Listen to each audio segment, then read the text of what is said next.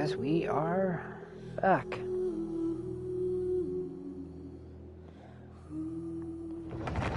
Just give me a minute and I will get the stream opened, the chat opened, get everything in control, and we're gonna play some Genshin Impact. See what I can do to try and get through that level. Probably gonna be advancing my level up towards with my main first, hopefully.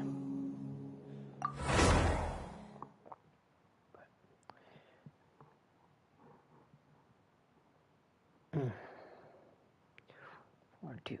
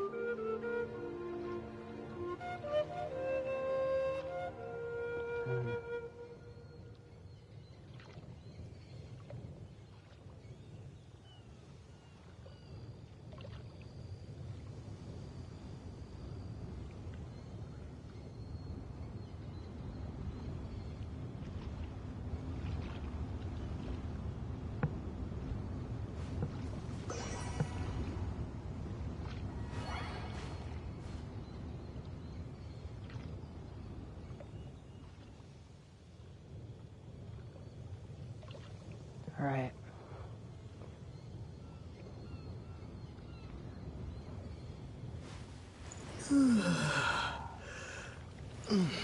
Alright, I'm gonna put my Genshin Impact YouTube and pull it up right now.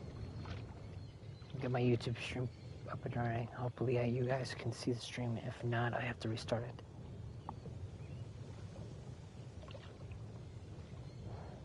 Just give me a minute, guys. It'll take a while. It's taking me a while for this stupid thing to load.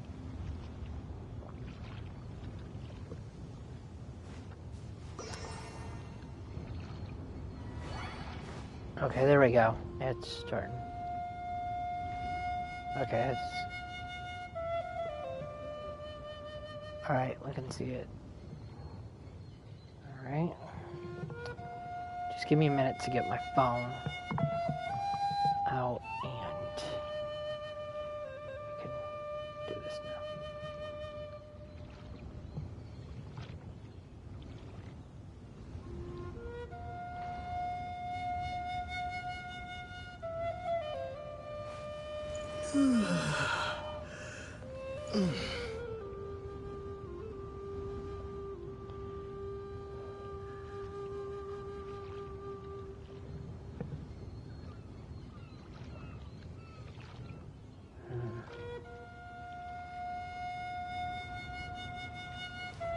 There we go. Alright, now we're going.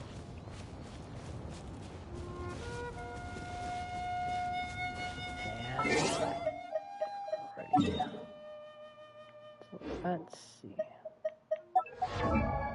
Better if I get my attributes up. Trying to get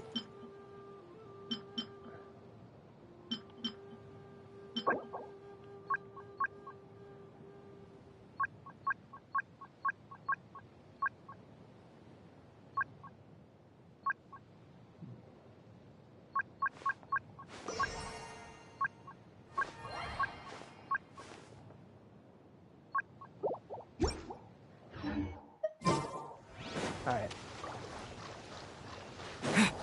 I gotta go up. Get my... Collect my flowers. Thing. Ready. There we go.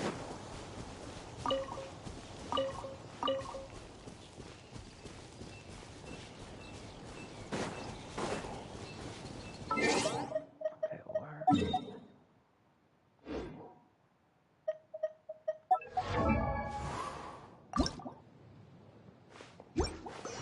12 of those. 12 of those.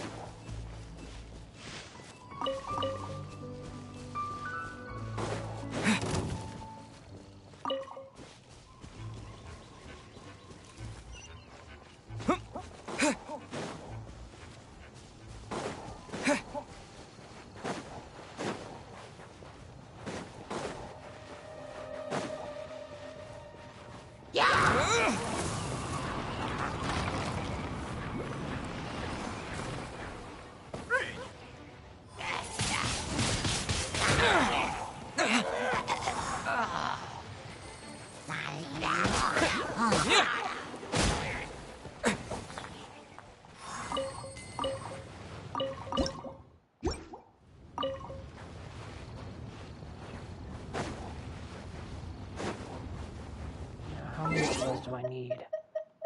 How many do I need? Only 12 of those. Alright, good to know.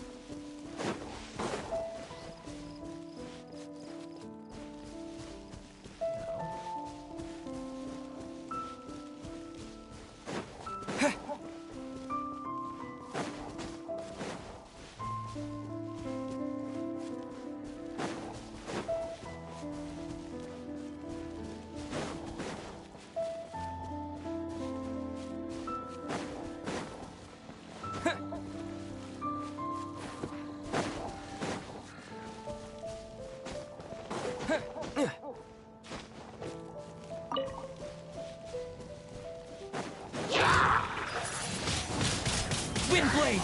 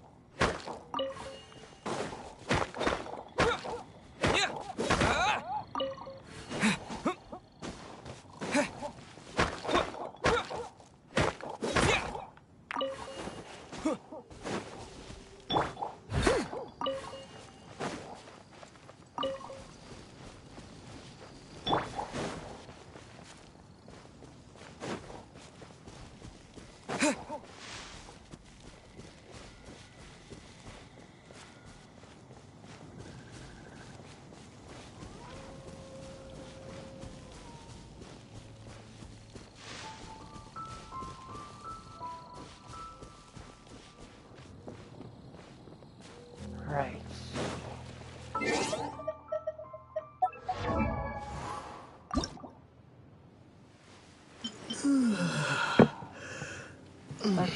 Oh, I picked up the wrong mask.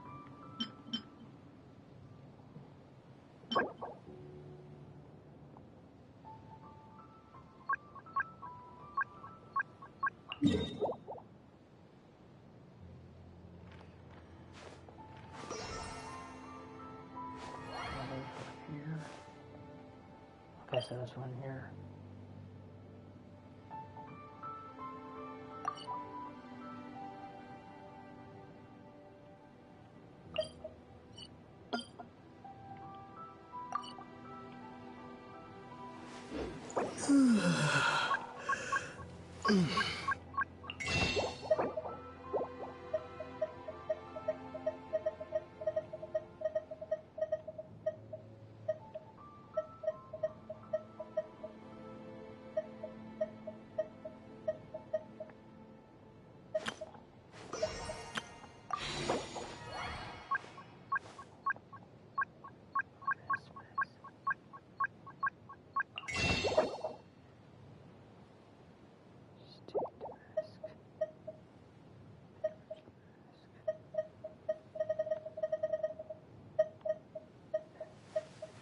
Like that.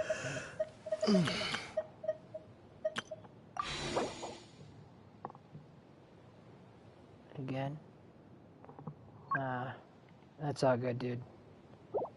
I'm just trying to get me these two these materials right now. I'm just trying to ascend my character so I can get to that damn rough one. I made it through the one, but made it to the part where I made that dang domain, and I gotta like.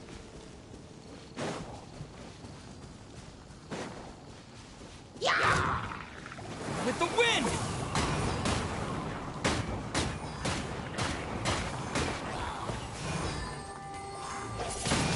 Windblade!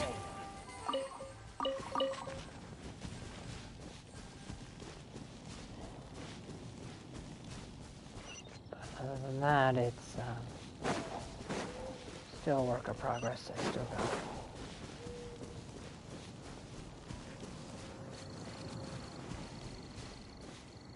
someone to hack my account. Damn. I'm sorry that happened. Oh shoot. Minor. Look. Someone tried to hack your dang account on like Xenoverse?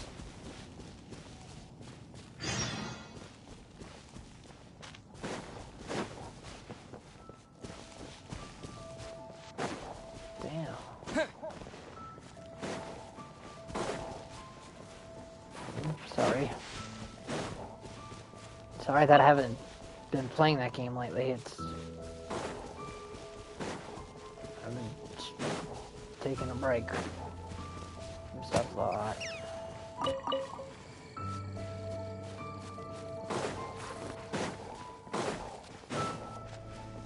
I haven't even touched it. I haven't even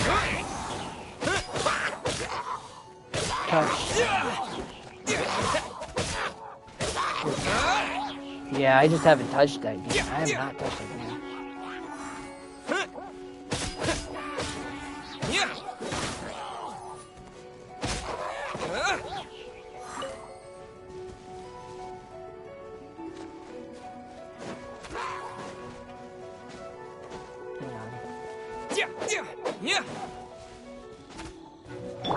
Leave the wounded to me.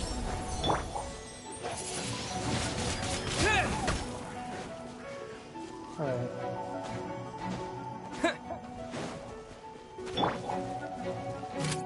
Precision strike.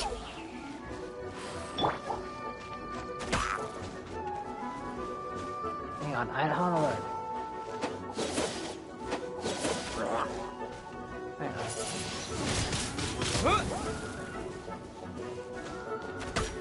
Okay, I'm gonna crap out of that guy.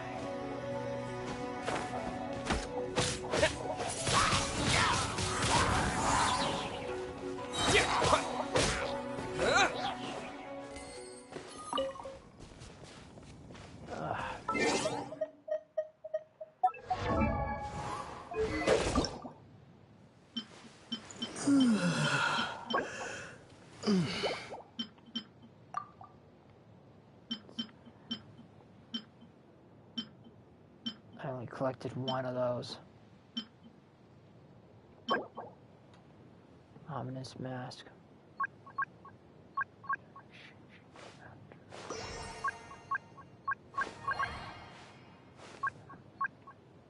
I'm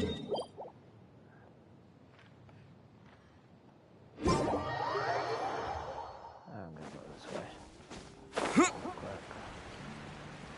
Let's see what I can get for you.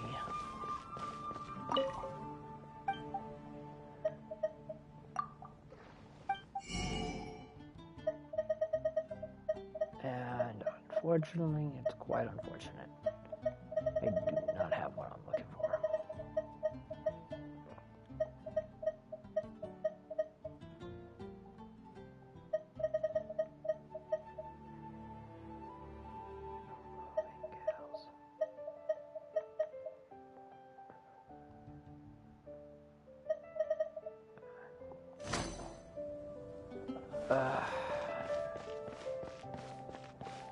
So annoying. I swear to God, I'm just gonna go check the damn fucking thing and see.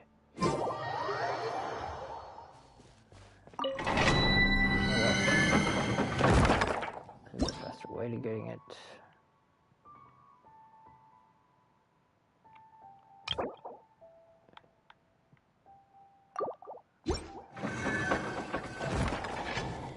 Oh wow.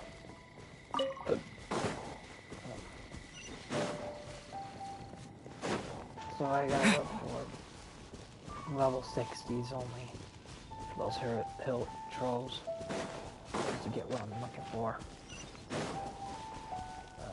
Man.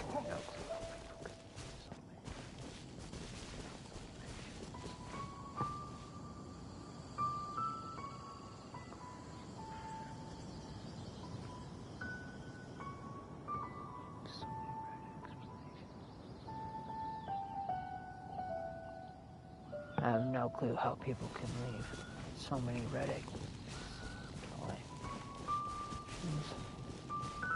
Got a problem with that? Partner? You got a problem with that asshole? Because I'm in no mood for your shit today, pal. If you're willing to create some kind of hassle and some kind of fucking drama with me, pal, you came to the wrong stream, bud. So get the hell out of here. Have a nice day. We don't welcome your kind.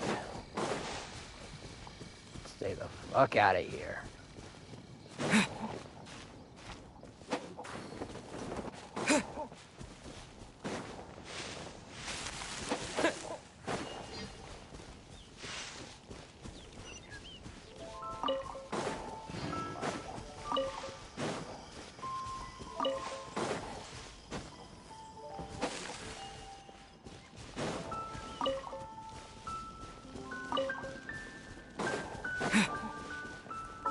I don't go around.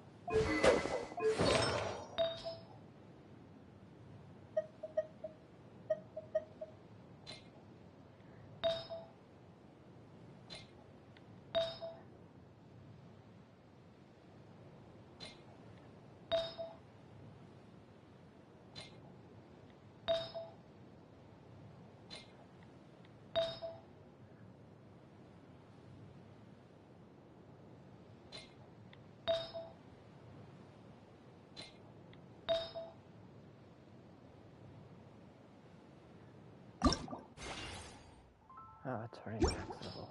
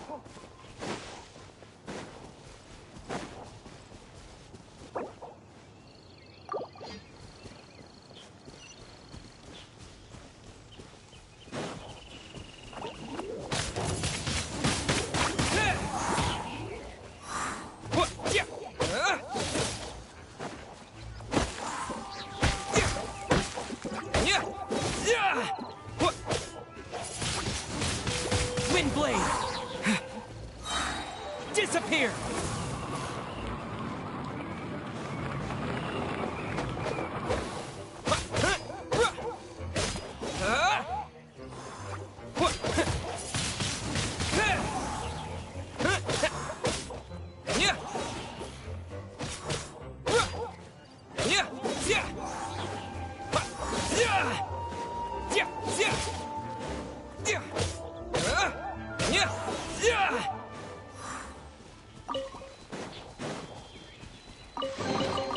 I'll keep this close.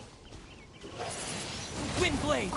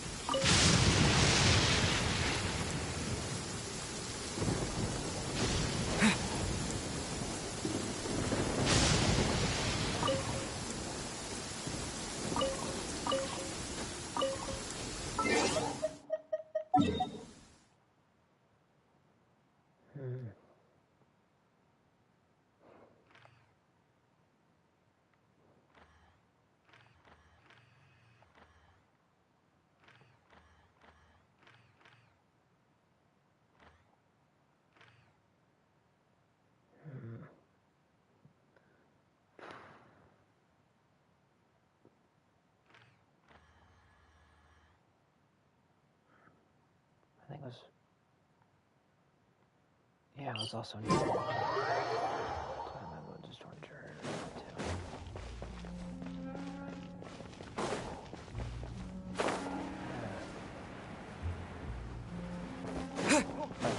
Killing trolls.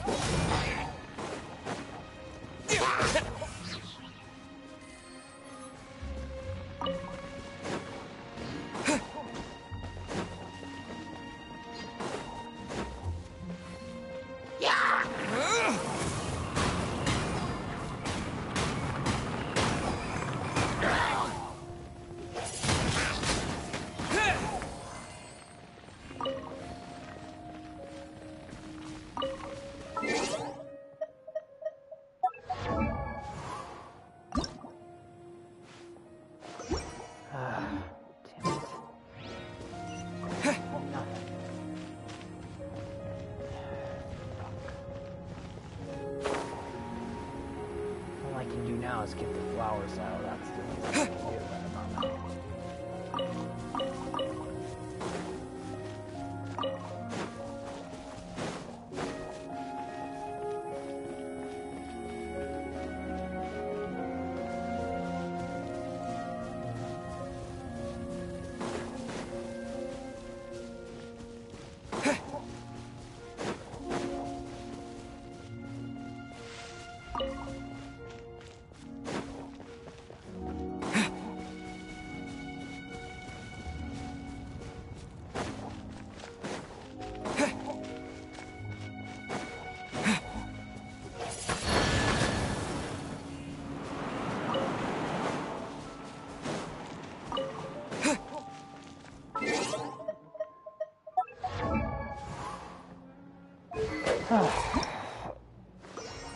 Got 27 of those.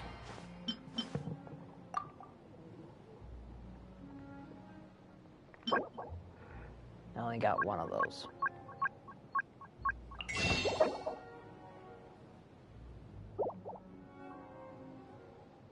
Stained mask.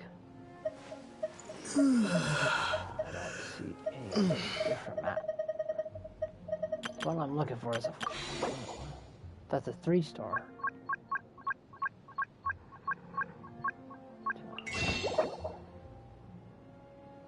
This is a 2-star. I don't think these will do. Damn it, where do I find 3? Where the hell on Modius am I gonna find this? Ominous mask.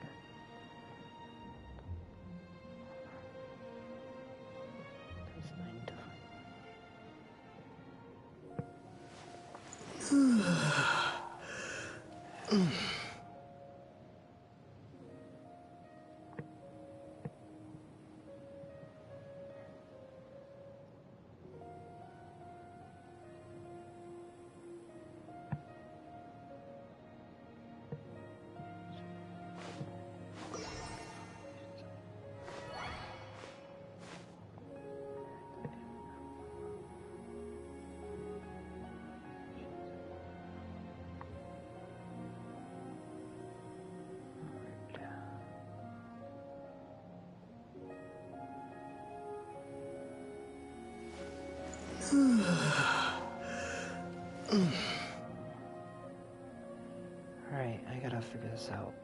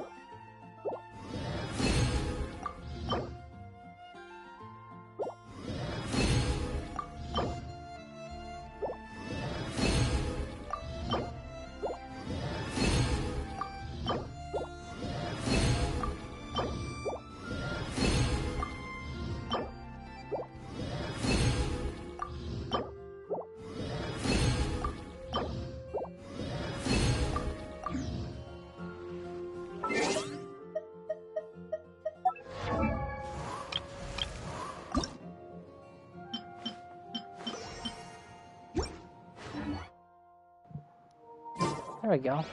No, I just need 45 of those. Nice.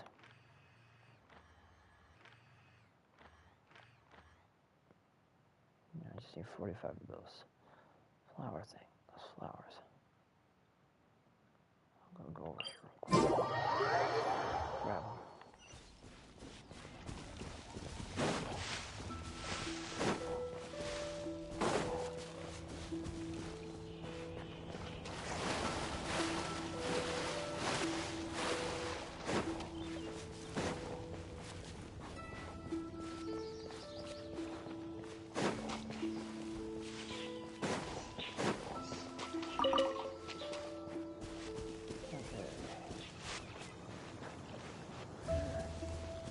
Oh yeah, that's right.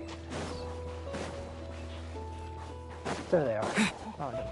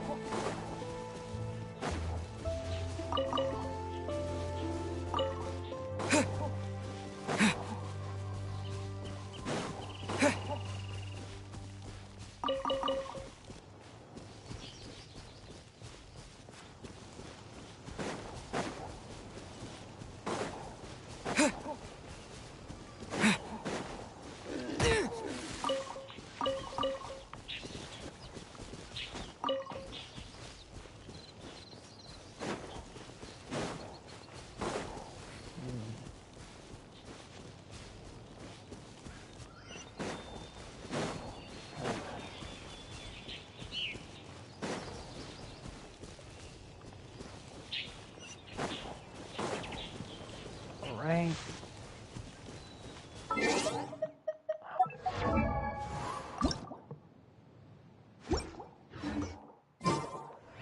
29. 29. Oh, now, all I gotta do is...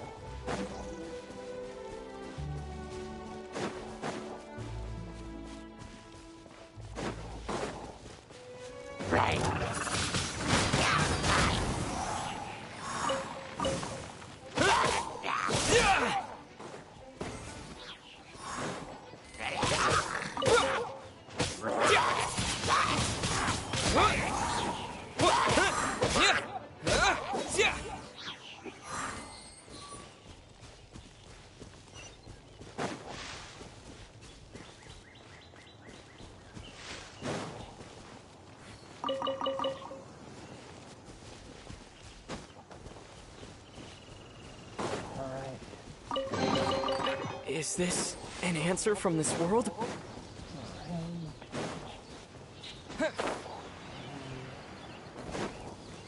do we got here? So,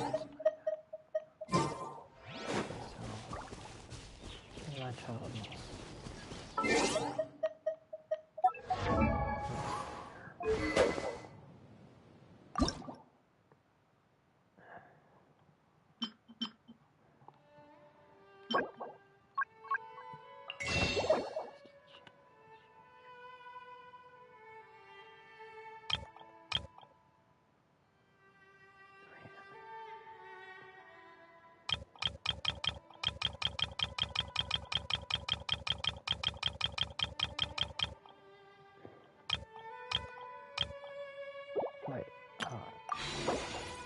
much do I need? I just need to buy one.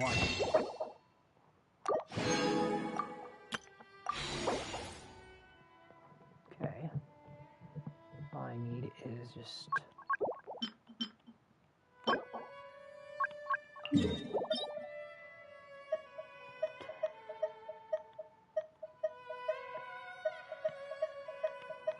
Just gotta get that.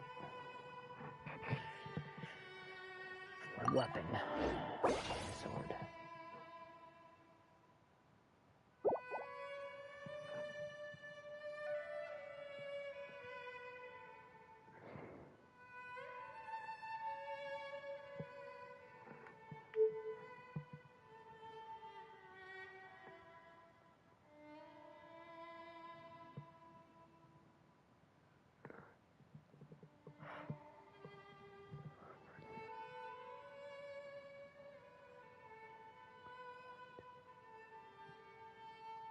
Yeah.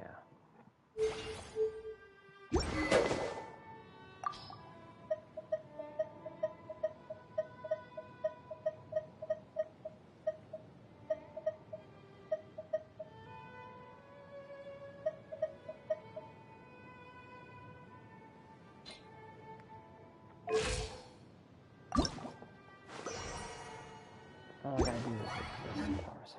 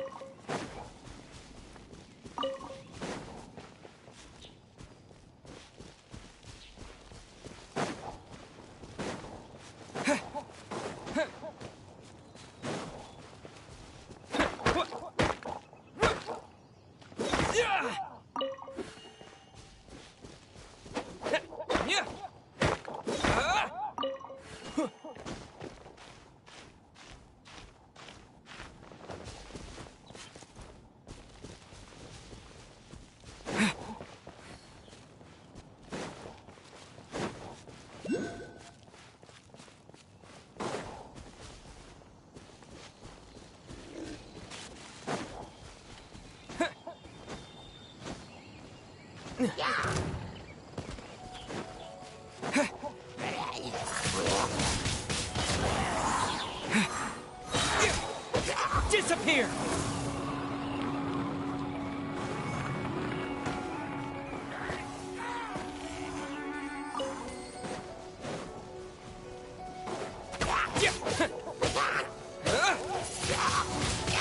Wind blade!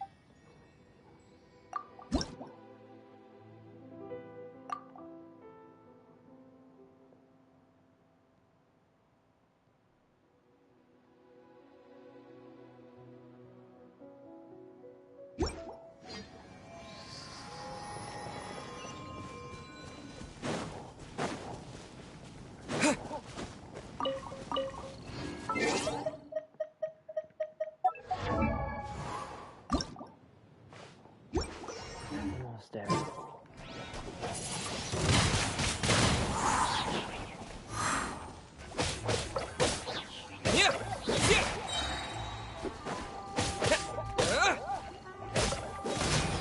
Wind blade.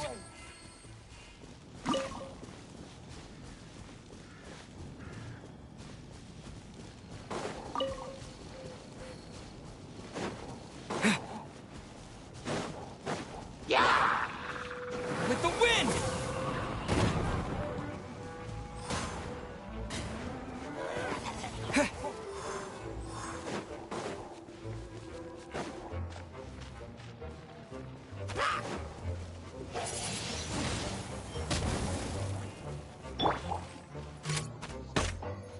You had your chance.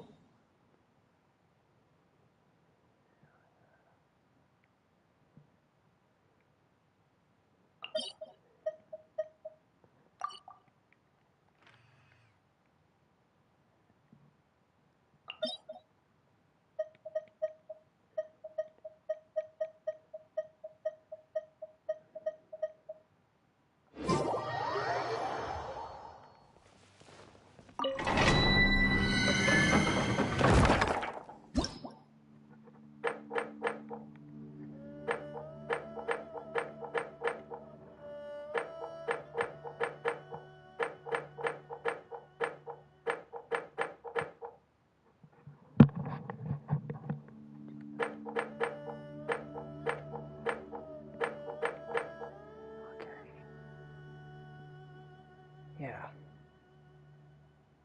I'll do that instead.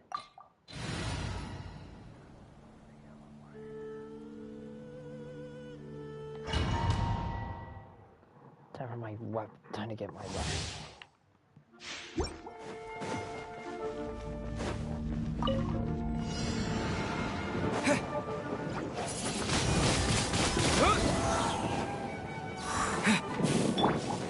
Now's our chance. Here's backup!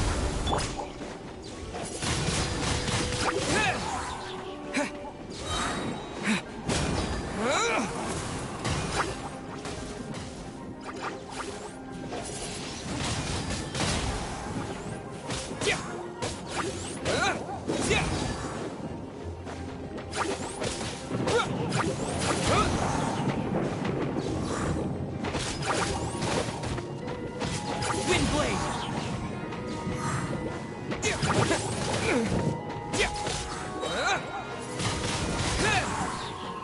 With the wind! What? Yeah! Yeah! Yeah!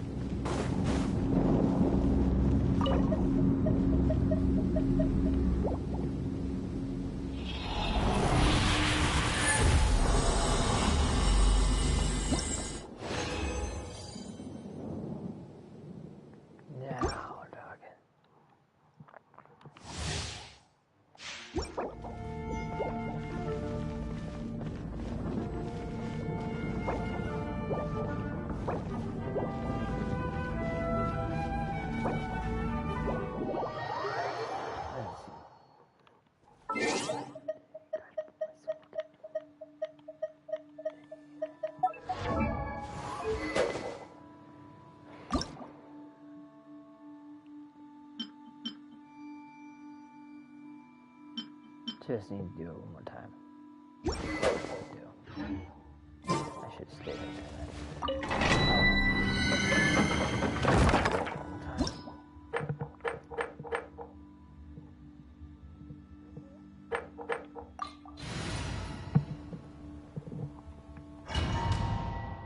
My sword.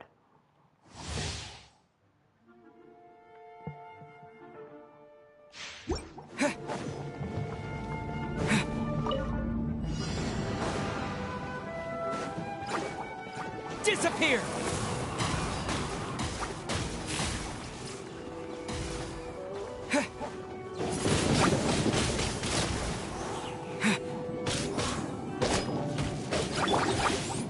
Leave the wounded to me.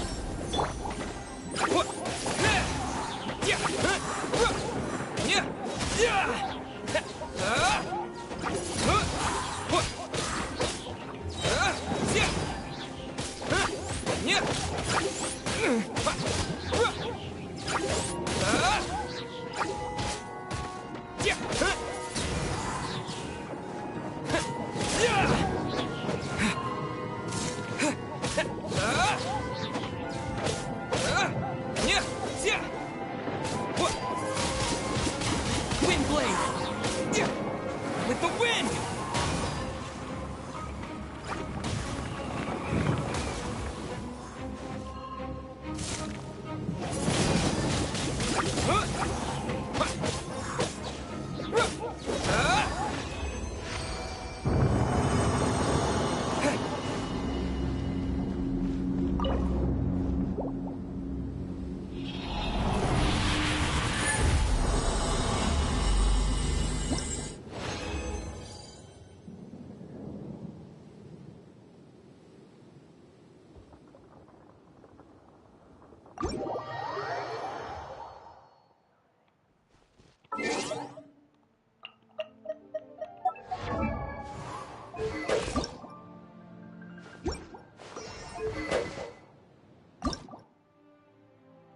Perfect.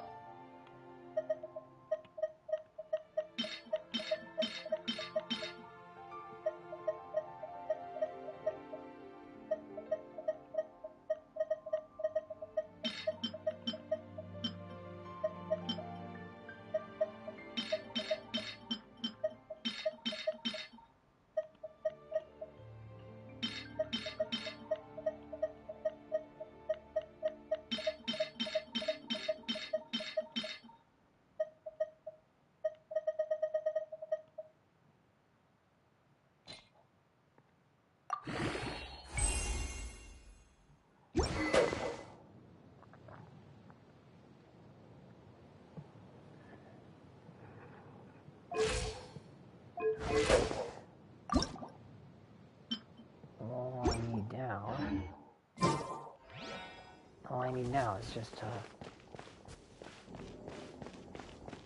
level up my sword, ascend my character, and I'll send the others.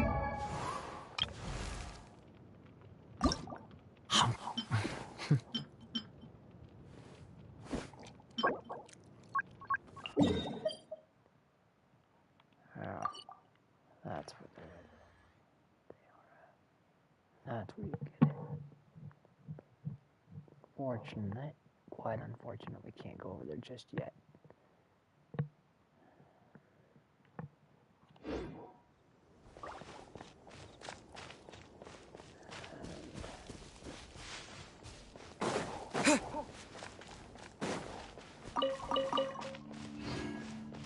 Alright. So then I can just go right back to where I came from.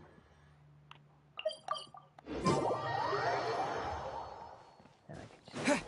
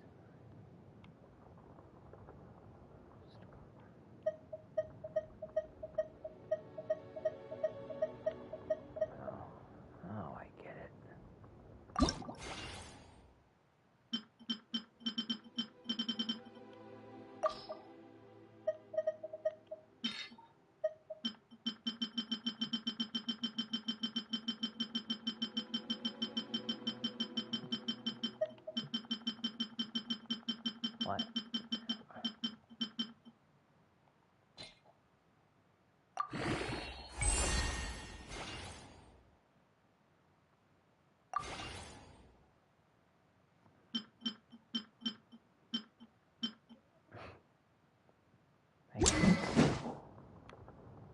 Understand it more now.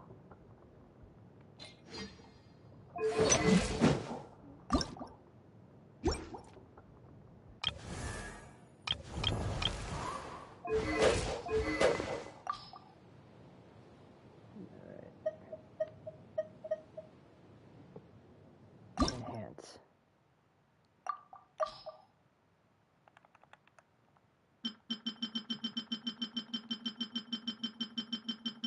It's gonna get me all the way up to.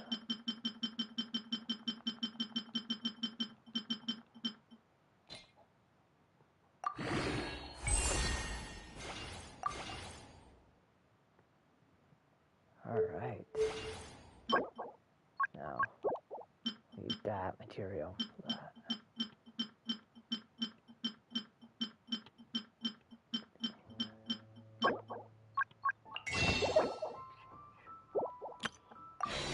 How many do I need? I need 9 of those.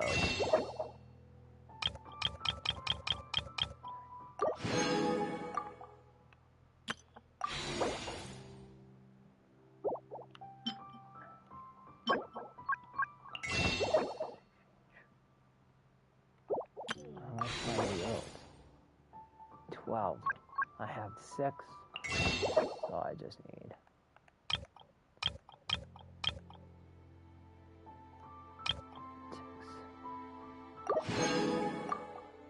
I'm not sure. Okay, good. Then I can go to my... Not these. Wait a minute. Then I need to go to my... Wait a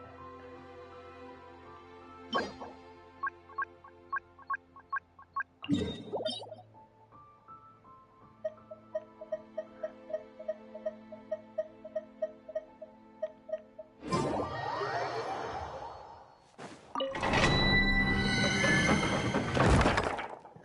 How?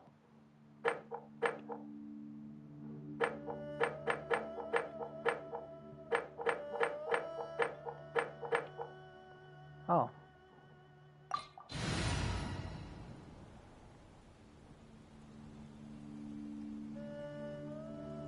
I don't need that.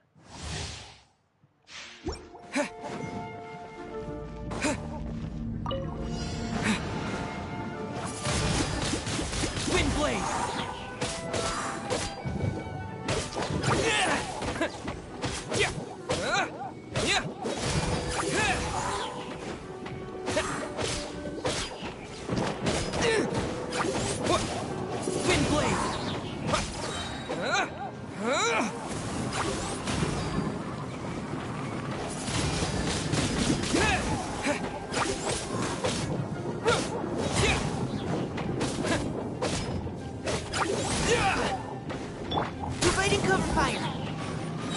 Let's keep going, team. Supporting fire!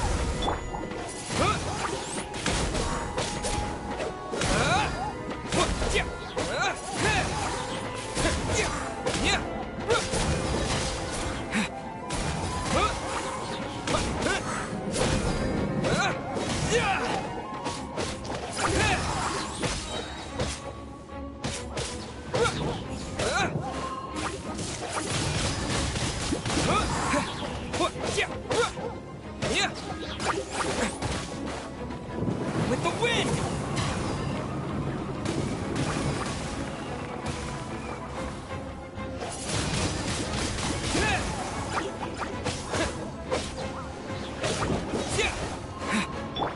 Final warning.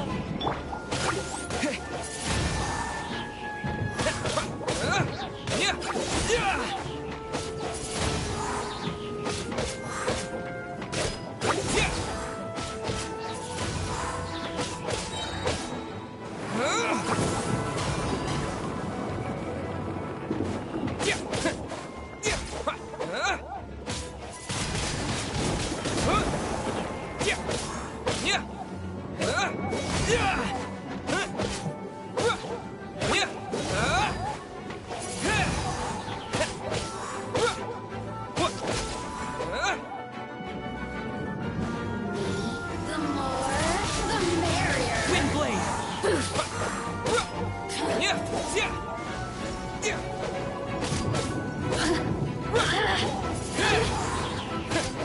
Blink!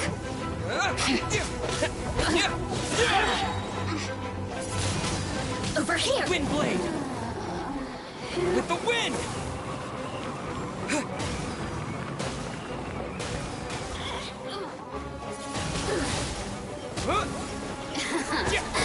Let me amuse myself a little. Oh, and now you've got me worked up. Wind blade!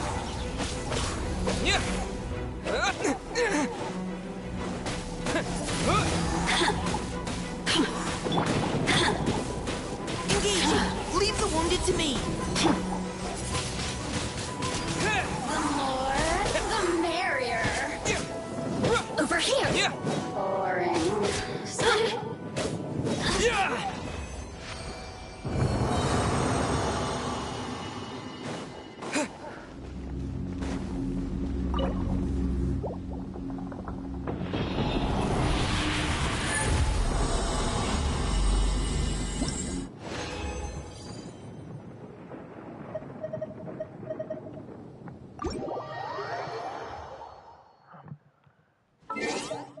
How many more do I need to do?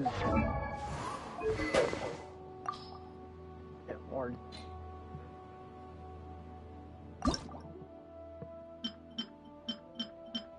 just need 2 more of those. I just need 2 more of those.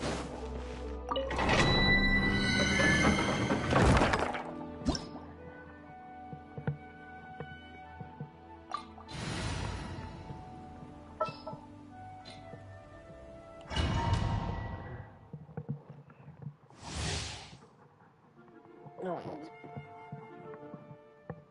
Yeah.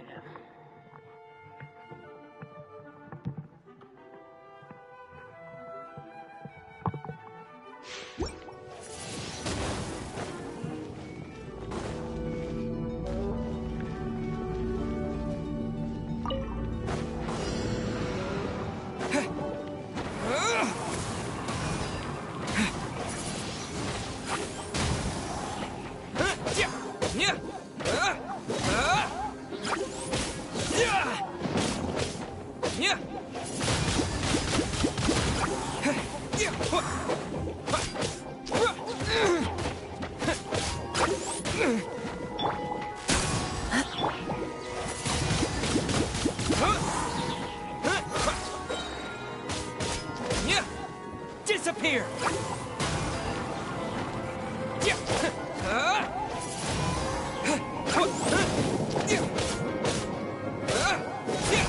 Wind blade! I got you covered!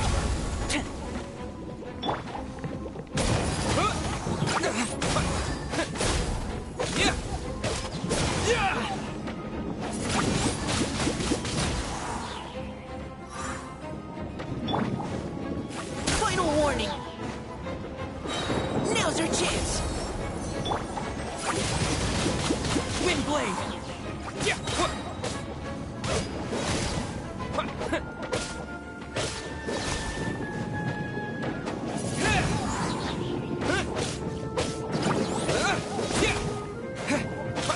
Wind blade!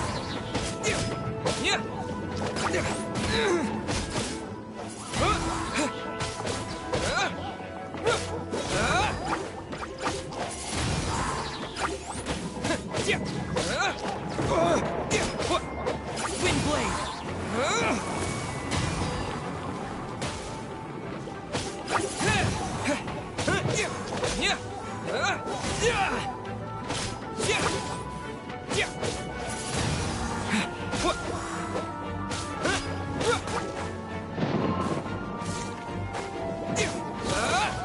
Wind blade! As a dutiful maid would.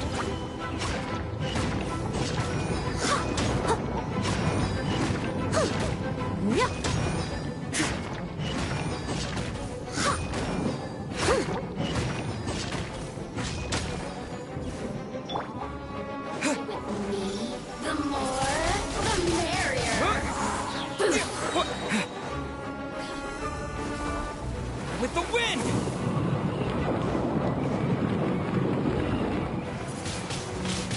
Wind blade! Yeah! Blink! Let me amuse myself a little.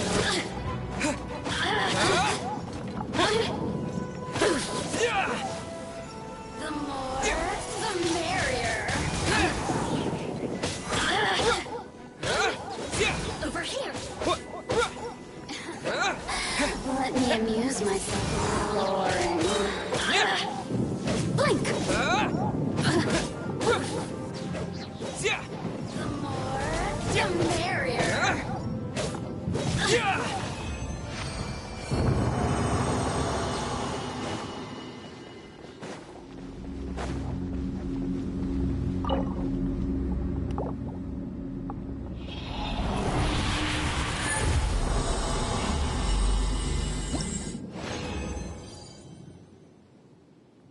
No. Lost it. Damn it.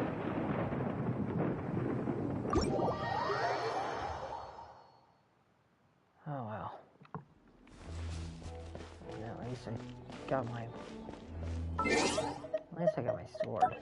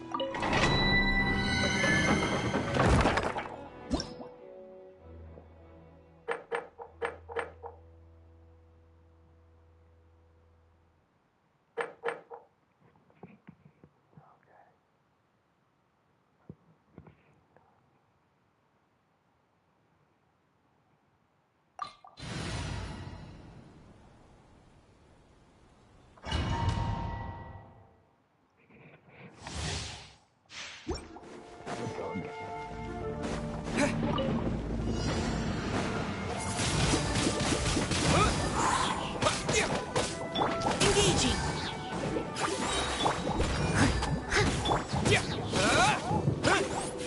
Wind blade!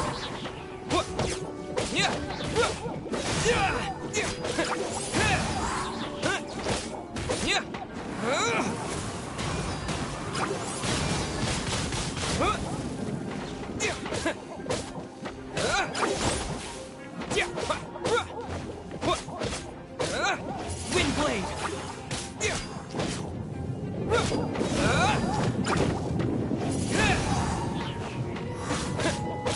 Leave the wounded to me. Check this out! Supporting fire!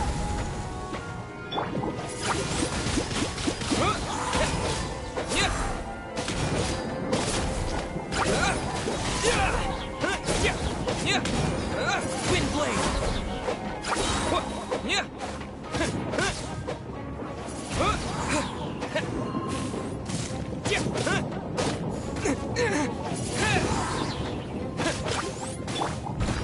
As a good knight should. Someone needs assistance.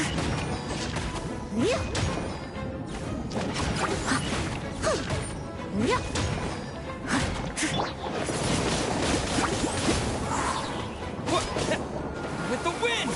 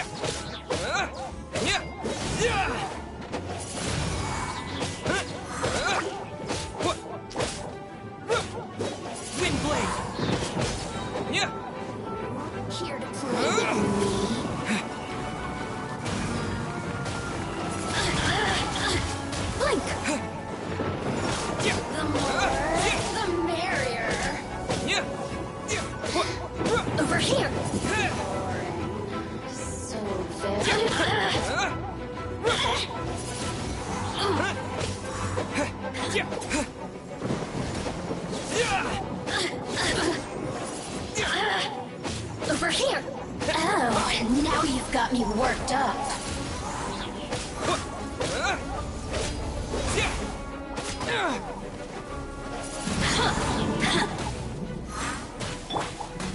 Providing cover fire. Let's keep going, team. Wind blade! Shine.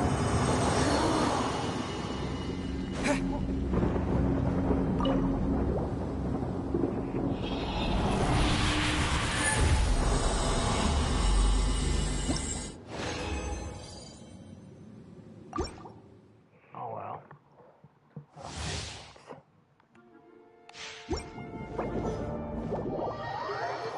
Oh well. I tried. What? That's the best we'll get it. All I gotta do now is get that thing.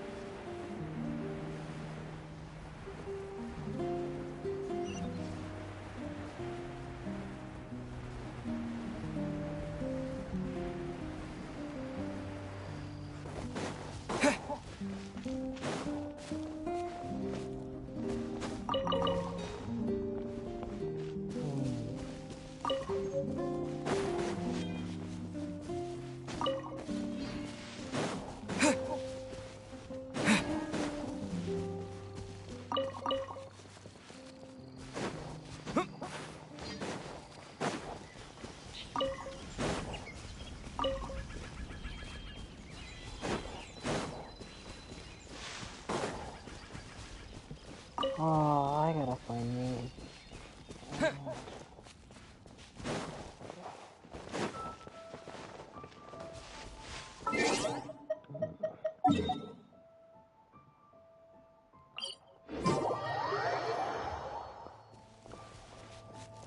Oh, here they are.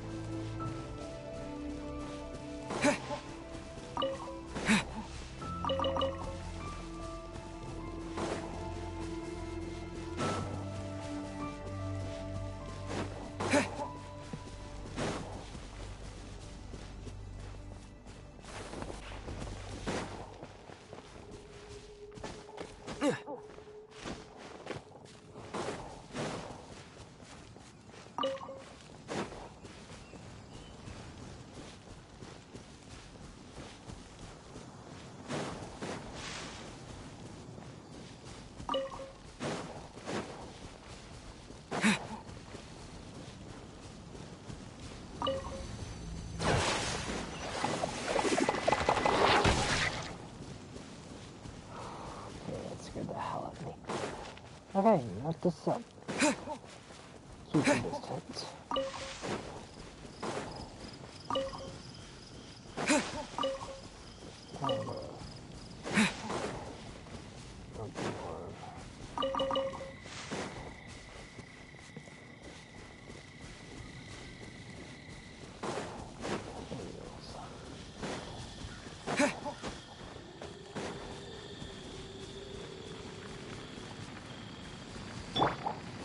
Neutralizing threats.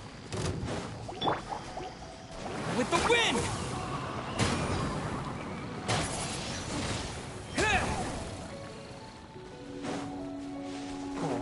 Yeah.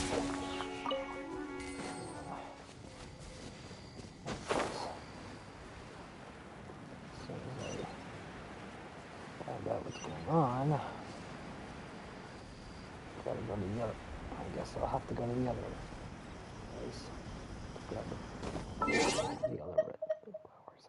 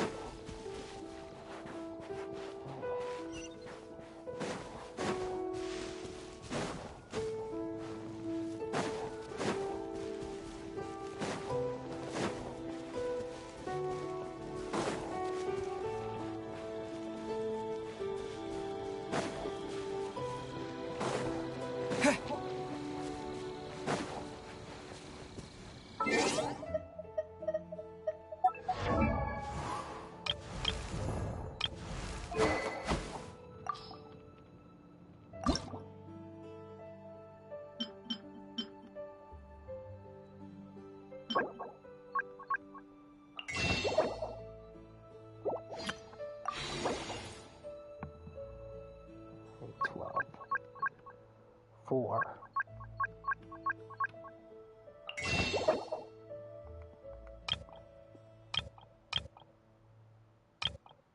6, that would be 8.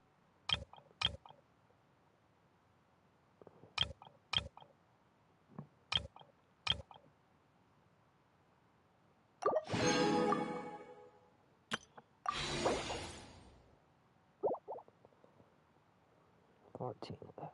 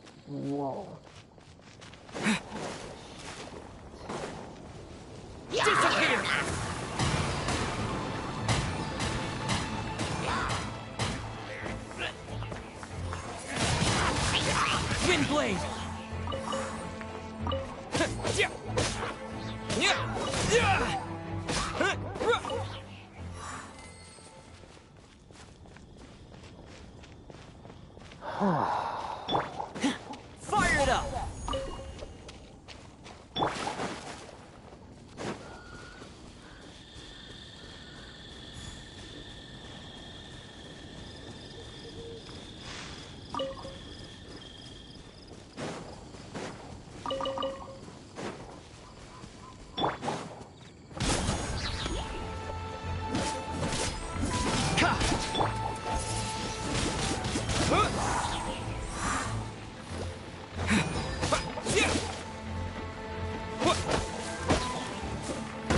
Wind blade!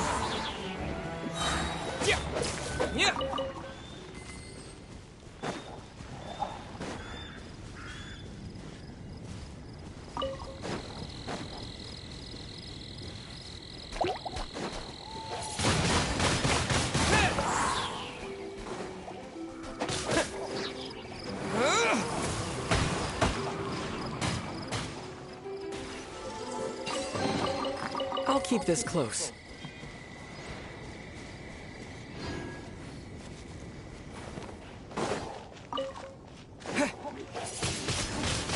Wind blade!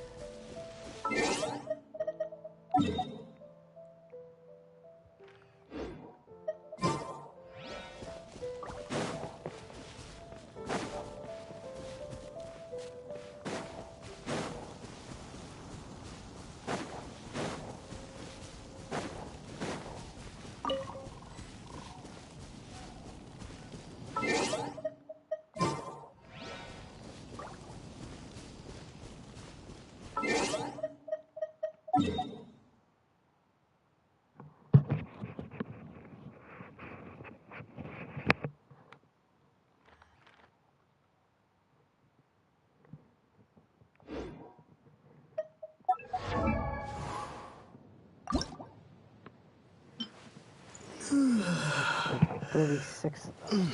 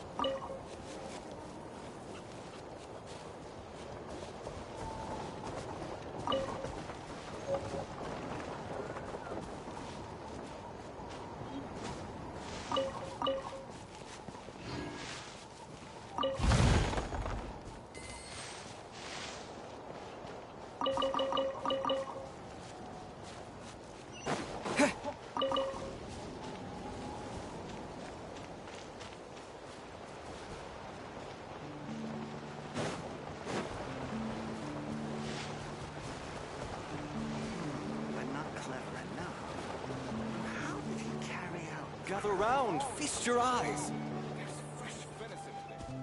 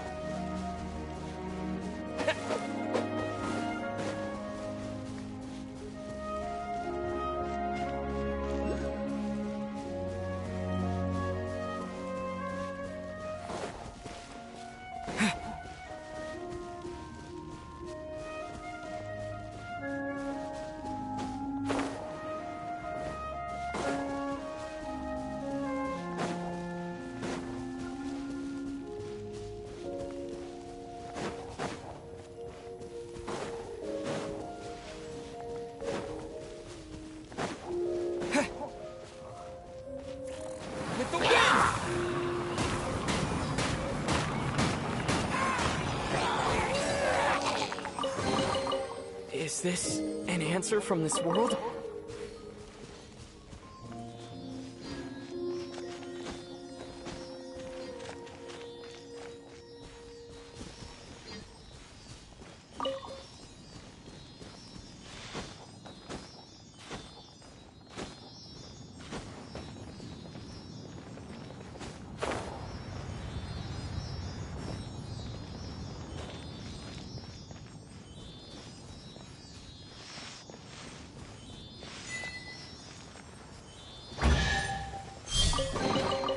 I'll keep this close.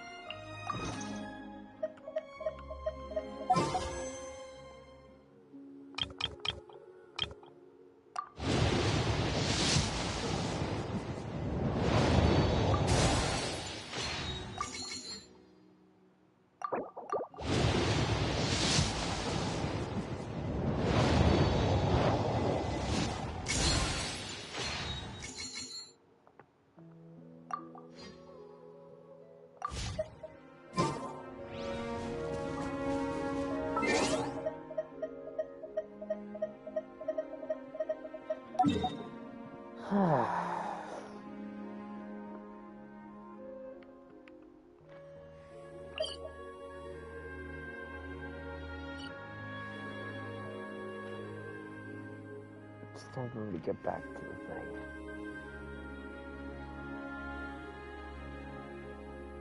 I'm already working on a lot of things on my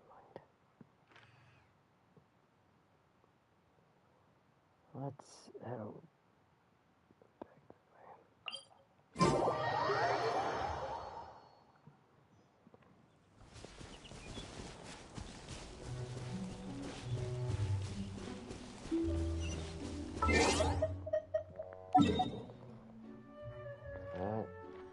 Let's just hope this works. I'm hoping it works.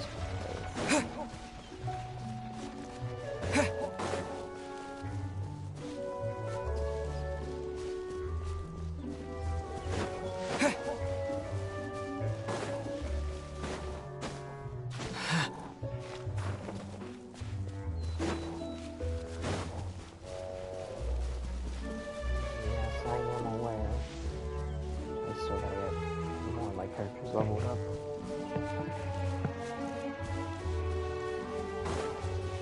But right now, for most of my characters, however,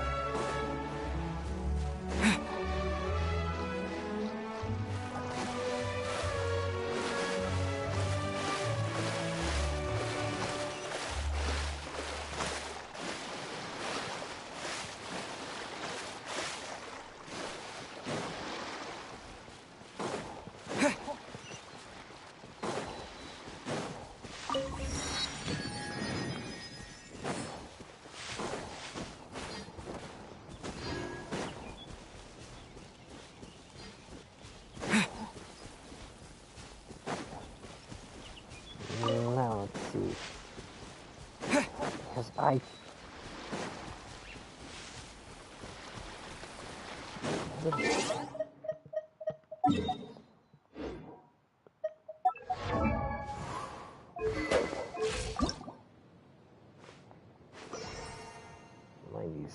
Those?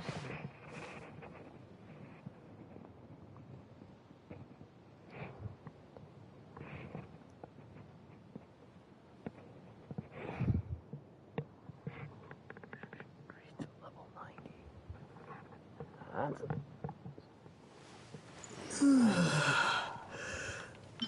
So in the meantime, I need 24 of those. Oh,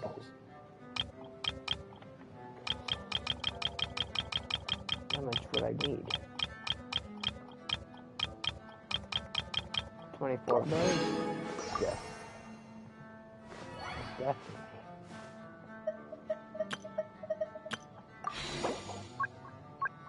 Oh, fuck.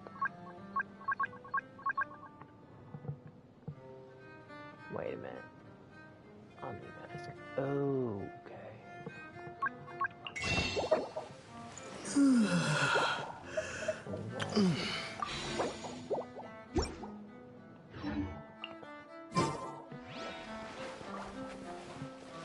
Yeah. It's a really good game. At least it helps keep my mind out of my mind. Like, keeps my mind focused. At least I don't gotta worry about. At least I don't gotta worry about this stupid Fortnite politicians thing going on. Oh, thank God. Right. Let's hope it all worked. It put me down to all of this. Even though I have a low, most of my characters are a low level right now. No, wait! Just a second! Navia? You're awake. Good. I must have been dreaming. Malus and Silver were still alive, and they were defending me at some insane trial. It looks like you're all right. Did all the sad feelings cause you to have a nightmare? Paimon could give you a hug. The ruins you were exploring suffered a cave-in. When I arrived, I found you falling toward the water. You were just about to be dissolved within, but I...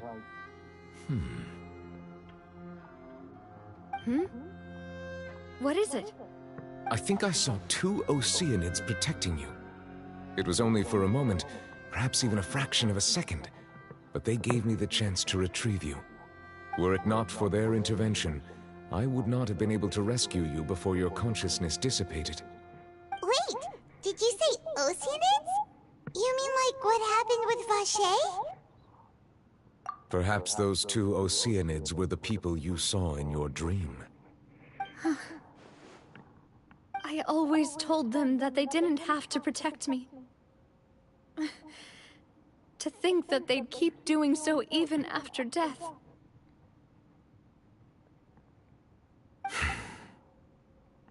Please come with me. Alright, so... Neverlet, are you okay? Oh, I am quite all right. Perhaps there's something we could chat about?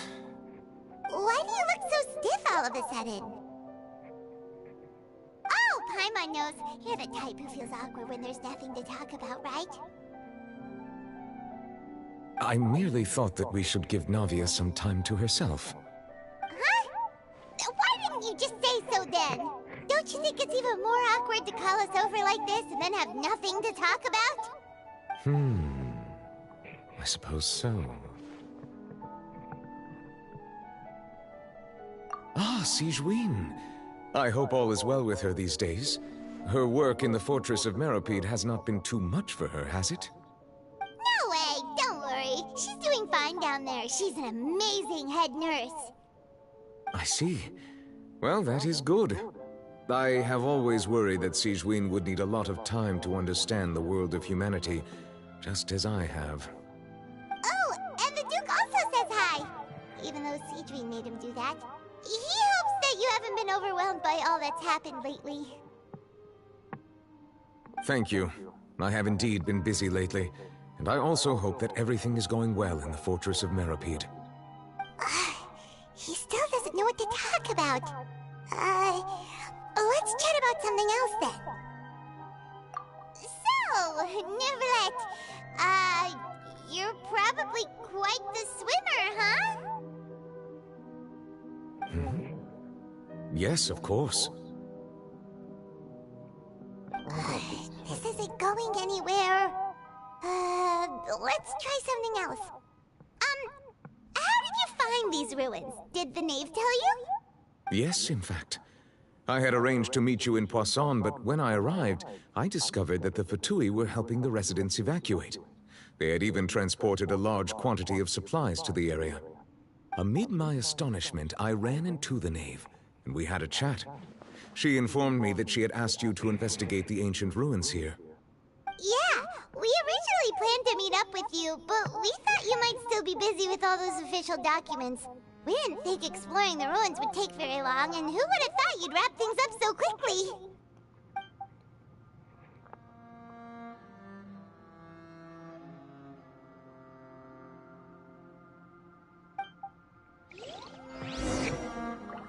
Right. I'm sorry to have kept you all waiting like that. I'm feeling much better now. I guess we should get going again. Will you come with us, Monsieur Neuvillette? Yes, if you wouldn't mind my company. Oh, right! Another one joins the party! Let's keep going then! Okay. Okay, now I see what's wrong. Windblade! Sword's not upgraded. Sword taking notes. I realize.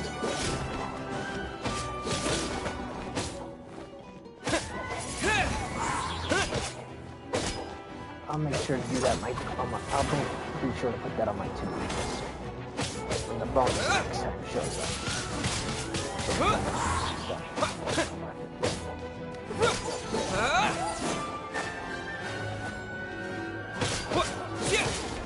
Windblade!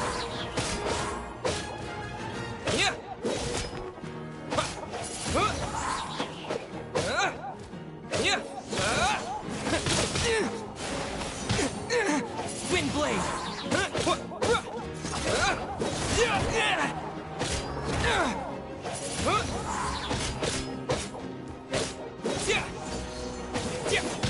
Windblade!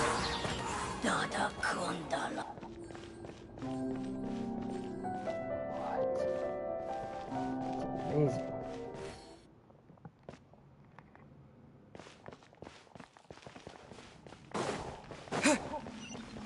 Oh no, another unstable path. Watch your step.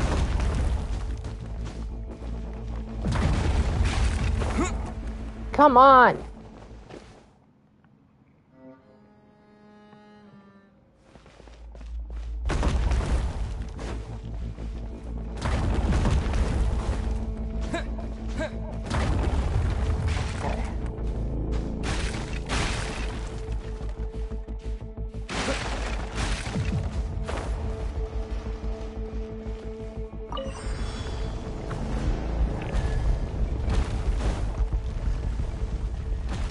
Watch out! There are rocks falling over here!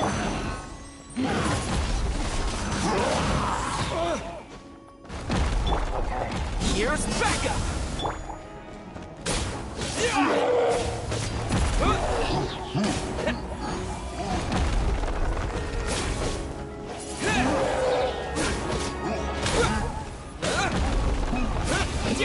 Windblade!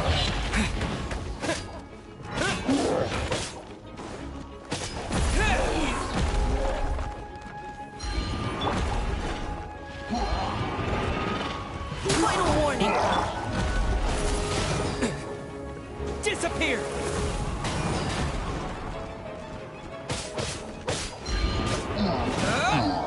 Windblade!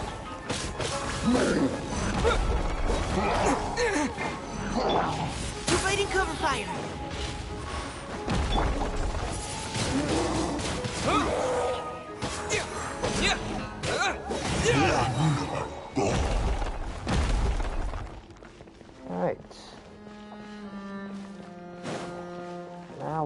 getting to the hardest part.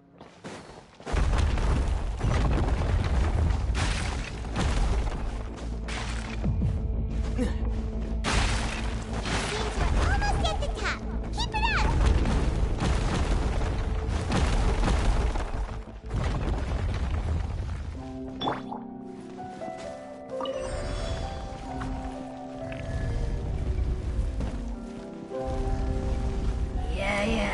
Final warning. Let's keep going, team. Don't get too close.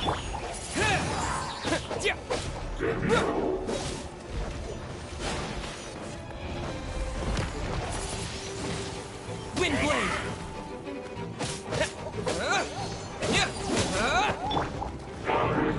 Engaging. Time to clean up.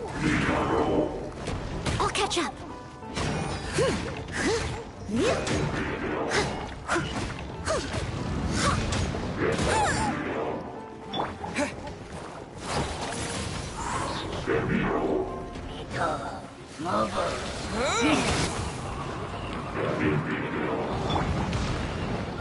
Final warning.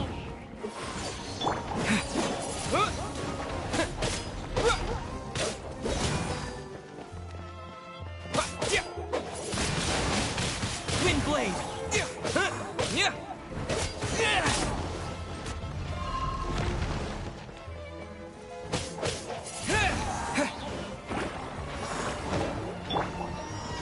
Engaging.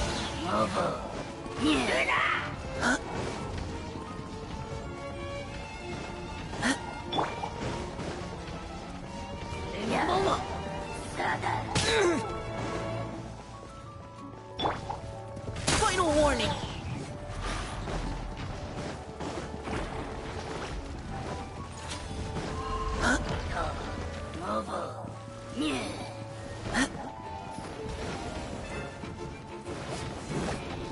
Providing cover fire.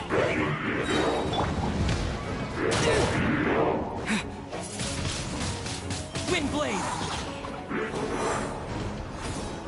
Now's our chance.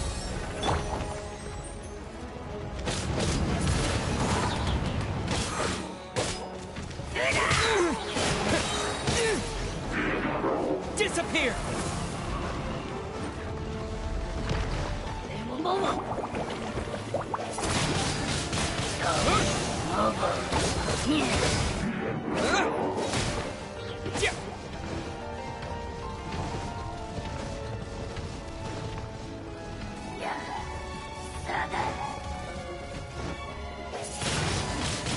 Wind blade.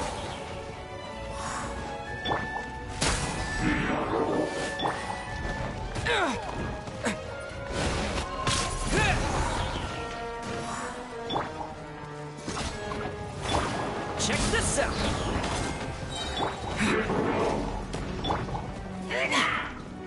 Final warning.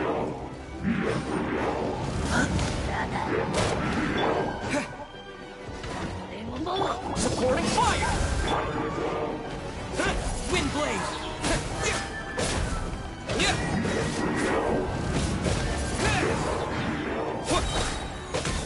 With the wind.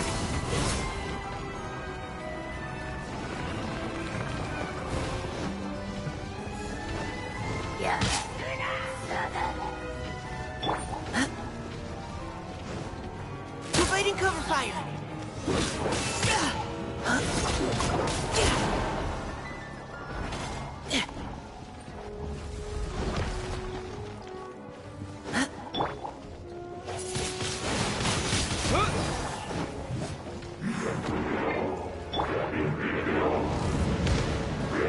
Time to go home.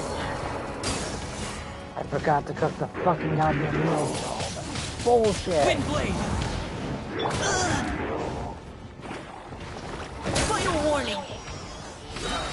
Leave the wounded to me.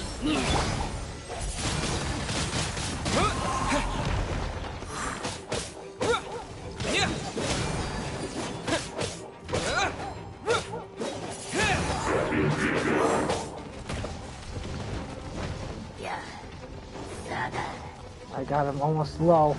I got one of them low. Wind blade.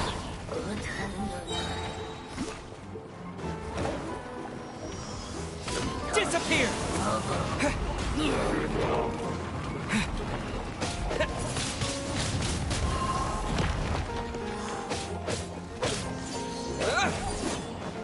Providing cover fire.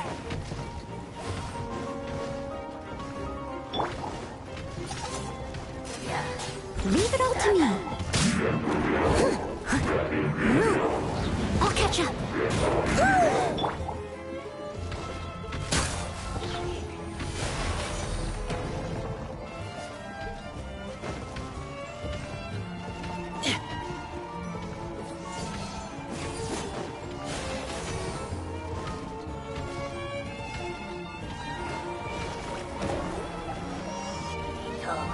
Final warning.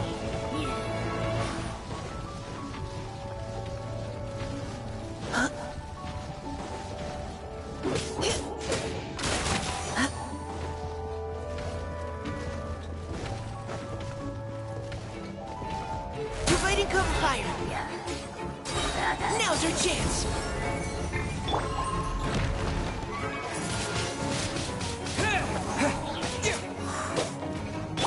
Steady as stone. As a dutiful maid would.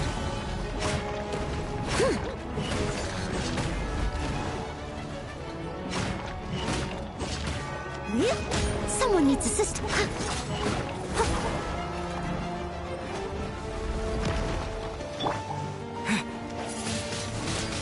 Wind blade.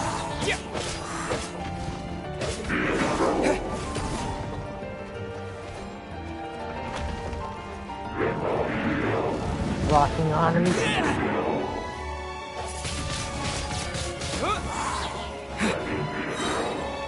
With the wind.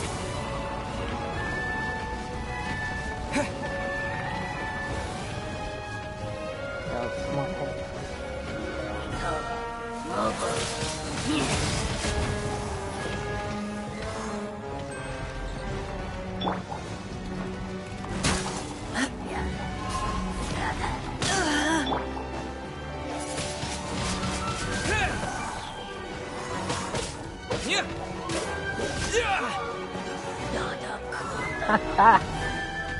It's only me and the big guy now.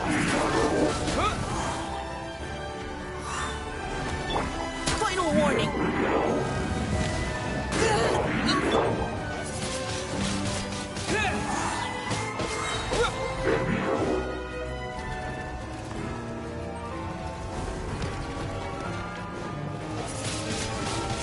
Wind blade. My only goal is simple. Attack and fall back is my only move.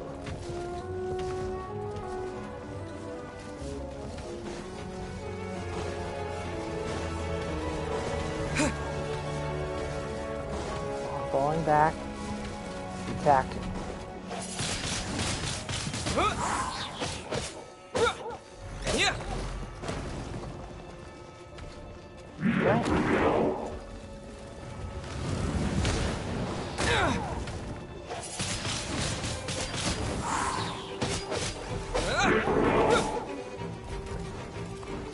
Putting itself in attack move.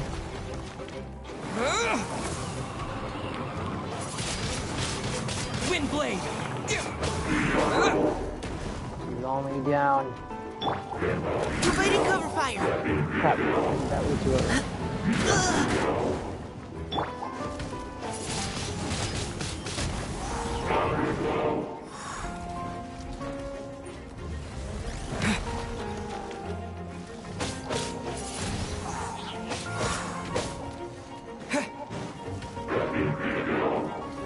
He's spending attack.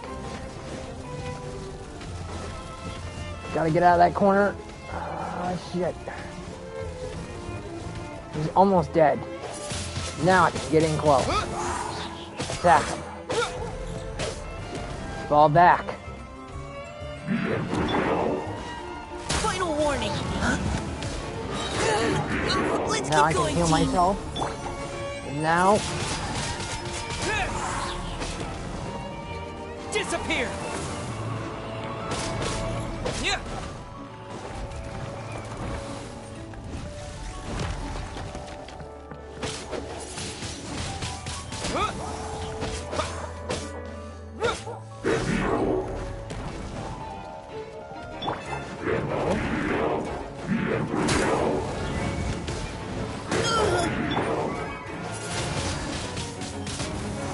Come on. He's almost down.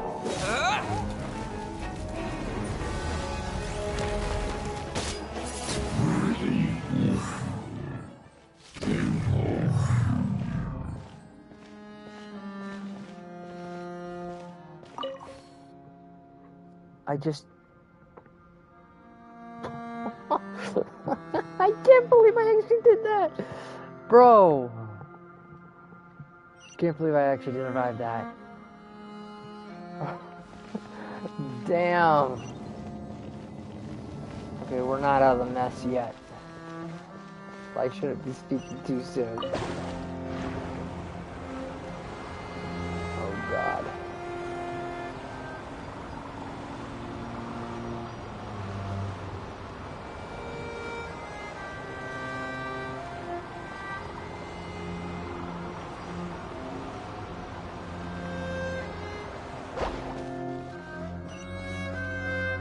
Okay.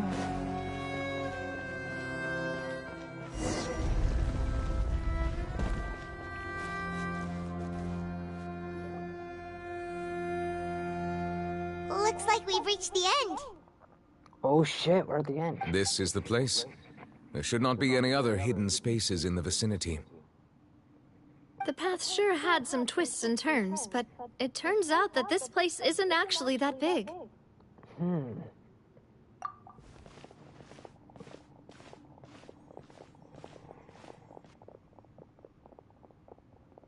Stone slates? It seems like they were put here as an offering. Could we take them down and have a look? Perhaps we should just leave them be for now.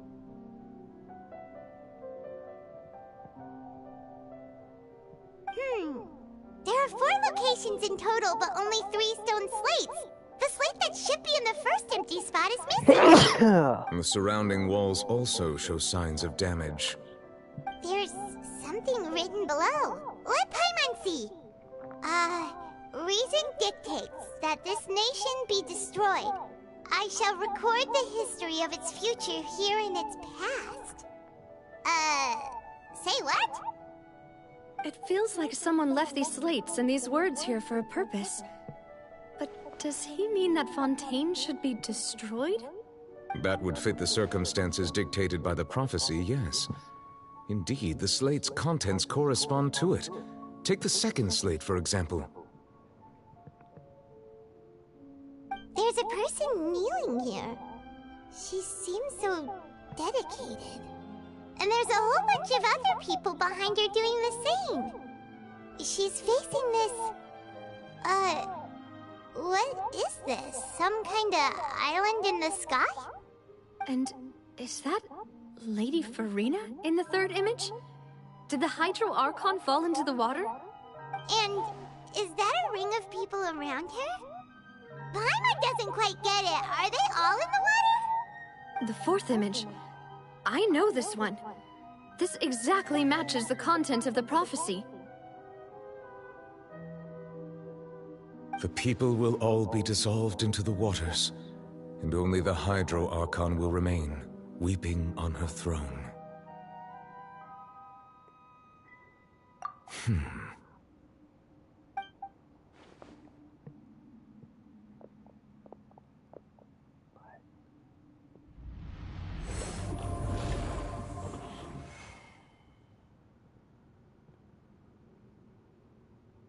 More information should be hidden in these slates, but I fear I cannot easily uncover it, most likely due to us missing the first slate.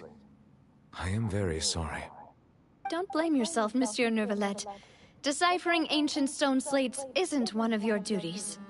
Ooh, Paimon's getting the chills just looking at these slates. This says that it's the history of the future, right? That means the prophecy's sure to come true. I really hope it doesn't mean that. Still, Paimon feels like these images are kind of weird when you look at them together.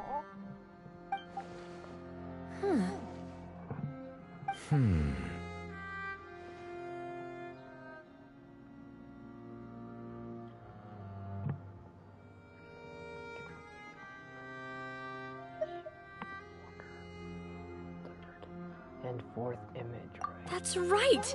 If the images are in chronological order, shouldn't the fourth, the waters drowning Fontaine, come before the third? Where the Hydro Archon herself falls into the water? And yet the order is reversed here. The second image is also quite concerning. What sin are the people in the images confessing to? If we go by timing, Lady Farina only emerges in the third image. That means that the person in the second image might be the previous Hydro Archon. Egeria, then. I had never met her, but her appearance here does match the records. The previous Archon kneeling before the floating island in the skies, as if confessing a sin. Did she herself commit that sin? And if not, why would she be in such a posture?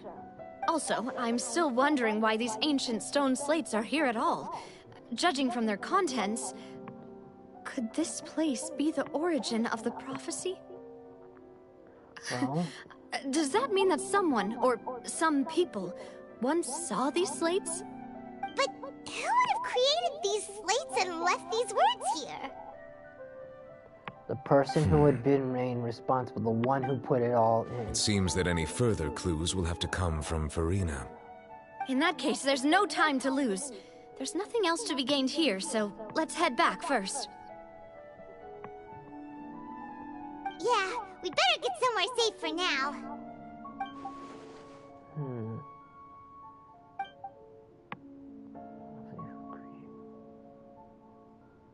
The real question is, what other things will truly play out as a prophecy, foretells, or not?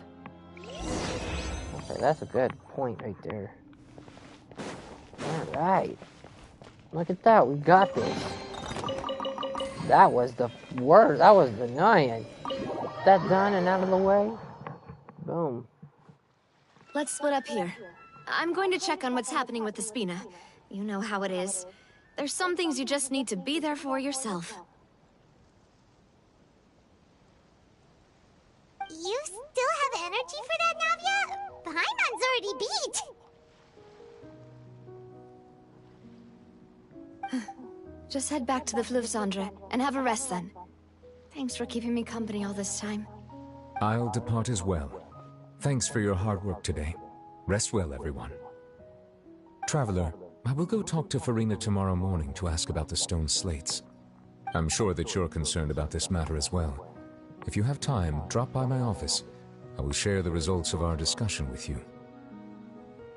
Are you really gonna talk to her about this directly? Will that be a problem? Paimon's getting a little scared now that it's come to this. She has long been harboring secrets and will not give them up easily, which makes it all the more my duty to ensure that she understands the present situation. Alright, we'll leave it in your hands then. You're probably the best person to talk to her anyway. I will be carefully considering my words tonight. Traveler, Paimon, our safe house at the Fleuve Cendre is always open to you, as ever. So please don't think you're an imposition. All right. I'll be on my way then. I feel bad for Navia.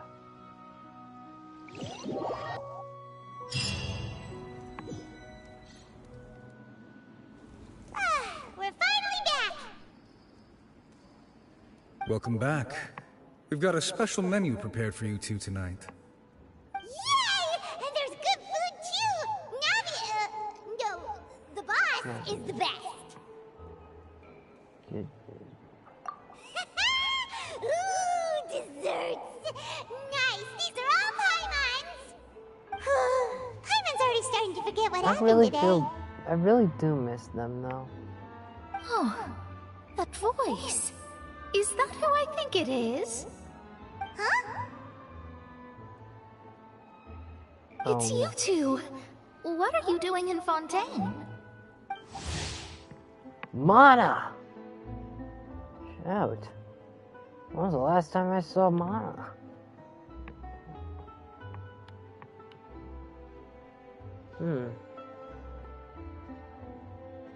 As her full name, Mana Majestas Mana, we're just gonna name her Mana for short, is far too long. She permits those around her to call her Mana. Mana's controversy, but people are often unwilling to accept the cruel truths presented to them through chronology. Due to this financial, I can't read the rest of it, but it looks decent.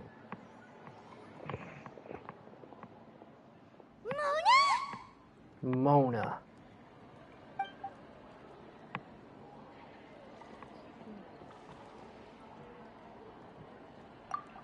Seriously, nobody just uses a scry glass whenever they've got time to The just last see time who I they'll saw meet her on was the back in road. Mondstadt. Still, we didn't expect to see you here.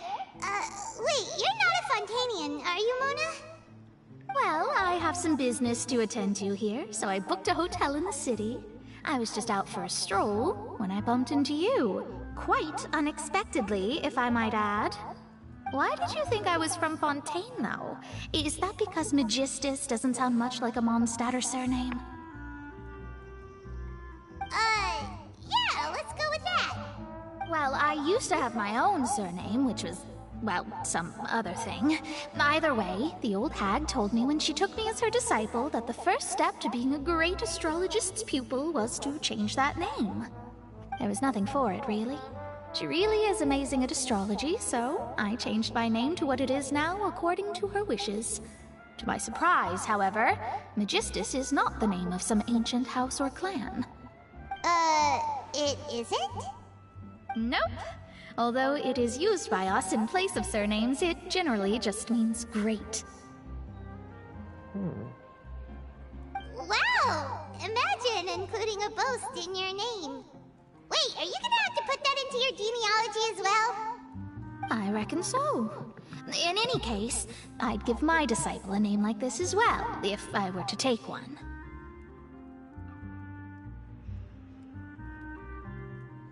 Astromancer Barbeloth Trismegistus. Whoa, that's a long one. Does it also mean great or something? My name means Mona the Great Astrologist. As for the old hag, hers is, in plain speech, the thrice-as-great Scholar of the Stars. Just take it as a title specific to astrologists. Thrice as great? That's so petty. I know, right? That's just how she is. She used to call herself Magistus, actually, but when she took me in, she changed her name to Trismegistus. Talk about excessive. Magistus is thus the calling card of our school, so to speak, which makes it about the same as a surname. It's all right if you don't get it. You can look into it further should you need to study astrology more deeply.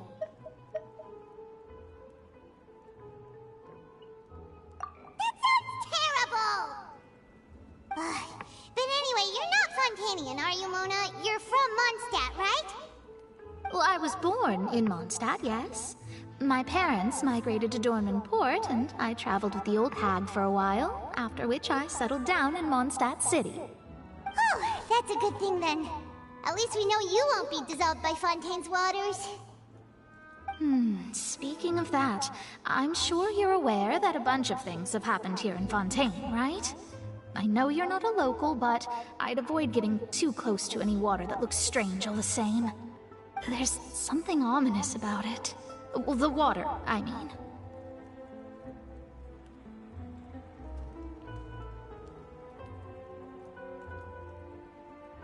That was the main reason, yes.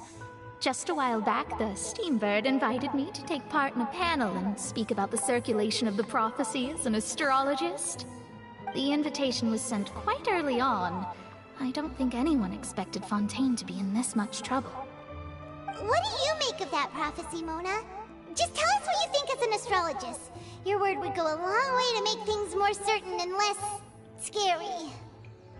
What I can tell you is that I'm an astrologist, and that this prophecy concerns the fate of Fontaine.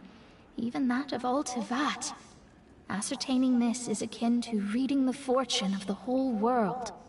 I'm afraid that this is not something that just anyone can do. If I could do it, you would no longer call me an astrologist, but a visionary. But on the flip side, the prophecy is so huge and powerful that it must surely come from a powerful visionary. Its contents involve the fate of the world. Disregarding it would be a mistake. A visionary? Sounds really powerful and all, but does such a person really exist? Of course. The old hag could do it, and I'd bet there are others amongst those Hexenzirkel colleagues of hers who could do something similar.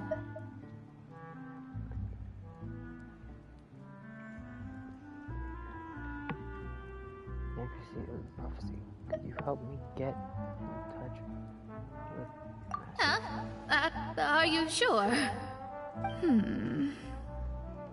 All right, I'll help you. It isn't often that I see you with such a serious look on your face. I'll tell you once I hear back from her.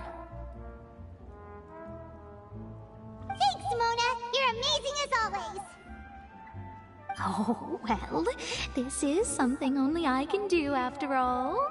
So yes, your praises are quite welcome. That's the greatest of astrologists for you! Of all the people we know, you know the star's the best! Indeed, indeed. That's the spirit. Oh, sorry. I came to see what all the commotion was about. If there's anything you need, do not hesitate to inform the Spina di Rosula. Oh, whoops. Guess we were getting a little too carried away there. Well, I'll go tend to my own business now. If I receive any news, I'll be sure to come find you two again. And there she goes, quick as rushing water. And here we are with the Spina guy giving us suspicious looks. Try to keep it down next time, Paimon. If Paimon hadn't spoken for you, it'd be you getting all the weird looks! The things Paimon does for you! That's more like it. Paimon, that's funny. Good morning. To be honest, Paimon's still feeling kind of sleepy. But it's time to get up, Traveler. We agreed to go see Neuvillette, so let's pack it up and get going.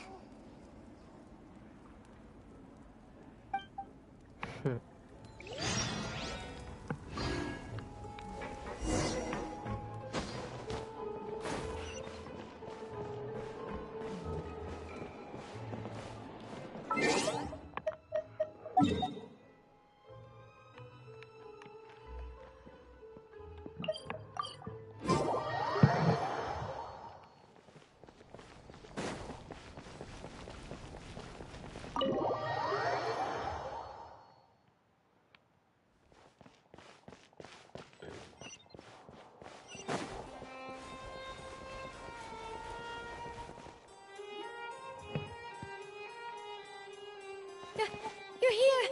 Finally! Is something wrong? Monsieur Neuvillette and Lady Farina, they seem to have gotten into a dispute. Please go see for yourself. That does not sound good.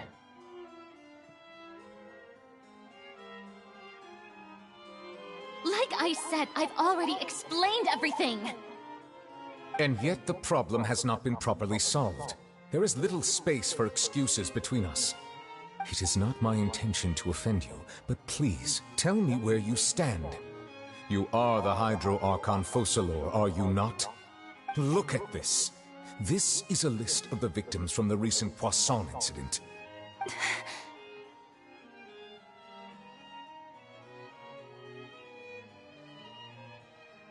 Oh shit. You mean... they're all... Oh fuck. I did not arrive in time to avert this disaster, and I will not have it happen again. I will say this once more. You must tell me everything you know. Yesterday, I found 3 stone slates in some ancient ruins near Poisson. Do you know anything about those? Seriously? You're questioning me like this is a court case now. I don't know anything about that. But you found them in some ancient ruins, you say? That's correct, which is why I came to ask you some questions. There should have been 4 slates, but one of them was missing. The other 3 feature different images that seem to correlate to the prophecy. The prophecy? The second of these slates depicts the previous Hydro Archon Egeria kneeling before a floating island in the sky, as if confessing something. Do you know nothing of this either? I don't. I've never seen such slates. I'll ask you again. Do you really have no information regarding the previous Archon? My deciphering of the slates indicates that the Hydro Archon Egeria once had to confess to, or apologize for, a certain sin. If anyone would know about it, it should be you. All gods don't have the same secrets, you know. She was herself and I'm me. Is it really so strange that I know nothing? I understand your concerns, but I'm sorry. I just don't have anything to tell you. Oh, shit. Forgive me for saying this now, Lady Farina, but I have long known of your various secret investigations into certain matters. There are several indications that you have been investigating the prophecy on the sly. This is not strange in itself, considering that you are the Hydro Archon. But it is strange that you should also claim to not know any of Egeria's secrets, as well as do nothing following your inquiries. You have never been as superficial as you have presented yourself to be, nor are you a fool. And yet, your behavior is very inconsistent.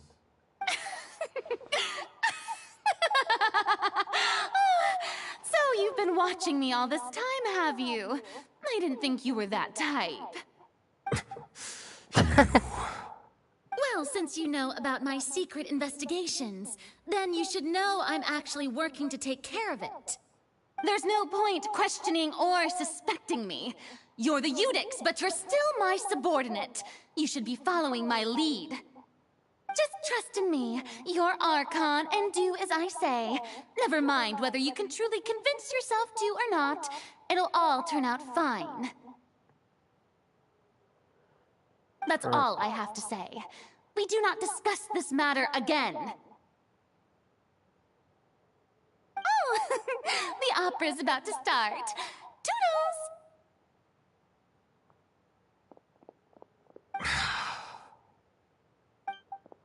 She's not happy.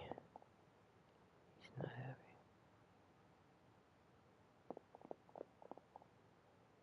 Did Farina not notice us standing by the door? Wonder what's up with her. She seems... She was smiling. She didn't seem in the mood to care if we were listening in or not. She seems to be deliberately hiding something. Yeah, she's definitely I assume hiding you've something. been outside for a while now? Oh, you noticed. Seems Farina didn't even realize we were here. She was in a great panic, though I cannot discern the reason. Our discussion reached impasses time and again, a state of affairs that we cannot allow to continue. Still, I do not understand. Dialogue is the basis for understanding, so why did she keep refusing to engage?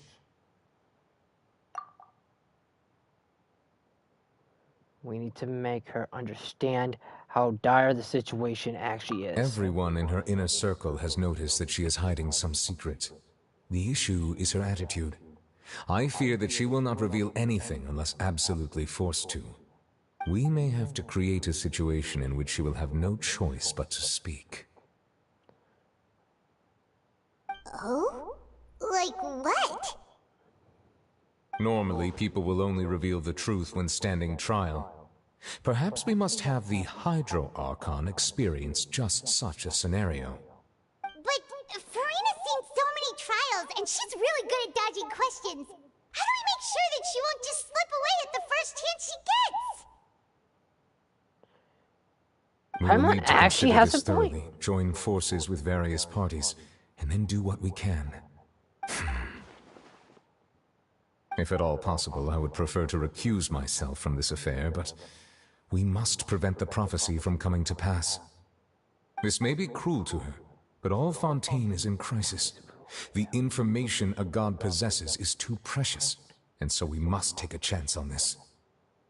So in that case, we will need help. But who will lend us their aid to do such a thing?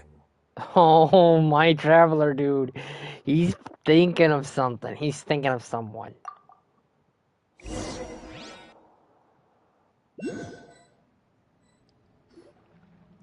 Well, that's everyone, huh? Speaking of which, it was pretty smart of you to think of hiding here. Poisson was just involved in a disaster, so it's presently devoid Lynette. of people. That naturally makes it the best choice. And here you are drinking tea like it's the most natural thing in the world, huh? That's Lenny. what family No. should do. Lynette. Sit and enjoy a leisurely time together. Lynette. And Lenny. It's nice to enjoy Bro. tea here, you know? Care for a cup? Lend me your ears, everyone. Or The, perhaps one of you might like to start us off. How about you, friend? Me? No, I don't think I can. Then, how about you, good sir? I fear that I will cause the mood on this boat to become as somber as it is in court. Well then, I guess we're lucky we've got a local like me to organize things. Wonderful, the spotlight at last. I guess I'll be facilitating things from here. That was a little long-winded, don't you think? Oh, you might be right. Anyway, to cut to the chase, our friend here, the Traveler, has brought us together to discuss something.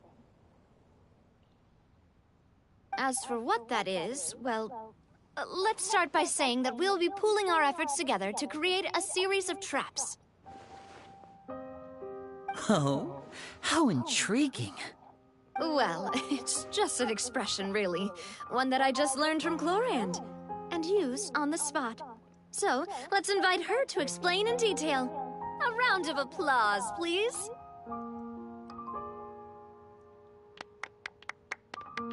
Huh?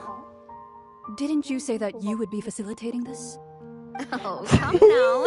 Your work doesn't involve much public speaking, right? This is This funny. is a good chance to practice. But this is looking You awesome. might even pick up some fancy oratory tricks to impress your boss with in the future. I see. And what does my boss say? He is glad that you consider him your boss. Do go on.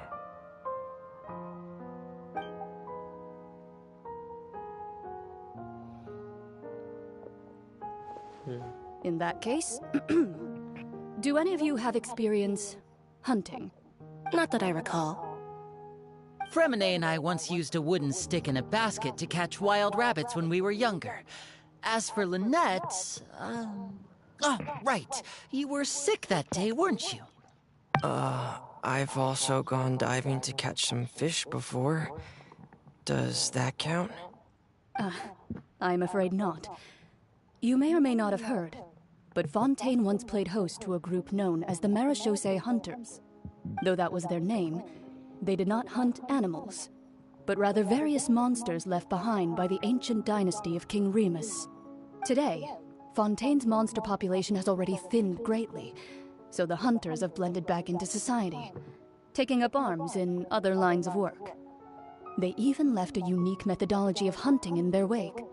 A trap comprises of the following components: bait, a trigger, and a containment device. Sometimes a lethal implement will also be necessary to deal with the prey. So, if we were to build a trap together, right now, what would you choose to build it with?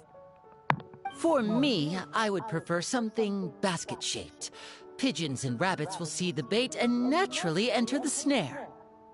Our line of work requires a deft hand, and we're some of the best in the industry, so you can count on our techniques. You used some of those techniques while moving the people of Poisson, didn't you? My subordinates mentioned that you even performed some magic for the bawling children. Yes, and I even managed to gather some intelligence in the meantime. I'm quite the multitasker if I do say so myself. I'm afraid I can't claim that as my strong suit. I prefer more stable methods, like placing bait in the water and waiting for the fish to come within reach. That's the kind of method I would count on. Calm and steady. Exactly the kind of person who would catch loads of fish. And I can be their assistant. With discretion, I'm sure. I'd probably use some sort of mechanical animal. Papa once bought me some small clockwork squirrels, mice, and such. When placed in the forest, they can attract others of their kind. I remember that you liked those too, didn't you? I did. And that would be a good way to go about it. If they're realistic enough, animals of the same kind will follow them all the way to the trap. What about you, Monsieur Neuvillette? I fear I do not have any related experience. That makes sense. You usually solve problems directly, without the use of any such tricks. But I do have one more question for you, Monsieur. If we were to create a trap now, how would you design it? I would like for it to be effective, but bring no harm to the prey. A more gentle trap would be ideal. Kind, as always. However, our intention doesn't necessarily change the containment device and the type of implement we need. If we wanted to kill the prey in one strike, we would need a powerful implement. However, that also goes for prey that must be captured and safely contained. Wait, why's that? Only a hunter who's a true expert at subduing their prey can snare it without harming it. The line that divides life and death is often exceedingly thin. So are we going hunting together? Huh. We hadn't thought of seeing ourselves as hunters. It kinda works, but maybe it's still not the best metaphor. If our means of capturing and dealing with our prey is to put them on trial, then the hunting metaphor is actually quite accurate. But we shall require much more courage than any hunter to judge a god, a being whose seat is an exalted throne. Oh, so that's what's going on. Sounds very interesting.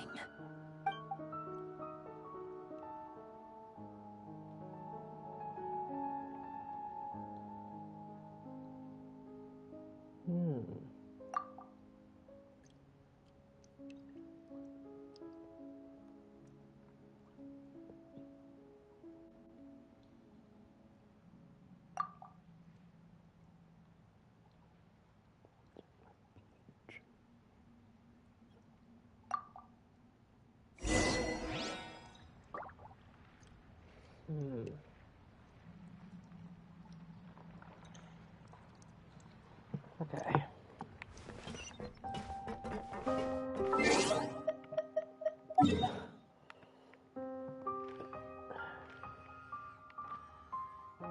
I really missed that, though.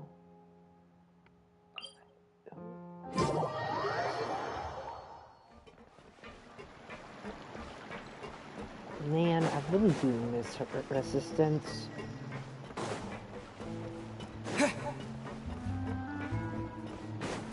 Man, why am I having that major thing where it's coming with resistance? It's been a tough few days, hasn't it? So much has been happening. Paimon didn't think the meetings would go on for so long, but everyone seemed pretty fired up, huh? Paimon thought they'd be at least a little frightened. Well, Fremine was, now that Paimon thinks about it, but everyone else just looked a little surprised. Do you feel more confident after the meetings, Paimon? Well... It's hard to say. Paimon doesn't have any experience with this sort of thing. But with you around, Paimon sure will do great. After all, you're the most reliable person in the world, aren't you?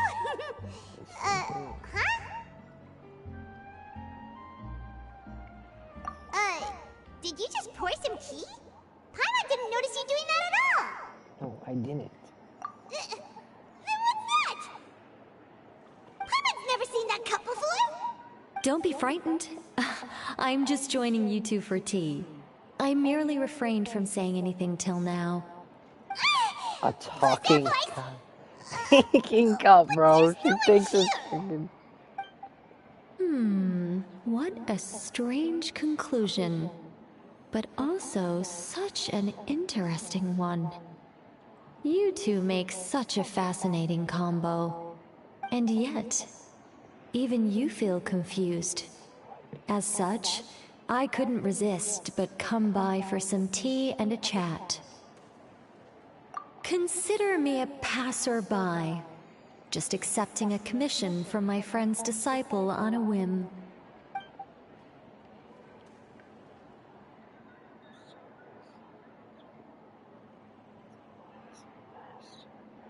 Oh, it's Mona's, Precisely. Call me in. A mage who wanders the world. At least, that's how my friends have suggested I introduce myself. The prophecy. Yes. What has been prophesied will be fulfilled. You may view such things as the history of the future. What? Then is there any way we can stop it? People call such things fate, and it is written in the stars. It cannot so easily be altered.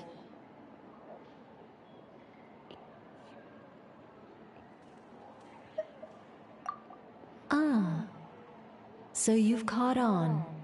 Just as prophecies are usually only the future as seen from the perspectives of the gods, could things be happening in hidden corners, where the gods' gaze does not fall? Are the things that you shall see different from the fate that the gods perceive?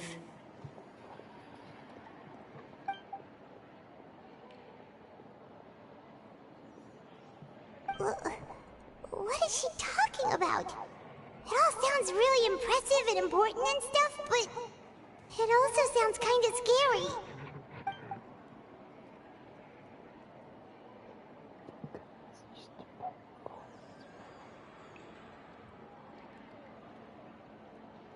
I believe that you understand, right? Some things are insignificant, but others, you must reach out to change. Ultimately, fate shall serve as your only guide, no matter what will happen in Teyvat's future. All you need to do is to play your part. This was good tea, by the way. Thank you for your hospitality. Well, that'll be all for today. The voice. It's gone. Mage N, is this clue you're leaving for us? This is funny. What? I want to hear someone talking. All right, coming. You're getting more... Hey, it's you who's getting lazy, okay? Well, I see I've walked in on some lively banter. Mona! Oh, you Fine, just fine. I went to take part in that Steambird panel. It turned out to be more interesting than I expected. Not all Fontanians are pessimistic about this. One journalist mentioned that sitting around and waiting for the end to come would be wrong, and that they should make their own rescue preparations. I agreed, so we had a brief chat with her. Did she have pink hair by any chance? Why, yes, it was Charlotte. I assume you've heard of her, no? That daredevil journalist? I'm in full support of her view. Prophecies are very important, but how can people allow their lives to be commandeered by just a few words? That's right! Paimon's glad to hear something sensible for once. Ah, yes. About what we had discussed before. I did try, but I'm afraid I couldn't reach the old hag. I'll try again tonight, but I wouldn't get your hopes up. Actually, someone came Huh? out.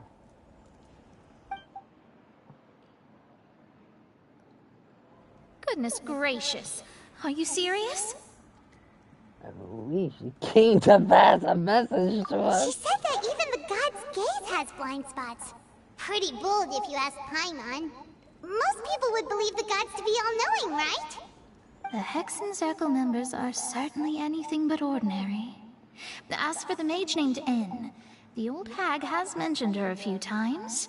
She said that N's sense of direction is incredible, and that she loves guiding those who are lost. But I've never met her, and if she were still alive, she'd be... well, suffice it to say that the hag's at least a few hundred now, and N's been around for longer than that. Whoa. The Hexen Circle sounds like a scary group. But they must really stay in shape to live so long. Their abilities alone are pretty terrifying. If she came to see you personally, then the problem you're facing must truly be of great importance. Well, it's not like Paimon could understand anything she said. Yes, she was quite cryptic, but I suspect she means that there is still a way to turn things around. She didn't say when or what that would be, though, so... perhaps it is something that you cannot know right now.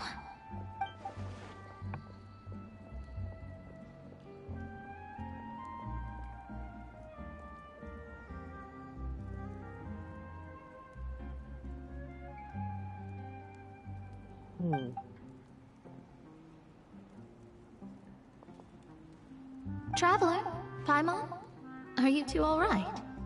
Oh, we're fine. We're just a little down right now. It kind of feels like the end is coming, you know? I see. I feel that same sense of desperation, too. I guess you could consider me someone who has often witnessed fate.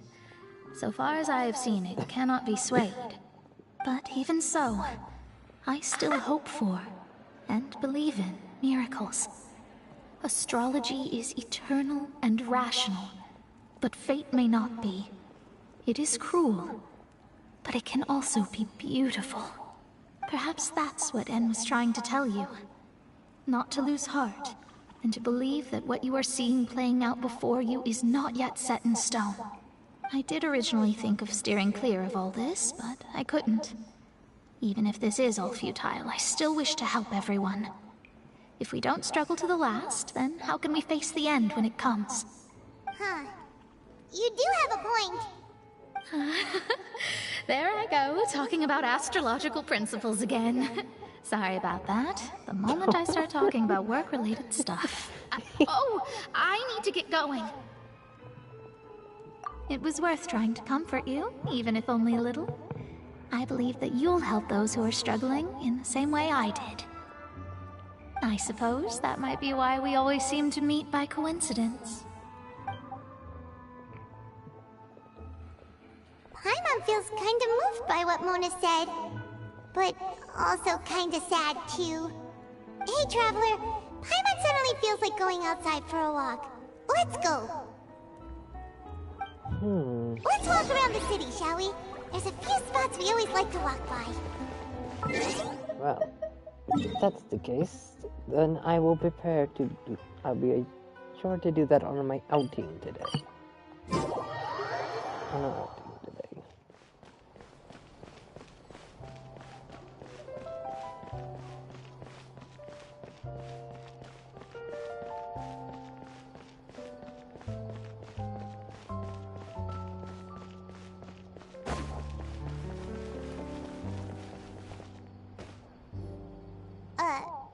Huh? Our names are written in this newspaper. What's going on? Let Paimon see! The underwater stronghold, the Fortress of Meripede, has continued in its noble autonomy, but that does not mean that others cannot interact with it. My recent attempts to enter the fortress bore little fruit. Huh. Guess Charlotte still hasn't given up on that.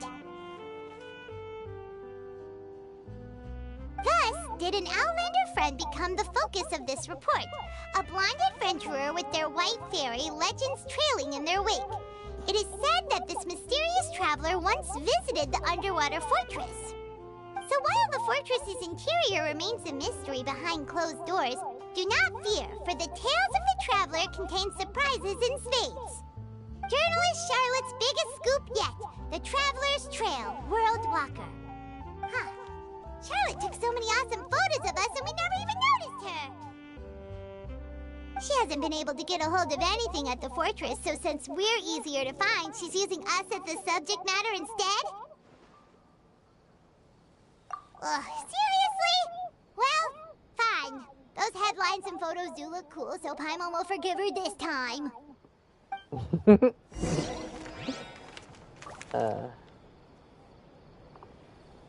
That was funny. I thought it was funny. At the same time, I found it funny.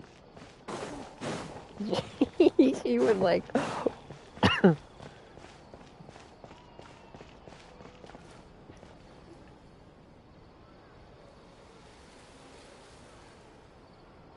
here!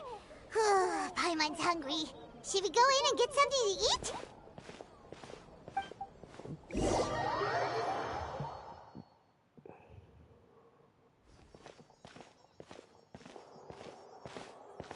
Everyone. Hey, quick! Look! That's the limited edition only 16 slices a day cake! It hasn't already sold out. It was so delicious the last time we tried it, despite the tense situation we were in. Let's give it another go. I'm sure it'll be great. One slice of cake, please. Someone showed up after all. Oh, wait, you're the one from the Palais Mermonia. Oh, are you here to buy cake too? It seems Monsieur Nervalette was right. You really can eat. Wait, did he really say something like that? That's right. Even he has his own preferences when it comes to food. I love As that for guy. me, I love the cake and coffee here. Do you come here often? Usually every day. Okay, he's amazing. Every day? It's part of my daily schedule, apart from work. I shall have my cake and coffee. Then what if someone told you one day that this place would be closing soon, and you wouldn't get to eat cake here anymore? What are you doing? But why would it close? Well, Paimon doesn't know either, but maybe Maybe the waters will rise tomorrow. You know, like in the prophecy. Oh, God. Oh, the prophecy. To be honest, I haven't paid much attention to that. No, still, even if there'd be no more cake tomorrow, that wouldn't keep me from having some today. No, it's the same for eating in general. You might not be able to eat tomorrow, but if you can do so today, then you should carry on. That's what people call living, you know. Funny. Okay, Don't Paimon's be funny. sad. Excuse me, could I have 2 more slices of cake to go? These 2 slices are for you. Sijuin said that this kind of expression you're making is what humans call being sad. Oh, you know Sijuin? I sure do. She was born before me, and she sometimes comes to the surface to teach us things about humans. She said that humans are creatures that are saddened easily, yes, and you can only lift their spirits by feeding them delicious food. So please try the cakes here. I've got something else to do, so I'll be going now. You two try to stay in a good mood after eating, all right? Bye. Oh my God, the character, bro. And there she goes. All right, let's dig in. Bro, that's I'm amazing. sure this cake will be delicious. I like that character. I love that character. I don't know what is up with all these characters. All these characters are shitty, bro. Last time, and the flavor gets even better with a sip of tea. It sure would be nice if we could come again tomorrow. Sure would be nice if we could always eat delicious food here. Well, let us continue on. Now let's move on to the next place. Oh, we're near the Seabird office. Let's go look for Charlotte and have a chat. Charlotte. Oh, yeah. Well, I wish we could find out. Wrong. Where is that? Wait, hold on. I just noticed something. Yeah.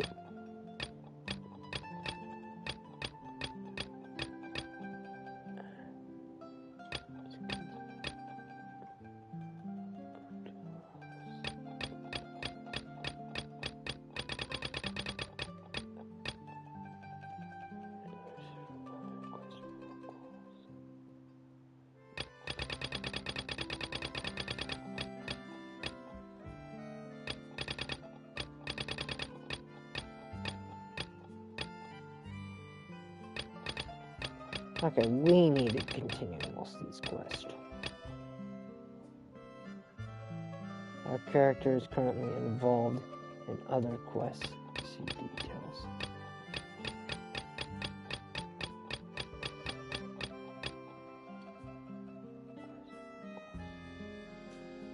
Continuing this quest will take up resources for other quests and will cause the corresponding quest to be suspended.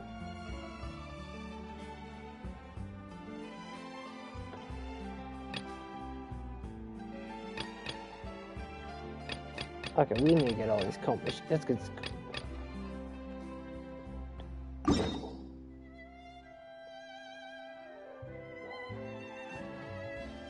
Okay, so yeah, we're gonna have to do those. Definitely. Alright. Then missions it is.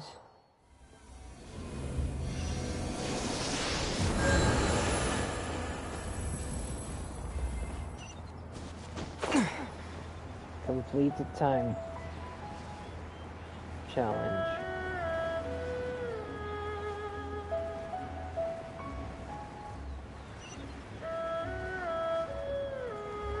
I guess I gotta start completing these quests then, if I'm wanting to proceed further into this. If the call missions are more thing, but I gotta complete more. Are you kidding me? You gotta freaking kidding me. Oh.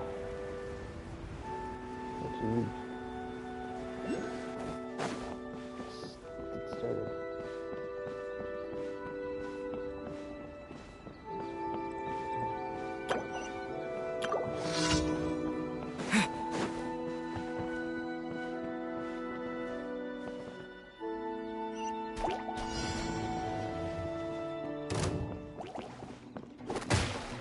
Oh crap. Okay.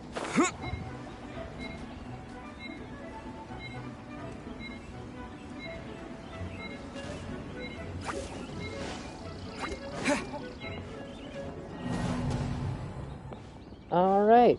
So okay, good to know.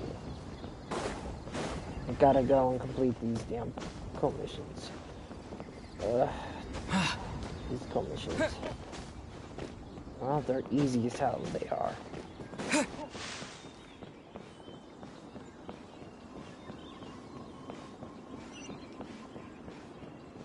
All I gotta do is scan things, search jail.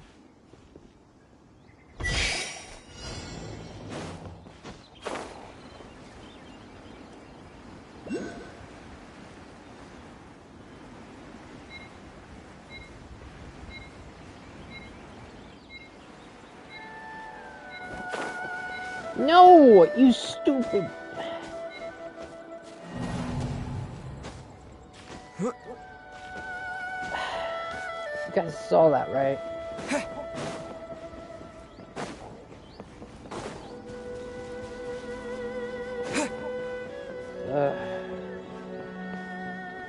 It makes 0 sense, bruh.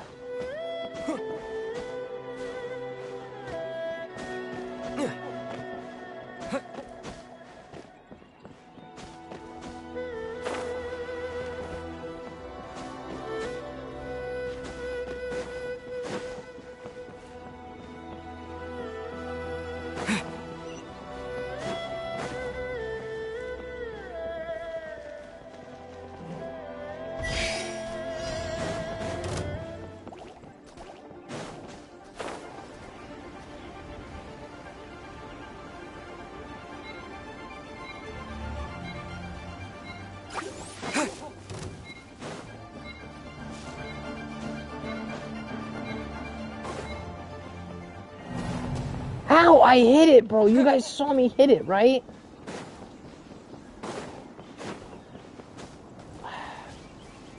You guys saw me hit that, right?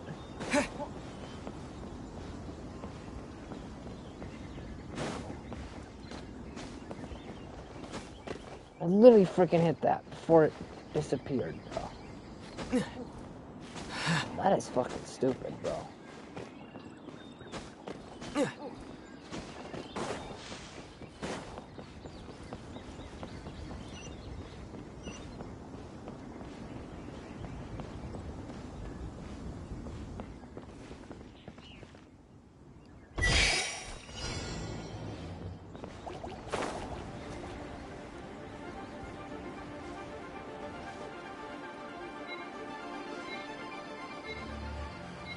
It makes no sense, bro.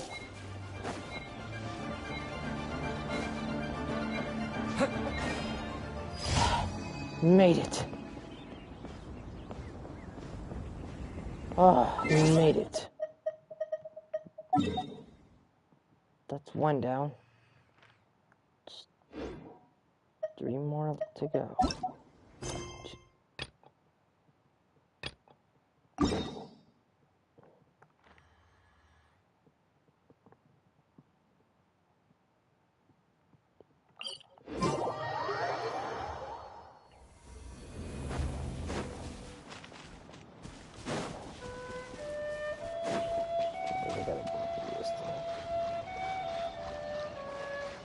Destroy the Hurley's powers.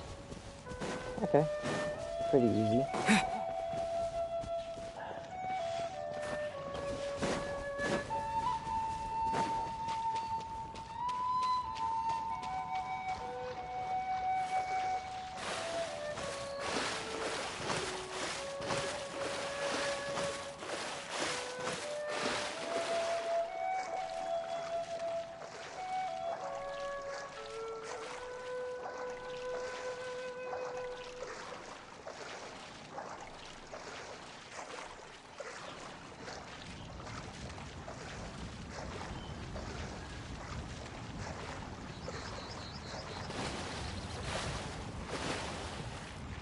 Come on, I made it to the end, bro.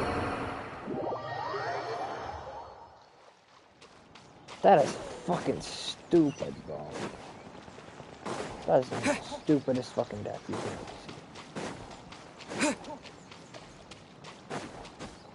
They make the most stupidest deaths, I tell you.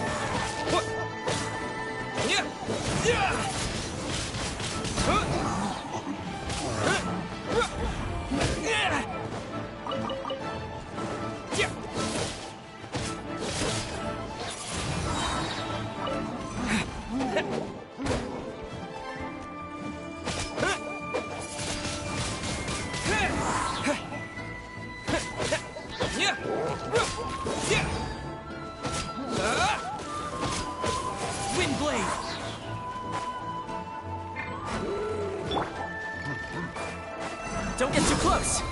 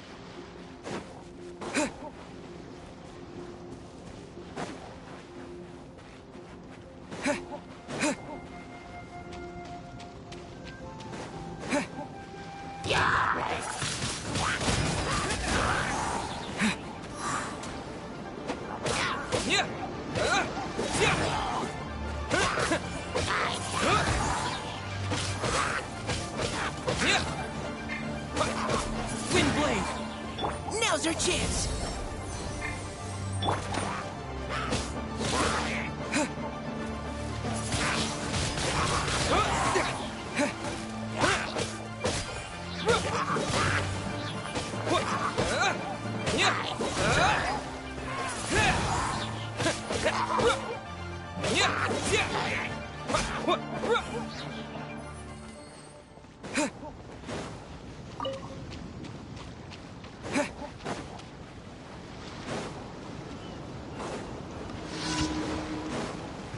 Disappear!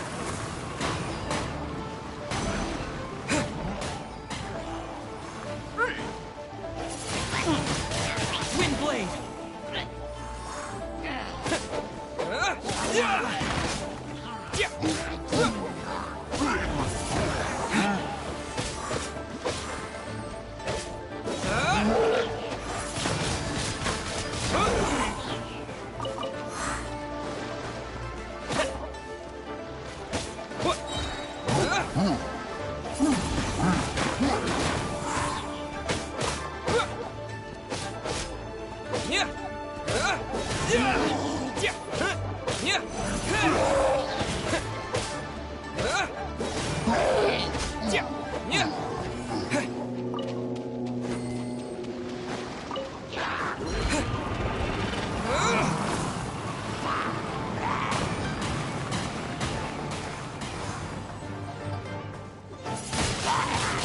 Wind blade!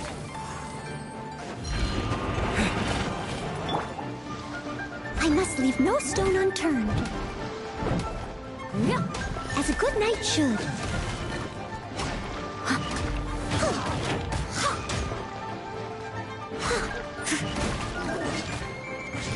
I'll catch up. Check this out! I got you covered!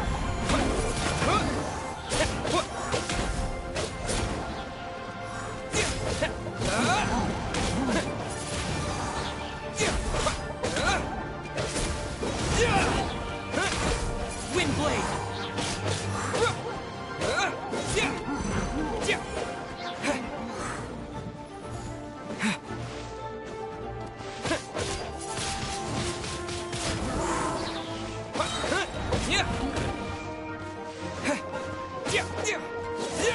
Disappear!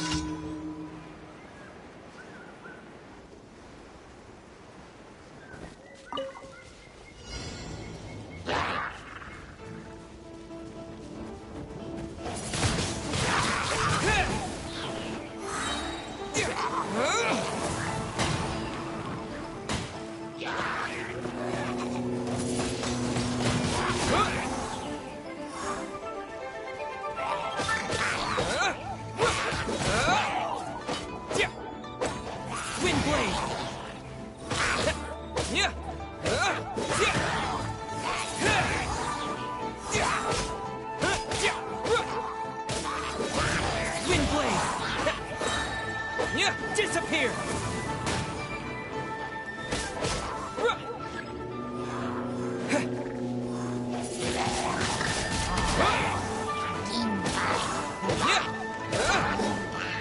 Leave the wounded to me!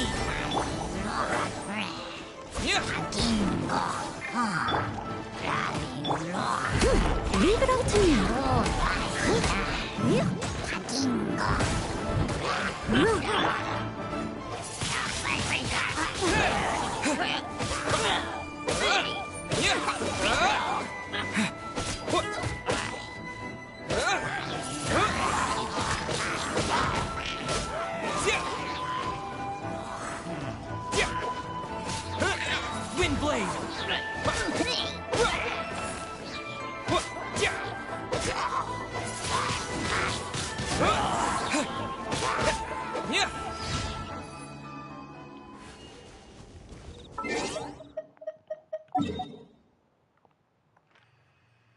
Class dismissed.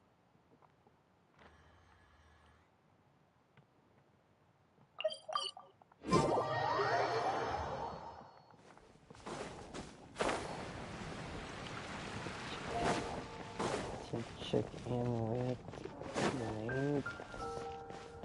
Add Astra.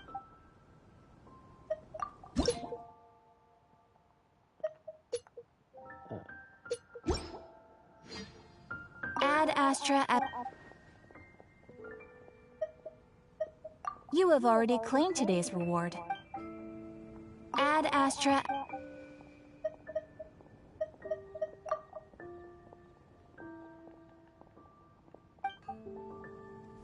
I did.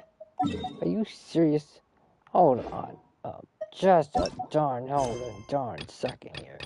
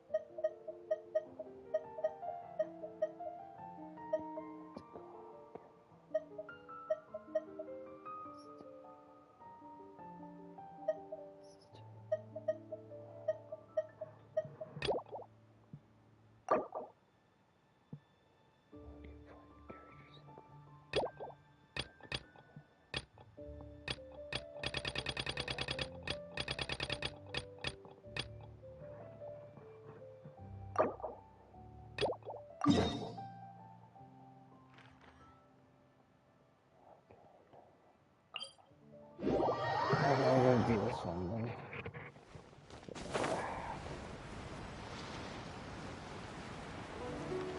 Man, there's a lot of chest quests that I missed out on.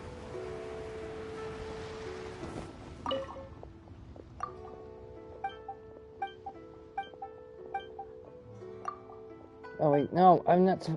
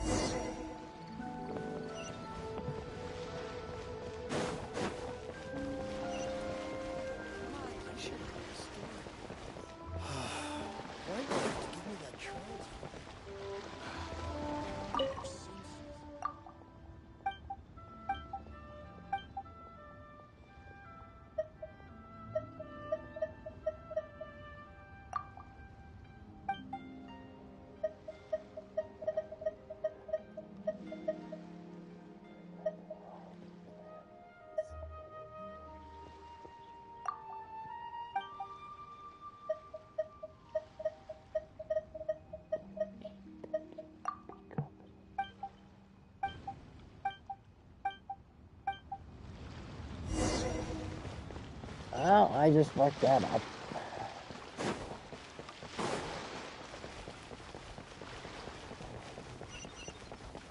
I can't believe I'm redoing this shit that I can't believe I got a lot of quests to catch up on before I can continue on. Oh, shit.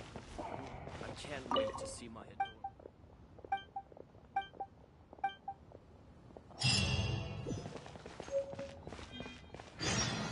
Where has Master gone this time?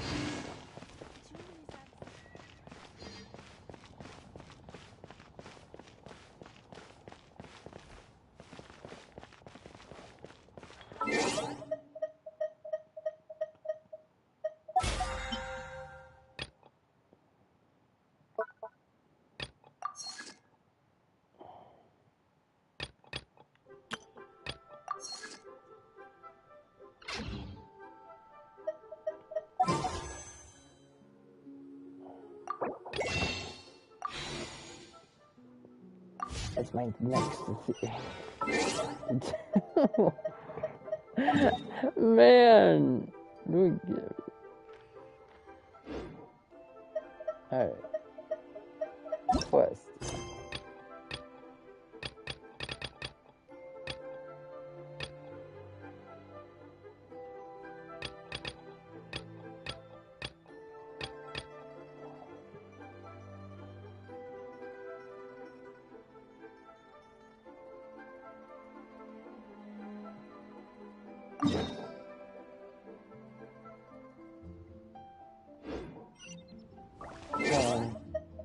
That's the wrong quest.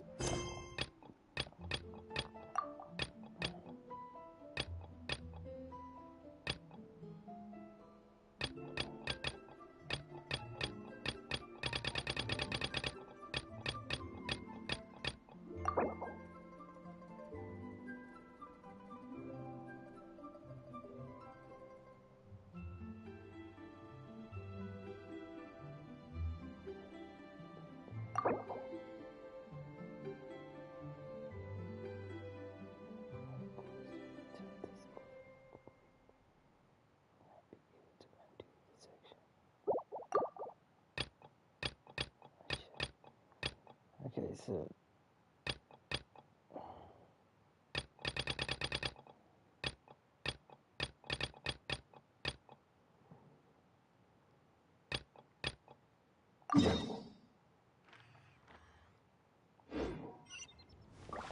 all right.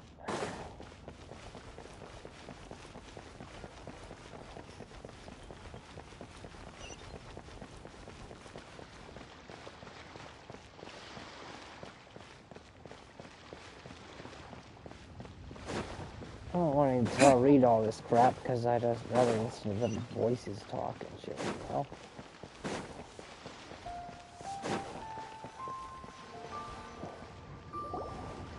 Miss Yenfei, what is this about? Are you here to tell me how much I owe?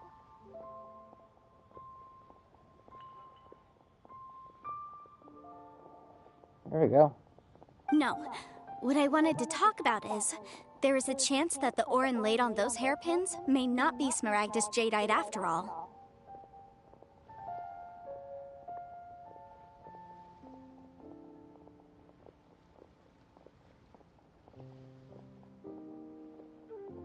What do you mean? Are you implying that you already sneaked off and found them? Obviously not. I'm no adventurer, let alone a member of the guild. That's the character I don't have. run thankless, time-consuming errands for a living. Let's just say I made some deductions. I don't know if Granny told you this, but Smaragdus Jadeite is found deep underground and contains very concentrated elemental energy. If mere mortals come into contact with it, well, they'll be sick in the best case. And in the worst case, they could even experience a dramatic change of personality. It most certainly would not be smooth to the touch. Mr. Chow, did you at any time feel unwell while the hairpins were in your possession? No, not at all. I felt perfectly fine the whole time. Not even the slightest bit unwell. I didn't feel anything special at all, in fact. Now that is strange. I noticed earlier that there were elemental traces in Mr. Crossel's vicinity. If I've deduced correctly, he may still have the Smaragdus Jadeite in his possession. If that's the case, we should go confront him right now and expose his dirty scam right to his face! Absolutely not. If we were to confront him now, there's no way he would admit to it. Eventually, he would find some argument to compel us to leave. And then, he'd throw the Smaragdus Jadeite into the sea the moment we were gone. After that, he would simply insist that Mr. Chow pay up per the contract. He would lose nothing. Meanwhile, we would have to look under every stone in Liyue, hoping and praying that the hairpins do actually still exist somewhere in this world. So vivid that Paimon thinks it might be experience talking. Oh, it certainly is. I've seen my fair share of situations like this, and brute force methods are certainly one way of resolving them. Fortunately, I have far more elegant solutions at my disposal. I'll share them with you in due course. Well then, since you're so experienced in dealing with problems like this, perhaps you could help me, Miss Yunfei. Oh, that won't be a problem. But first, Mr. Chow, can I ask you to please sign this contract? Huh? Does there have to be a contract for everything? Paimon can't even keep track. One more for every time I hear the word contract. It feels like Yanfei is even more concerned with them than a certain someone else we know. These are my formal terms of engagement. Everything prior to now has just been pro bono advice. But for me to investigate any further, I require a written contract. Any work commissioned but not bound by a contract cannot be relied upon. I understand. Then I will be glad to place this matter into your capable hands if you will take it, Miss Yunfei. No problem. Just sign here, and I'll sign too. Okay. Now write your address here, and then sign on this page as well. And I'll also need your signatures on pages 5, 7, and on the very last page. Finally, if you could just use this ink pad to make a handprint over here. This contract has so many pages. Paimon's all out of brain juice again. Alright, that should do it. My fees are the same as always, and they're written in the contract. Have a look through and let me know if you have any questions. I've had a read through. Everything checks out. Well then, here's your copy of the contract. I will retain the other copy. Not for now, no. Despite how intractable this problem might sound, it will actually be quite straightforward to resolve, once we've got some things squared away. I don't believe you have been part of an investigation like this before, in which case, hopefully this should be quite the experience. Miss Yunfei, I have to ask, why are you helping me? Because, as it happens, I'm currently trying to acquire some Smaragdus Jadeite myself. I noticed strong traces of geo-energy around Mr. Crossel, so perhaps he has, in fact, secured some. Whether he actually made it into an item of jewelry or not is a separate matter, but either way, it's a lead. As long as we follow it, who knows? We might just be able to get our hands on some Smaragdus Jadeite. Also, the idea of someone abusing the law to their advantage, I won't stand for it. But again, let's not dwell on this. Let's go to... where can we find someone who processes ore? Ha! I've got it! Let's pay a visit to Chateau, the boss of the Jade Mystery. He's a professional when it comes to working with stone and ore. If Mr. Crossel had his ore worked on at all, Chateau would undoubtedly have been his first choice.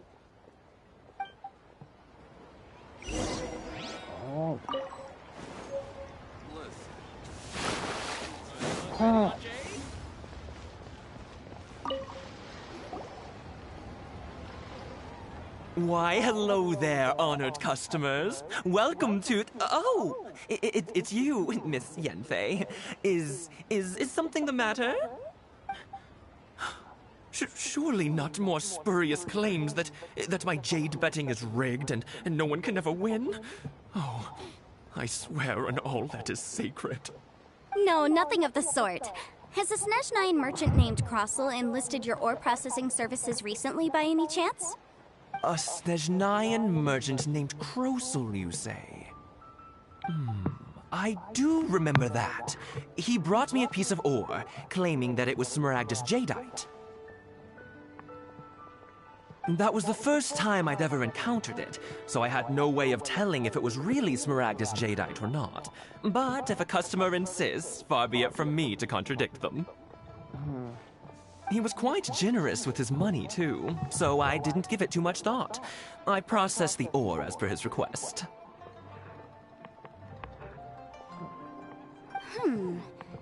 Do you have any leftover debris from your work on it? Why, yes. It was my first time encountering this ore, after all, so I kept a few loose shavings to study myself later.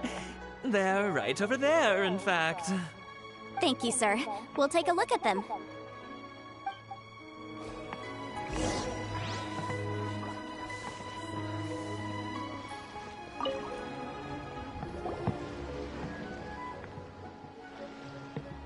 Huh? If my eyes don't deceive me, the cross-sections and patterning suggest that these are Smaragdus nephrite shavings. Yes, it's not particularly rare, nor is it especially valuable. It's used to make jewelry all the time. I've heard it said that Smaragdus nephrite is in fact the outer layer of Smaragdus jadeite, though no one's ever proven it. A thin layer of separation, huh? If you must see for yourself, try examining these shavings for traces of elemental energy. Smaragdus nephrite is an entirely ordinary ore, containing no elemental energy whatsoever. Is that so? Well, we might as well give elemental sight a shot. So, did you find anything? So they really are different.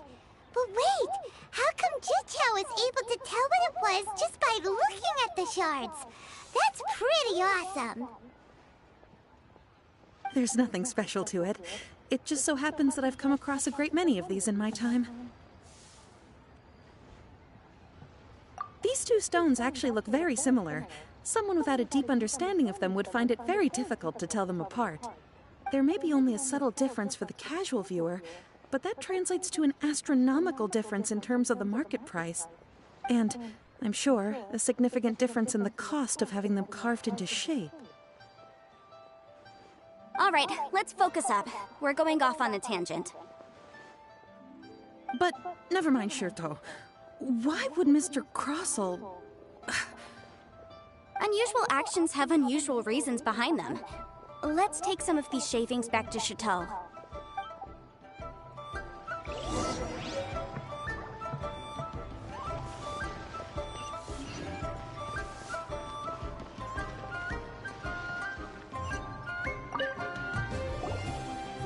Miss Yanfei? Might I be so bold as to inquire, If you could just confirm for me once more, sir. Mr. Crossell did indeed claim that the ore he brought to your store was in fact Smaragdus jadeite, did he not? Yes, that's right. I still have a record of the job with me, in fact. Here. It says quite clearly, 1 chunk Smaragdus jadeite, uncut. Then I have no further questions. But could I borrow the processing record and these stone shavings? Of course. But might I ask why you need them? Oh, I have my reasons. Ah, yes. Please sign here on this affidavit. This document shall serve as signed proof that these stone shavings originated from the, ore that Mr. Crossell brought to your store. Please read it carefully. Yes, I see. Forgive me for asking again, Miss Yanfei, but might I know the nature of the incident on this occasion? I wouldn't say there's been an incident, just a minor issue. Thank you, sir. I'll take these with me. With this hard evidence to back us up, Crossell won't dare try to deny what he did. On the contrary, this is far from sufficient to build a case. We need to find something a little more compelling. If you want to make jewelry, you need a professional jewelsmith. Let me think. Jewelry. Nope. Aha! Got it! Singxi. She often helps people to find a jewelsmith. Let's go pay her a visit. Well, that was quick. How come you know so many people? Because lots of people come to me for legal advice every day. As you know, Liyue Harbor is the city of contracts. And contracts, well, I should say laws, are very important to us. But the amendments made by the Tianquan to our laws are unnecessarily complicated. How can I put this? It just seems like they're hard to understand and impossible to finish. As such, legal advisors like myself provide quite the popular service indeed. So you help them make sense of the law. But didn't you say that it's hard to understand and impossible to finish? Yes, well, that's no obstacle because I've memorized all the legal codices. You memorized them? You sound surprised. Knowing the law inside out is a legal advisor's bread and butter, you know? Oh, this has nothing to do with being an adeptus. I just like reading things. Again, with that casual tone. Well, that's that then. Let's go look for Singsi.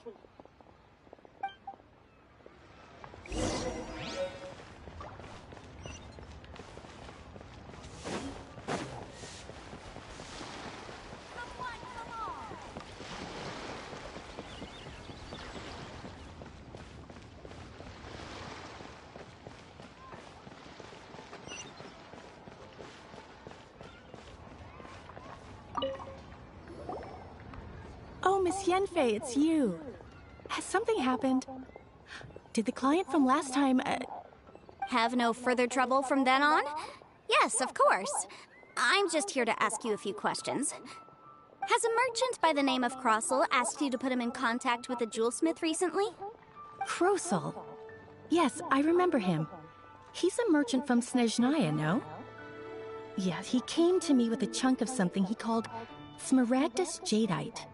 The design of the hairpins that he gave me was quite intricate, so it took me some work to find someone who was up to the job. Eventually, I found an older jewelsmith who made them exactly according to his specifications. This order was on hold for a very long time, and only completed quite recently, which is why I remember it so well. Doesn't seem like there's any evidence to be found here. Miss Singsi, I'd like for you to confirm for me once more. When Mr. Crossel commissioned you to find him a jewelsmith, did he or did he not assert that the material he presented to you that day was called Smaragdus Jadeite? Yes, I'm sure of it. The hairpins were made using many expensive materials, and the asking price was quite high, so we had to put this transaction on record with the Ministry of Civil Affairs. Mr. Crossel wasn't very familiar with the necessary procedures, so I filed it on his behalf. I also kept a copy for my own records. See for yourself, the item is called Smaragdus Jadeite Twin Phoenix Pins. The inlaid gemstone is recorded as Smaragdus Jadeite. The document even has the official seal of the ministry on it. Thank you, Singsi. Now, could you let me borrow this document? Sure, it isn't serving much purpose here anyway. I take it then that there's been some more trouble? Nothing you need to worry about, just a minor issue. I'll return your document as soon as I'm done with it. Thanks again! Why is everyone's first reaction always to assume someone or something is in trouble? I believe we have almost all the evidence we need. We just need to make one last trip. Let's go to Boo Boo Pharmacy to speak with Dr. Baiju. The weirdo with the snake around his neck? What do you want to speak to him for? Because only he can provide an authoritative statement confirming that Smaragdus Jadeite is harmful to the human body. Once we have this final piece of evidence in our hands, we can wrap this case up.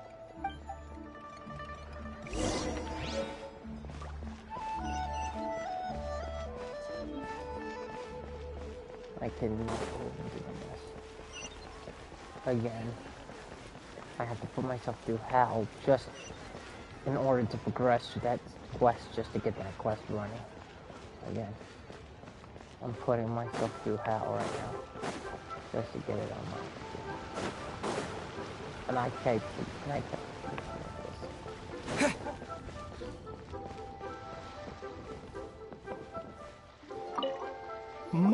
My, to what do I owe the pleasure? Though I'm afraid that if you're looking for our little Chi-Chi, she's out gathering herbs. And if it isn't Miss Yenfei as well? Now that's an even rarer honor. What business brings you here, might I inquire? Some charlatans peddling ineffectual medicines again, no doubt? No. I'm here this time to ask if you're familiar with Smaragdus Jadeite.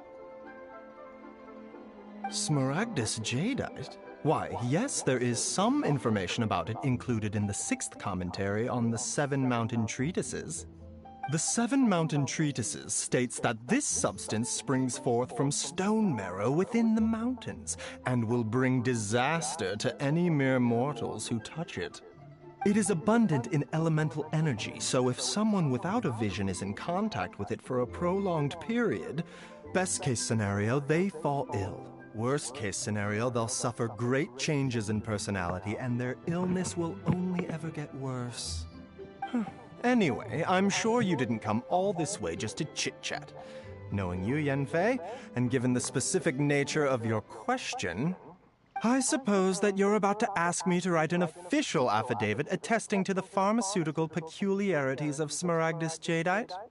That is indeed the case. If you would be so kind, Dr. Baiju. I was gonna say no. No trouble at all. It's just a single document. Won't take me a moment. I would mention, though, that you are not the only one who's developed a curiosity for Smaragdus Jadeite recently.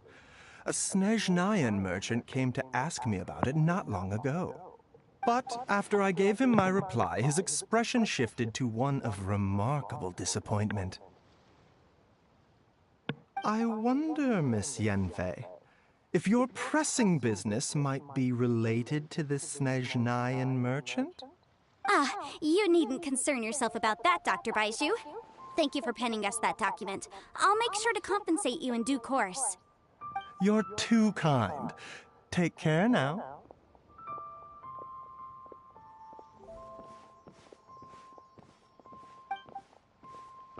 That Baiju guy is as weird as ever. Is it just Paimon, or does it feel like he was fishing for something back there? Dr. Baiju's always been like that.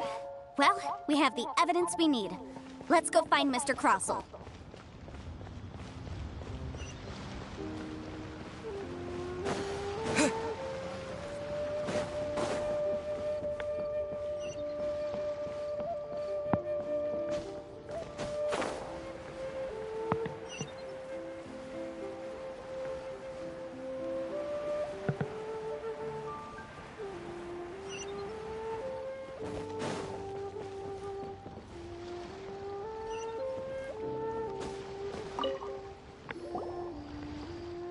Miss Yanfei, have you finished your investigation? I trust you will now be in a position to assess the compensation due. Yes, my investigation is indeed concluded. I can now provide a final figure for the amount payable. Wonderful. Well then, please, could you do the honors, Miss Yanfei? Of course. According to the stipulations of the contract, Mr. Crossell, you must pay Mr. Chow 10 times the original transaction price in Mora. Sure. Wait, what? Me pay her? Surely there's been some kind of mistake, Miss Yanfei. Not at all. According to my investigations and the material evidence that we've gathered, the substance claimed to be Smaragdus Jadeite that was inlaid within the Smaragdus Jadeite twin phoenix pins that you rented out to Mr. Chow was, in fact, Smaragdus Nephrite. Now, the contract states very clearly that 10 times the price shall be paid should the article not be genuine. Accordingly, you are liable for this sum, which is payable to Mr. Chow in Mora. Material evidence? What material evidence? Why, Miss Yanfei, you cannot frame me like this. I spent a huge sum to obtain that Smaragdus Jadeite, and yet you claim that the ore inlaid on the hairpins is somehow fake? I demand to see your evidence. Indeed. Only a testimony from an expert witness involved in the processing of the ore can serve as an authoritative assessment of whether it is genuine. Traveler, please produce the evidence in question. This is a processing record from the Jade Mystery, along with stone samples and an affidavit signed by the business owner, Chateau. Seriously? Even the boss there couldn't differentiate between Smaragdus Jadeite and Smaragdus Nephrite. How does this prove anything? In any case, Smaragdus Nephrite is the outer layer of Smaragdus Jadeite. So I had him cut away the Nephrite, he returned the valuable Jadeite core to me, and some Nephrite samples remain in the store. What am I missing exactly? That's an unsubstantiated belief. Well, your claim that my ore is fake is just as unsubstantiated. And we are here to talk about evidence, aren't we? Ugh. Looks like our first piece of evidence didn't convince him at all. Seems like he came prepared. What should we do next?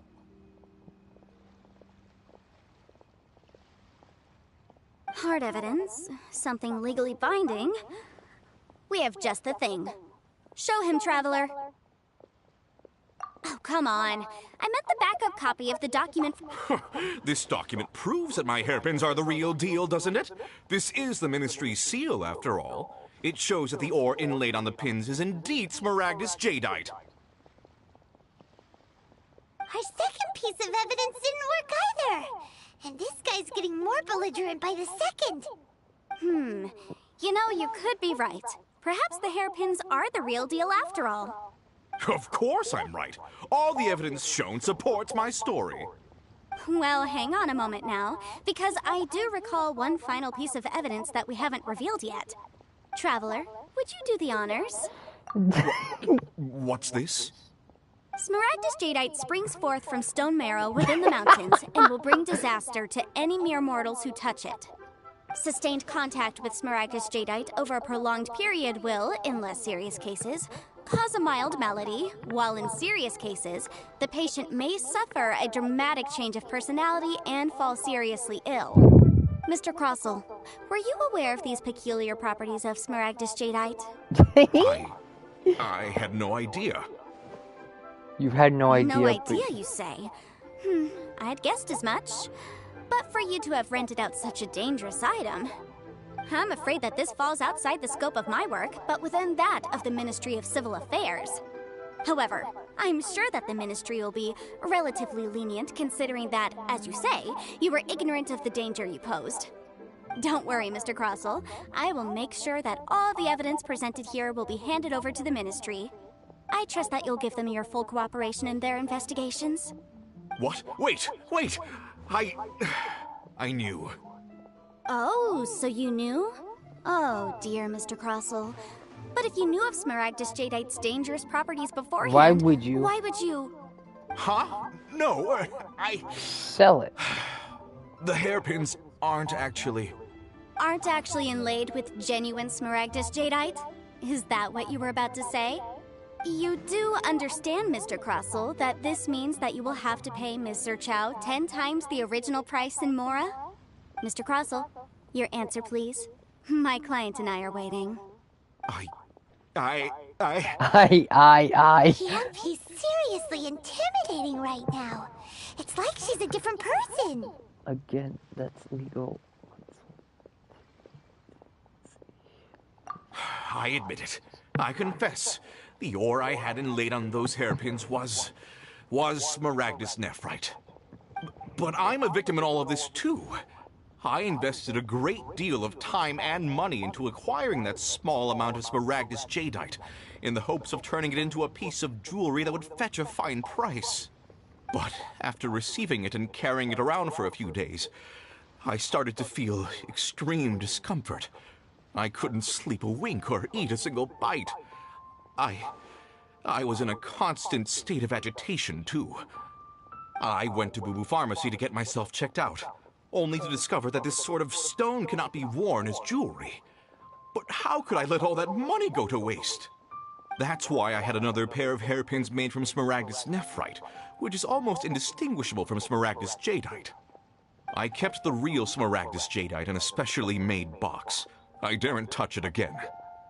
I was worried that someone would see through it, which is why I only dared to rent them out, not sell them. And then to top it all off, Zhiqiao lost the hairpins after I rented them out to her. Exactly! If they weren't the real deal, why'd you make her pay so much? I didn't want to either, But when I purchased that Smaragdus Jadeite, some of my business partners found out. I knew they'd be watching closely to see how much I could make off it. If word got out that I sold a pair of fake hairpins, then my days in this line of business would be over. All right, let's cut the appeals phase right there. I failed to see what bearing any of this has on your transaction with my client. According to the contract, you must pay Mr. Chow 10 times the original price in Mora, and that is final. 10 times? Crosel looks like he could faint any second. As for me, according to my contract with Mr. Chow, 20% of that sum will go to me. 20%? That's as much as I spent on that Smaragdus Jadeite! There's no need. It's fine. You don't have to pay me that much, Mora. Even if the Smaragdus Jadeite on those hairpins was fake, I still bear responsibility for losing them. Legally or not, I think I owe some compensation for that. Ms. Chow, you... However, Mr. Crosel, since you have no use for that chunk of Smaragdus Jadeite, why don't you give it to me instead? I'll consider us even. What? But all right then. This cursed rock's brought me enough grief as it is. Miss Yunfei, I'll turn this Smaragdus Jadeite over to you. I trust that it will suffice as remuneration? Well, that's not quite how the rules say this should go. But whatever, it'll do. Thanks so much for your help this time, Miss Yunfei. When you have the time, I'll be sure to visit and express my thanks more appropriately. Oh, come on. No need to stand on ceremony. Now, if I may confirm this again, Mr. Chow, have you and Mr. Crosel come to an understanding? Well, yes, I believe we have. Well then, that's good. Mr. Crosel, it seems that my client has no further claims against you. Is that so? That's good. That's good. Actually, Mr. Crosel, I'd like to talk business for a second, if I may. I could see from the hairpins you produce that you're very skilled in jewelry design. My family, on the other hand, works in the ore business, and we have a fair stock of fine ores. If we could join forces, your jewelry designs and our choice ores, I think we could do some fine business between us. Let me think for a moment.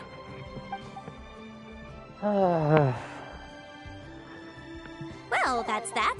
And we've got the Smaragdus Jadeite that Granny wants too. All's well that ends well, eh? Though, there were some twists and turns along the way. Exactly. Usually when someone tells us they've lost something, we end up searching all over the place for it.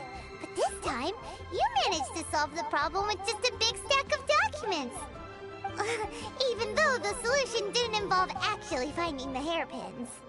The right solution depends on your perspective on the problem. The objective of my client, Mr. Chow, was to reduce her liability to pay compensation. So, rather than looking high and low for some hairpins, proving that the rented item was nowhere near worth what the vendor had claimed it to be was the more efficient solution. An Adeptus. Speaking of, you took part in that battle, didn't you? In which case, you would have heard what Granny said. Liyue Harbor is now a city ruled by humans. The title of Adeptus means precious little to me compared to my job as a legal advisor. In any case, don't you think that the Liyue Harbor of today needs legal consultancy far more than it needs adeptal powers? Paimon can think of someone who would definitely disagree with your reasoning. Well, since we got what we came for, it's time to pay Granny a visit. I bet she's been on tenterhooks for a while now.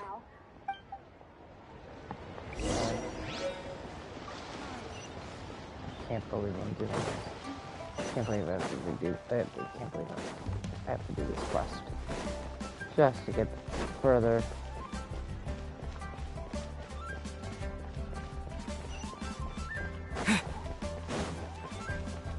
All these quests, all XP, all these oh my god.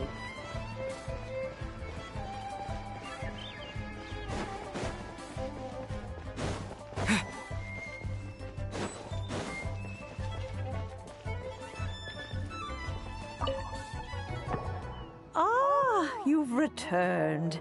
How did it go? Were you able to find the Smaragdus Jadeite? Good, good. Then we have all the materials we need. Well, if we're all set, Granny, I'll get going now. Got a ton of clients waiting for me back at the office. Oh, you. All right, then. Go see to your business. Granny should be able to handle the rest. I'm off then. Bye! Oh yes, Traveler. Make sure you don't lose the business card I gave you. I've been looking into the laws of other nations as well. If you should ever bump into any trouble with the law, come find me directly. Regulars get discounts too. Come now, child. Are you leaving or are you not? If you have no wish to leave, perhaps you'd like to help me clean my teapot, hmm? I'm leaving! I'm leaving! That child. Goodness knows where she learned to be so rambunctious. Her father was hardly so riotous or fond of talking nonsense back in the day when he stood beside Rex Lapis. Ah, indeed she is. Liyue has changed, and the Adepti must also learn to change. Yanfei might be overly garrulous, but she is also the most intimately acquainted with the city among us all. Ah, Liyue is not the same place I once knew. All right, then. Let us speak of this no more. Back on topic. I believe that I still owe you a little gift. Oh, Paimon's so excited! How is it made?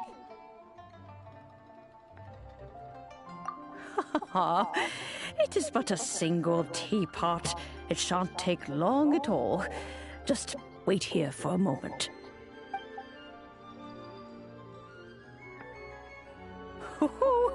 There we go. This Serenity pot is all yours now. Hold it firmly. If you were to drop it, oh goodness, who knows what might happen. Take these blueprints with you as well. You'll need them if you wish to make your teapot a little more lively inside. Wait a minute, Granny! How exactly are we supposed to use this teapot? Oh, you needn't worry about that. I've already arranged for a certain little helper to await you within this teapot. She will explain everything you need to know about it.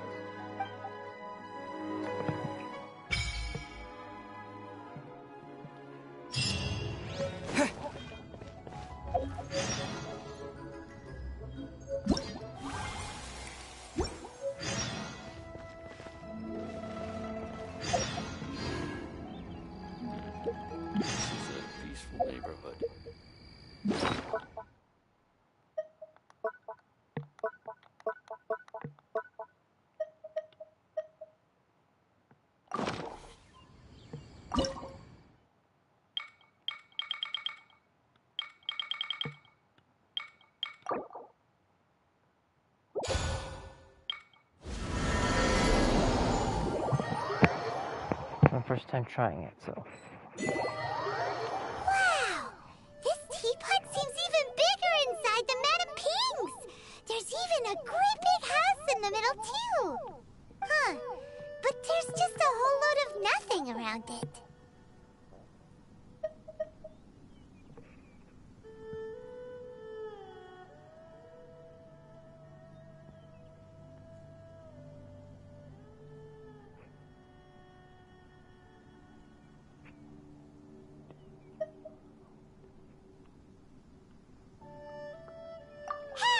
There's a perfectly good house right over there! Why should Paimon have to live in a hole in the ground? Still, why is it so empty here apart from that house? Oh, wait a second. What is that?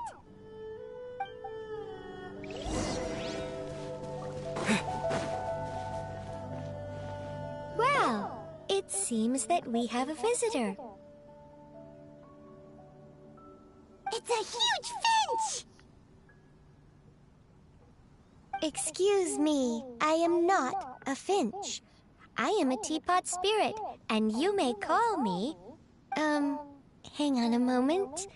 What am I supposed to be called again?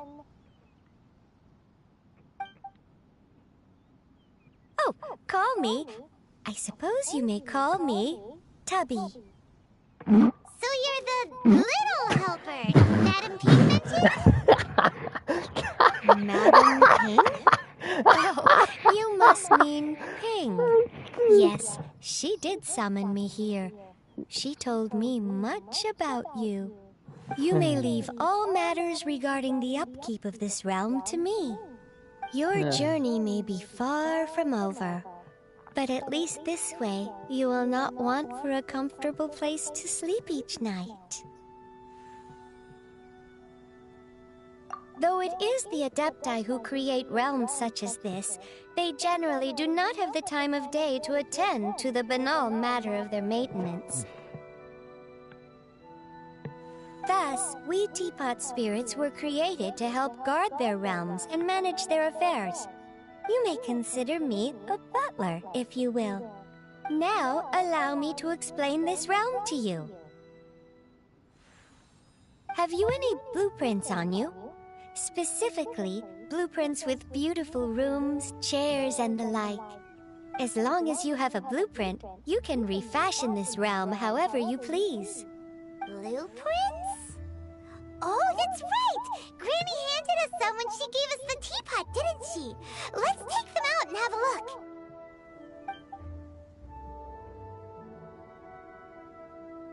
Yes, these are the blueprints I'm talking about. Go on, open them up.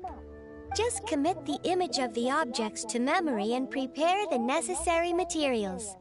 Then simply release the thought from your mind and the object in the blueprint shall appear within this teapot.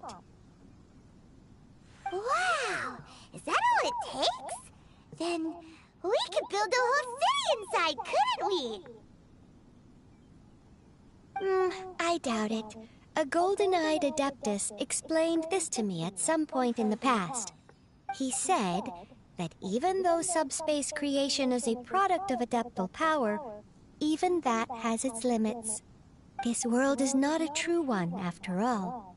It provides merely a moment of brief respite from the mortal realm, not a means of escaping it entirely. A golden-eyed adeptus? Paimon wonders who could that be? I hardly remember myself. What's more, I have never seen that adeptus again since. Well, let's not dwell on that. Have a look around. Best you get accustomed to this realm. If there's anything you would like to ask, just look for me.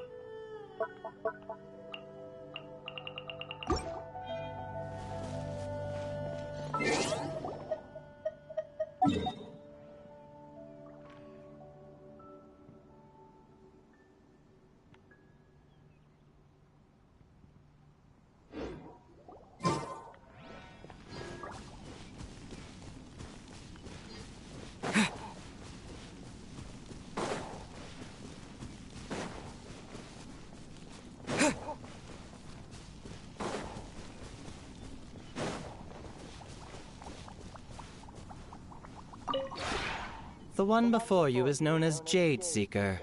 One travels far and wide, seeking naught but to witness all of the treasures this world has to offer.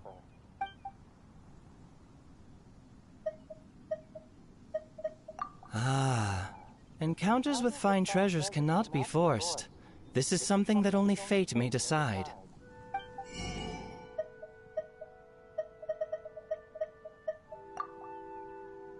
Oh shit.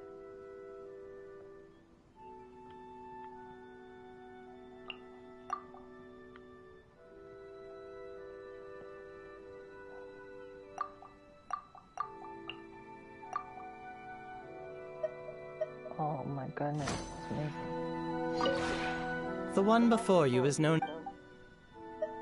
To gain that which you treasure is a blessing indeed, but do not be aggrieved should fate deny you the object of your desire. Alright. Now I gotta get the hell off this area.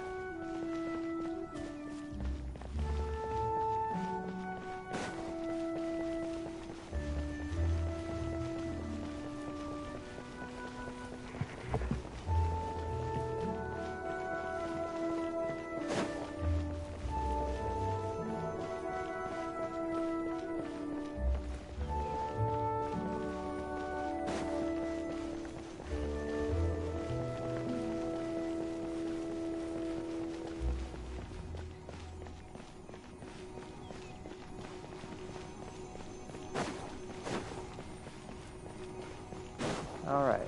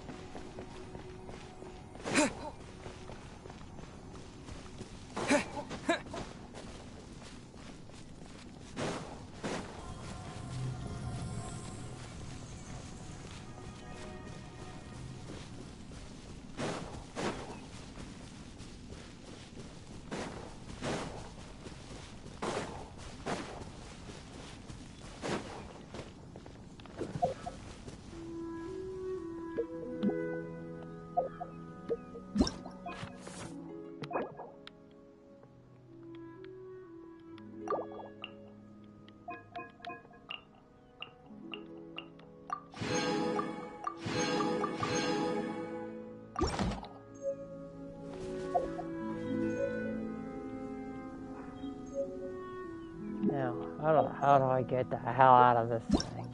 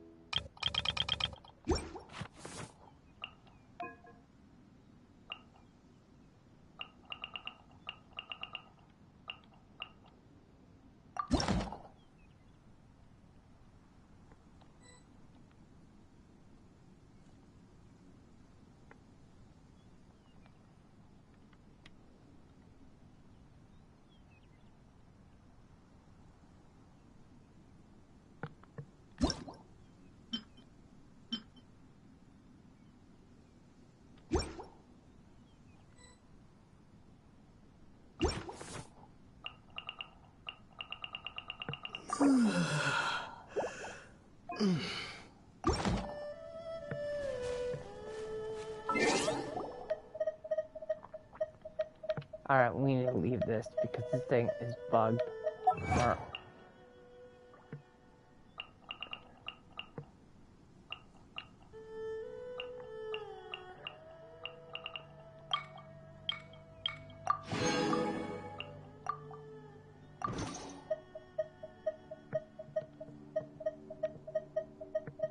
Alright.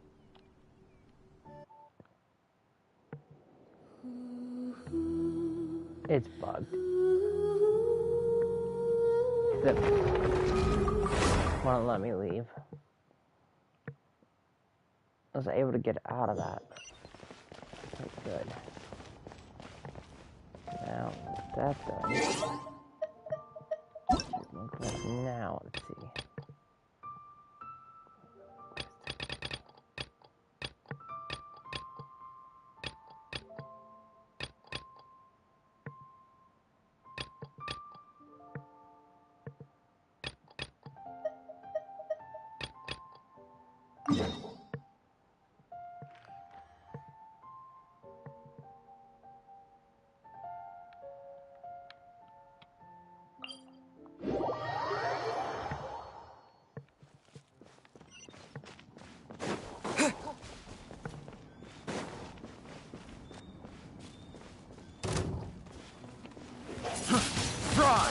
Windblade!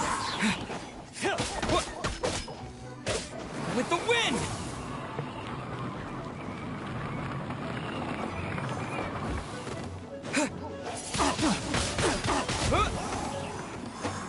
Have a little taste. You're open. Fire it up! Supporting fire!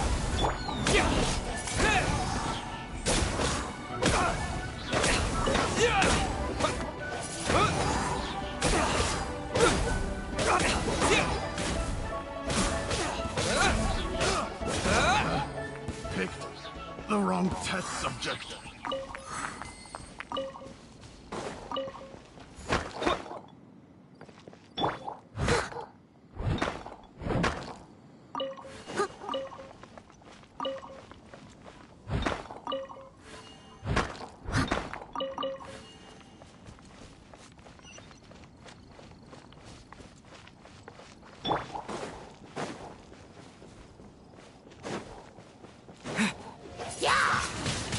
Windblade! Disappear!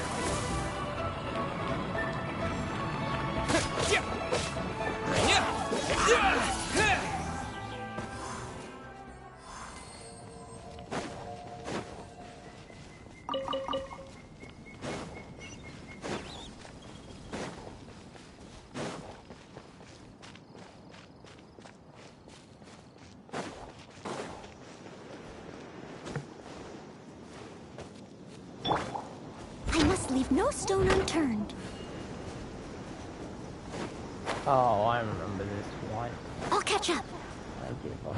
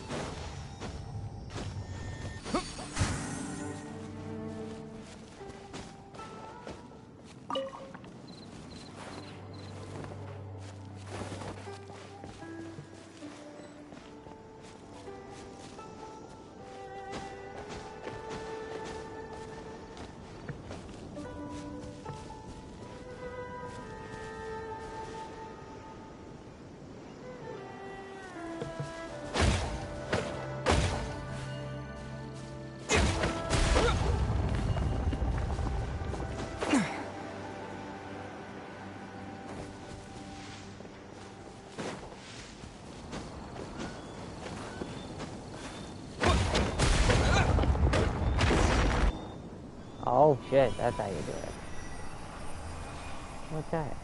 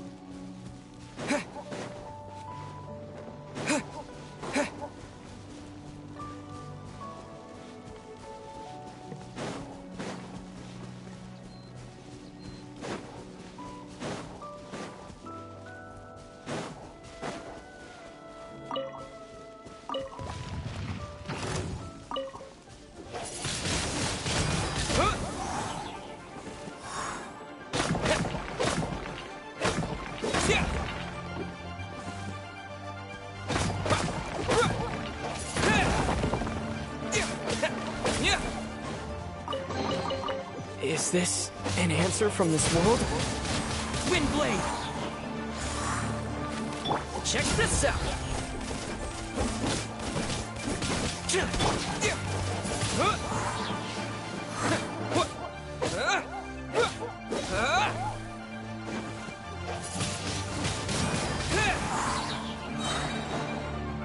With the wind!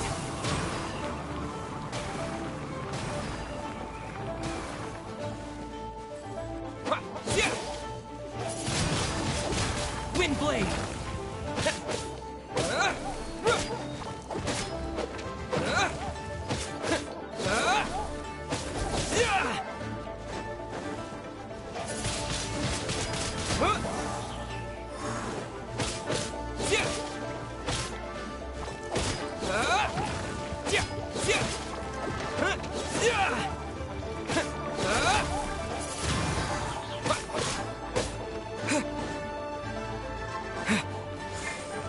Let's keep going, team! Windblade! Yeah!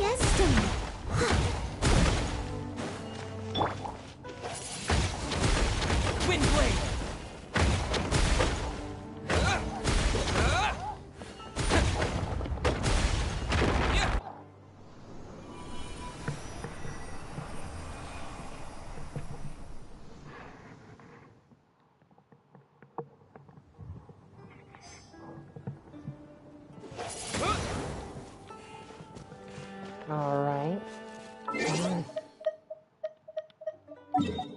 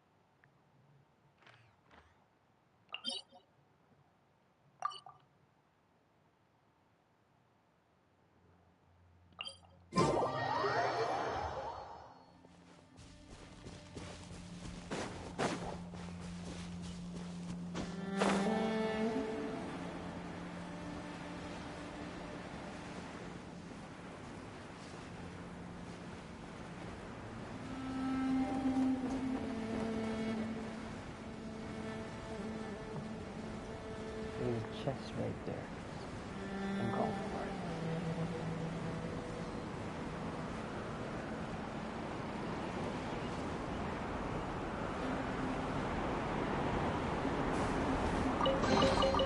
it. Is this an answer from this world?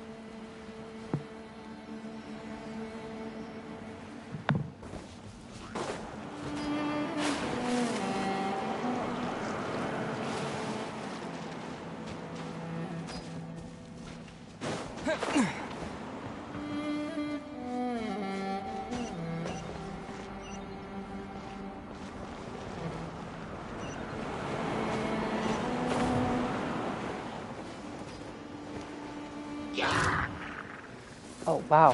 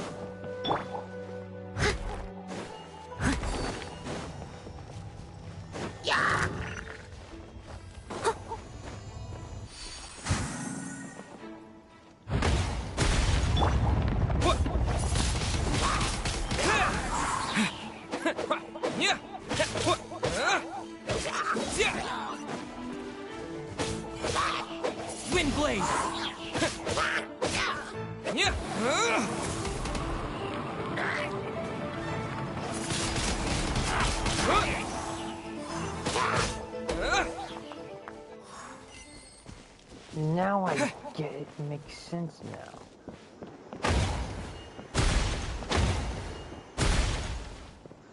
You gotta have the stars hitting the damn thing.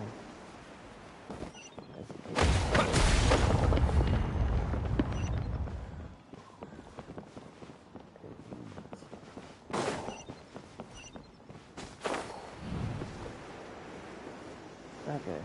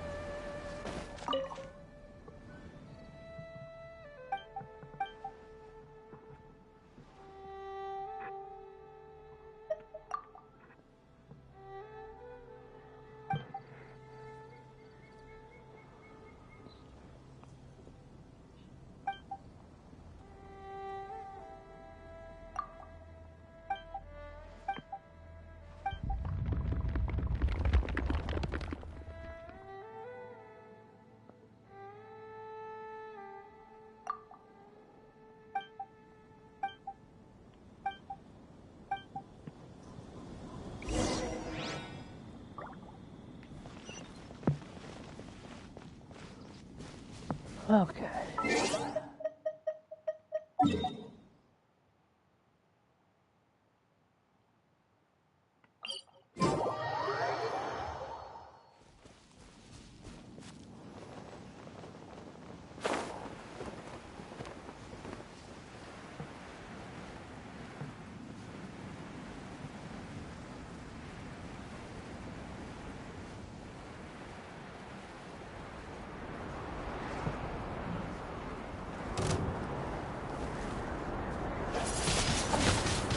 Blade!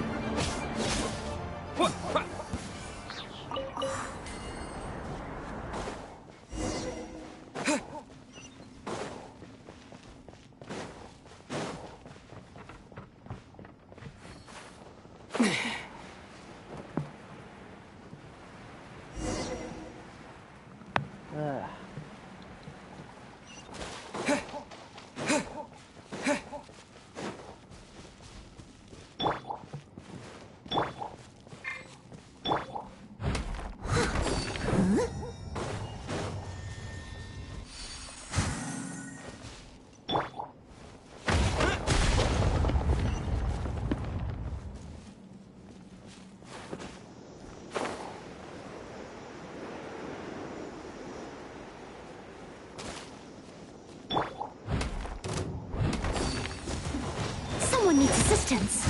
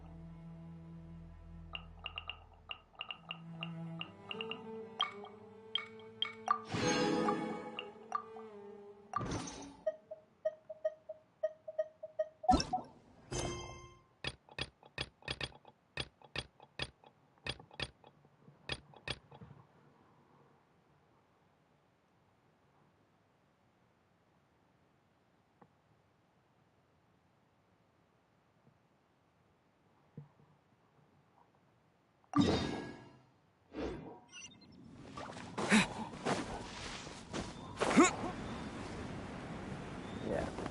I'm gonna start doing all these quests.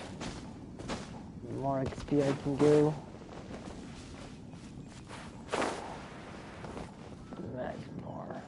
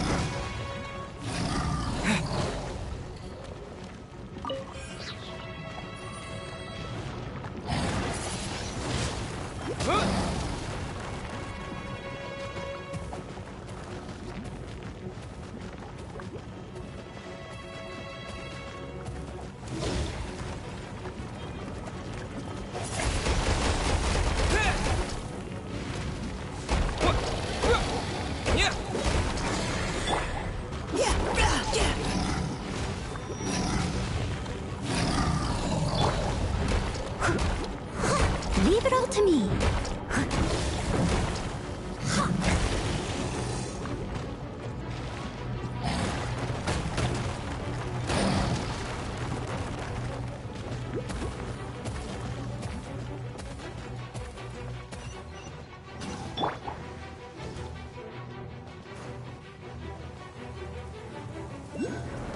Maybe I wasn't meant for this world.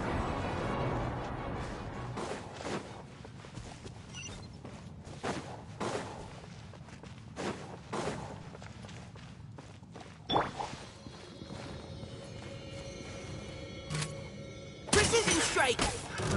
Another test subject.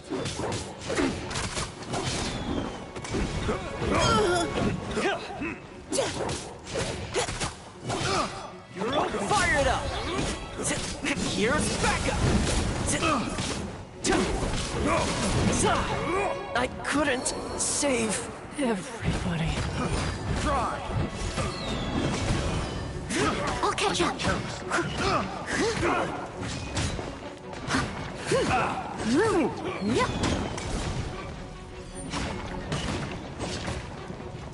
I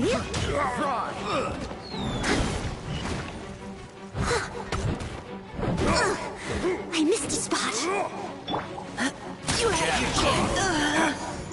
Leave the wounded to me. Off with you!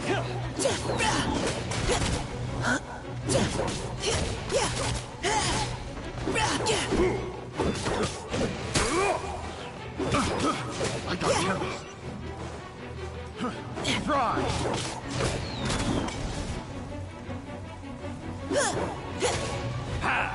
Keep your cool. Final warning.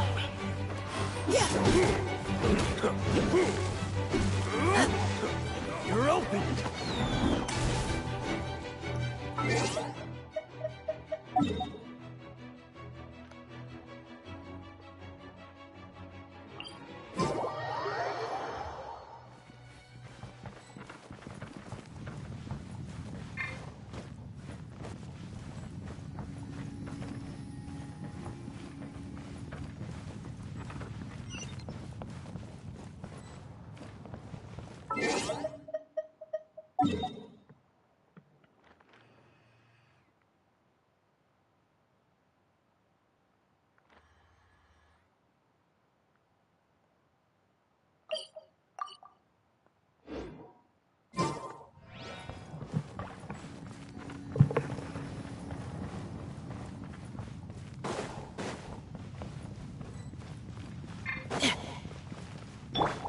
Someone needs assistance.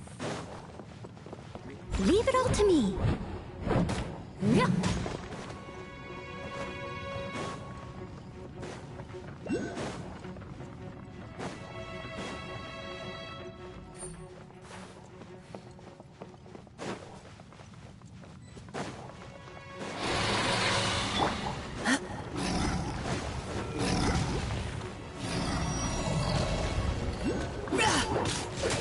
Engaging.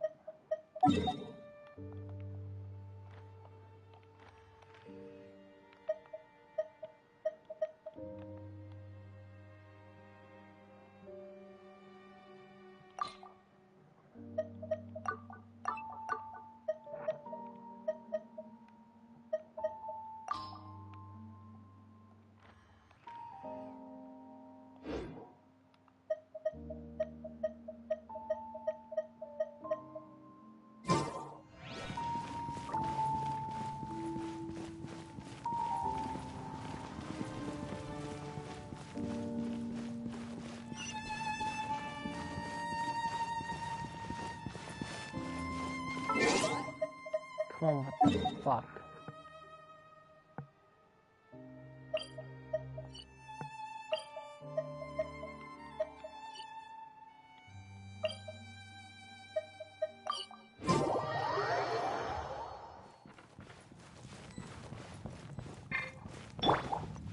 I'll catch up.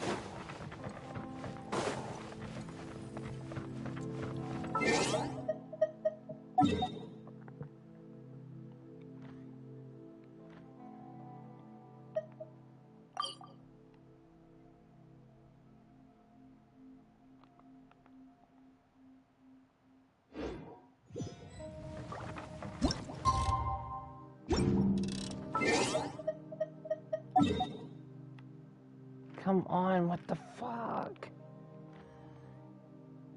I want to get out of this damn map now.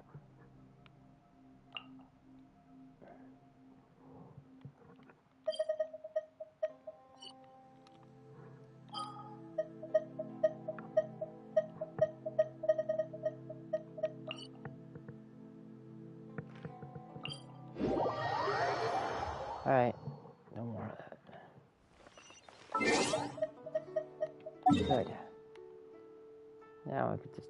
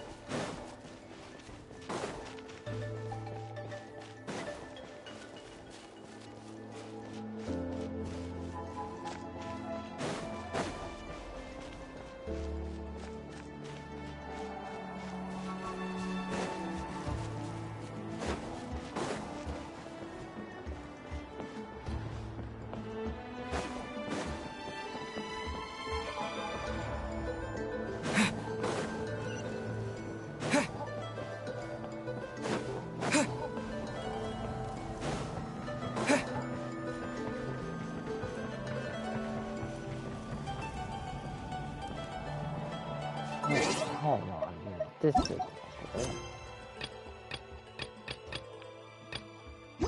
Oh.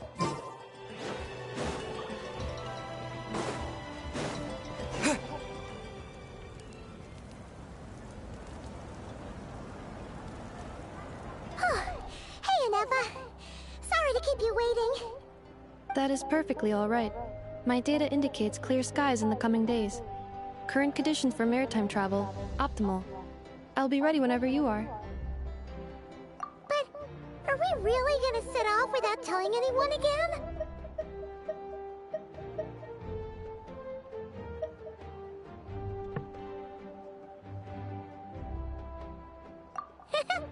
Funny you mention it. You'll never guess who Paimon saw on the way over. Hey! You didn't seriously think we'd let you leave without a farewell party, did you?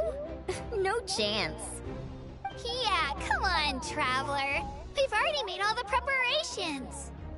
And most importantly, how dare you try and slip away without first paying your respects to the almighty Dragon Lord! A little bird told us you'd soon be leaving for Nodcry. So, we asked Paimon to give us a heads up before the date of your departure. You sure it's not time to think about changing that little habit of ours? Don't worry, we won't keep you long. Besides, everyone's there already. Shaska, Ian-san, Auroron, even the Pyro Archon herself. You're invited too, Anufa. Shilonen has a special gift for you. Accompaniment request accepted. Shilonen demonstrates excellent massage technique. My impression of her is exceedingly positive. Wait, so robots like massages too? Or is it just that Shilonen really knows how you're wired? Alright, enough with the chit-chat. Let's head to the venue. Woohoo! Party time! I don't know what this idea is, but this is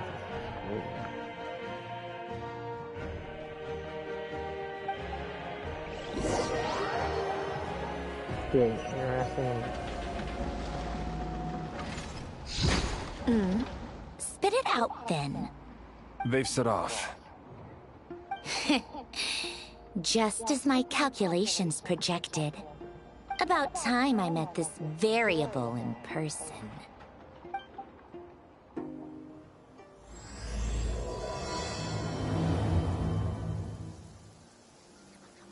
You know, every time we head to a new nation, there's always a point where it suddenly dawns on Paimon. This is it. The next chapter of our adventure has begun. This time, it was the moment she realized she just polished off the very last of her Saurus crackers. Should have stocked up better at the farewell party. In other words, Paimon has marked the geographic coordinates from 2 minutes and 40 seconds ago as the boundary between Natlan and Notcry. This deviates somewhat from the official coordinates stored in my database.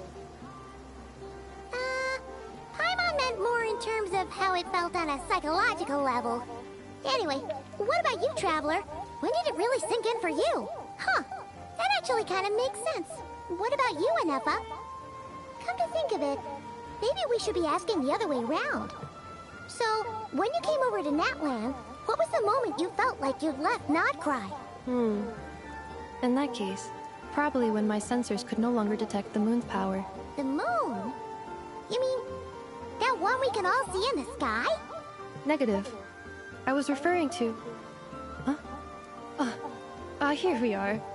Paimon, Traveler, we have arrived in Notcry. Oh, wow!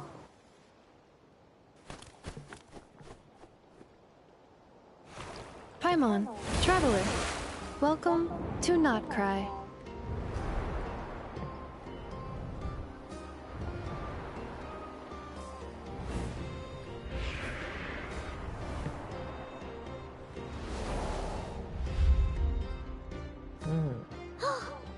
That must be Nasha Town up ahead! That's the place you were telling us about on the way over, right?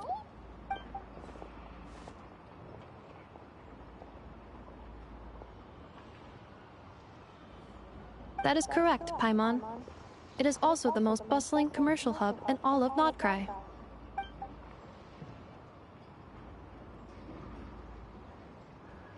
Oh, sounds like the perfect place to start trying out all the local specialties! Huh? Is something up, Traveler?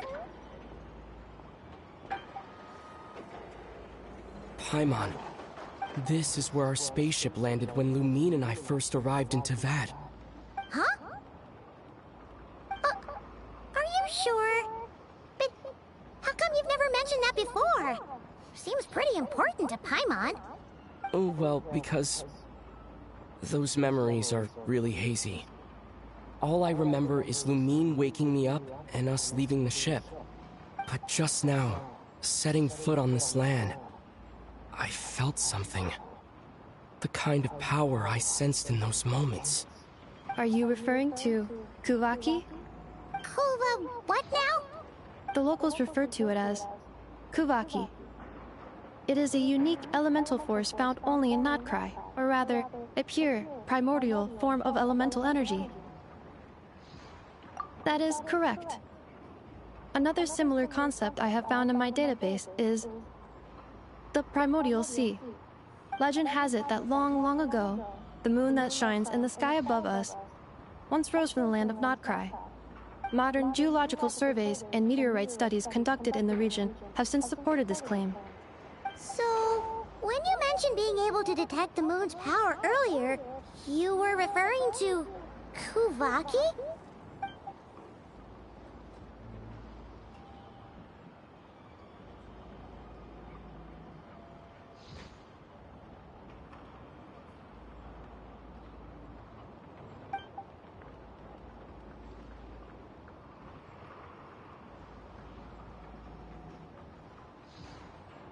Wait, Traveler, you're saying we might actually find your spaceship here?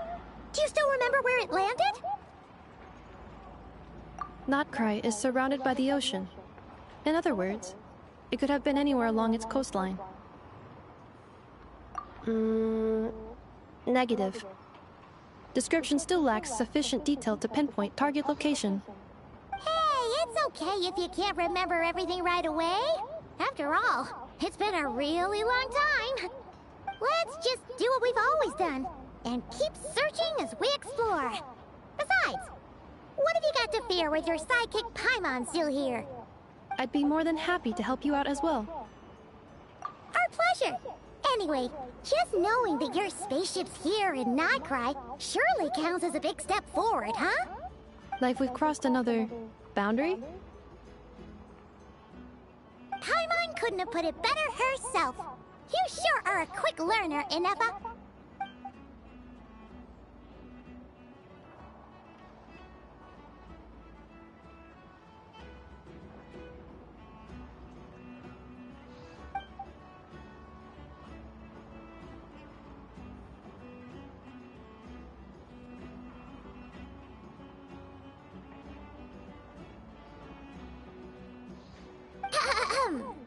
Well, as the best guide in the whole of Teyvat, Paimon hereby does solemnly declare, Nightcry, here we come!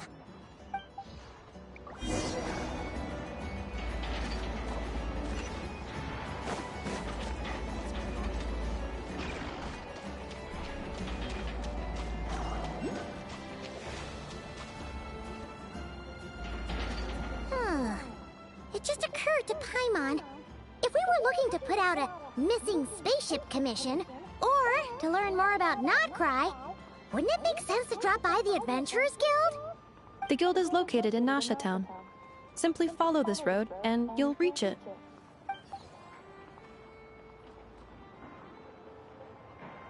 Huh? What in Teyvat is that? Looks kinda like a Seelie, floating around in the air like that. That is a Kuhenki, a species unique to the land of Nightcry. A Kuhenki? Does she have something to do with the moon, too? Indeed it does. According to the Frost Moon Scions, the indigenous inhabitants of this land, the Kuhenki, are said to be familiars of the moon goddess, leading those who walk in the moonlight's glow to things of great importance. The moon goddess? Don't all people here worship the Tsaritsa? Although Nightcry lies on Snezhneya's border regions, the people here have held their own unique beliefs since time immemorial. As I mentioned, everything in this land shares a deep connection with the moon and the sky above. The beliefs of the Frostmoon Scions seem to date back to the civilization of the angels. According to the documents in my database, even the 7 Archons did not exist at that time. Wow! So the origin of their beliefs goes back even further than the Archon War? Correct. At some point, you may come across some statues of their goddess. The Frostmoon Scions carved these as well. Hey! Looks like she's floating away! I suggest you follow her. The probability of an ordinary person encountering a Kuhenki lies in the single digits. Many here consider them heralds of good fortune. Hang on.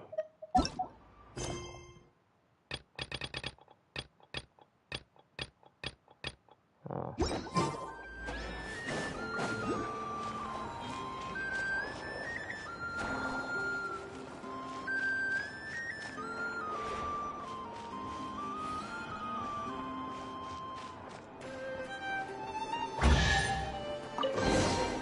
A reward on the road.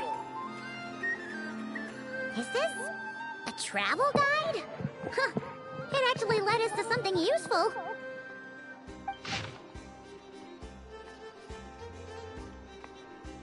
Are there any particular points of interest? It all looks pretty interesting to Paimon. If we have time, she'd love to see pretty much everything. Recalibrating route. If we keep following the current path, we will arrive at an area of scenic beauty. From there, we will be able to identify both the Adventurers Guild and several must-visit specialty stores. Yikes! Why is Paimon suddenly getting the feeling that if she doesn't step it up soon, Ineppa's gonna put her out of a job?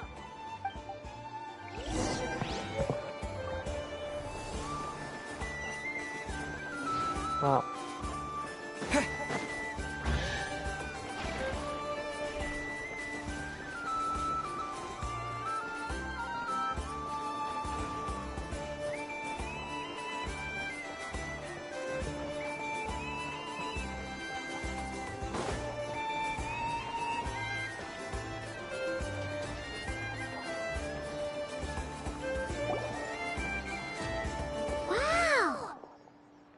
Nasha Town actually looks pretty big from here.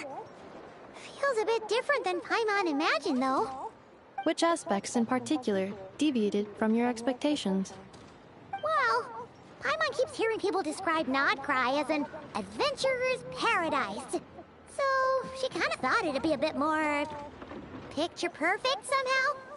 According to legend, there was indeed an era of peace in Nodcry's past, the age of the Fae. Tales of those ancient heroes are still told today. One of the most well-known is that of the Lantern Fae. This individual performed many good deeds for Nodcry. The present-day Lightkeeper's nightly lantern patrols are, in part, a tribute to their memory. But then, one day... What happened? There came a devastating abyssal calamity that swept across Nodcry, and for a time it was left desolate.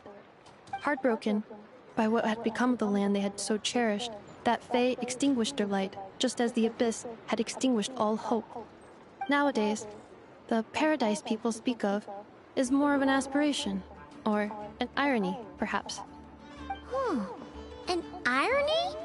Today, no official authority governs Nodcry. In theory, at least, it is somewhere a person can do whatever they wish, and become whoever they want to be.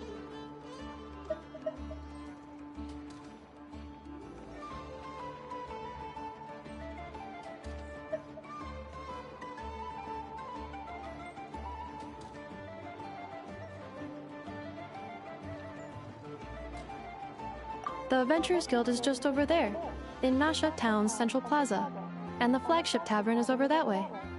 Hey, what's that building over there? You know, the biggest, tallest one. That is Aino's Boom and Blast Kuvaki energy cannon. It gets activated when the wild hunt threat level outside Nasha Town reaches a certain threshold. But according to the scan I just ran, the energy cannon appears to be malfunctioning, likely due to a recent discharge. The Wild Hunt?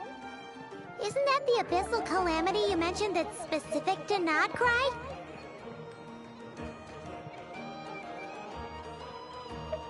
It is a phenomenon that has been occurring for several centuries now. Yet the time and location of wild hunt attacks are seemingly random. At first, it was more of an old wives' tale that adults used to scare children.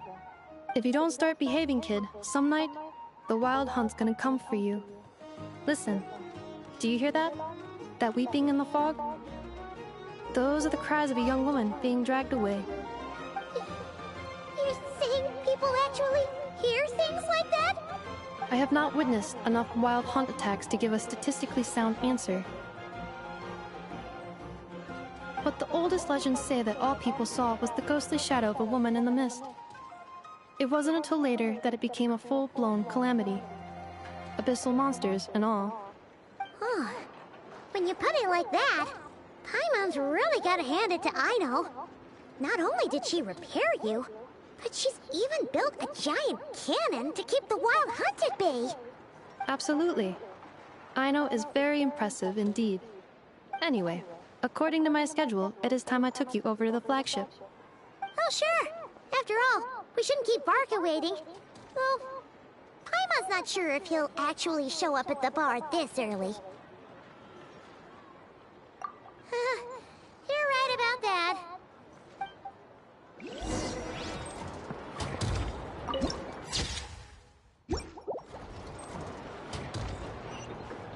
Is it me, or is it just Paimon just sounding a little bit, not like Paimon? Like, Paimon's got a little bit of a death throat or something. Or is it just me?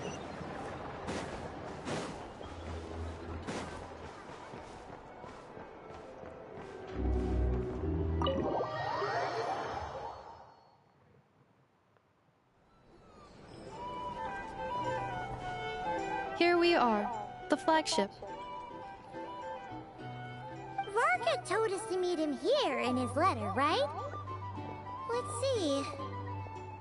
Varka? Varka!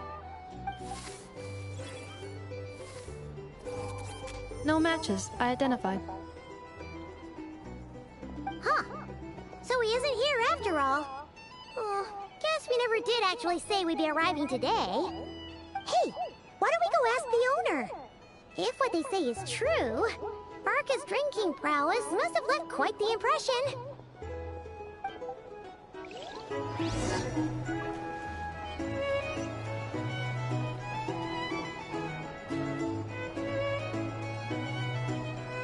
Huh? Well, well. If it isn't the ineffable Ineffa. Hello there, Demyon. You know each other? Of course! Ineffa's a regular here at the flagship. So, robots are into booze too? Not at all. The energy conversion efficiency of alcoholic drinks is very low, and most of them are full of impurities. Still, I can affirm that your berries and fried meat deserve a solid 9.12 out of 10.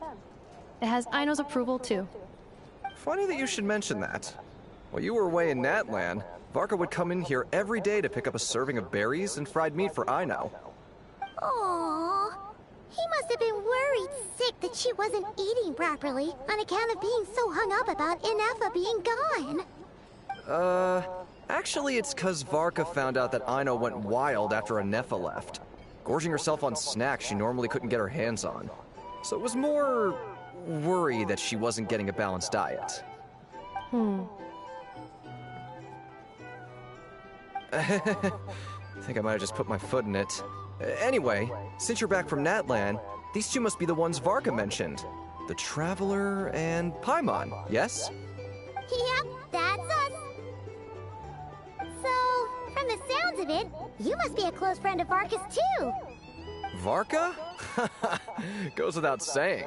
After all, he's the only one around here who's ever managed to stay standing after 10 rounds of the roulette special.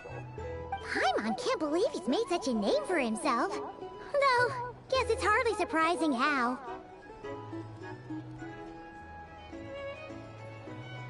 Right now? Must be somewhere near Amsvartnir. That's quite far from here. Huh? Where's that? It's a lake in the northern part of Nodcry. Word reached him of trouble brewing around those parts, so he took his knights to check it out. Oh. So, we missed him?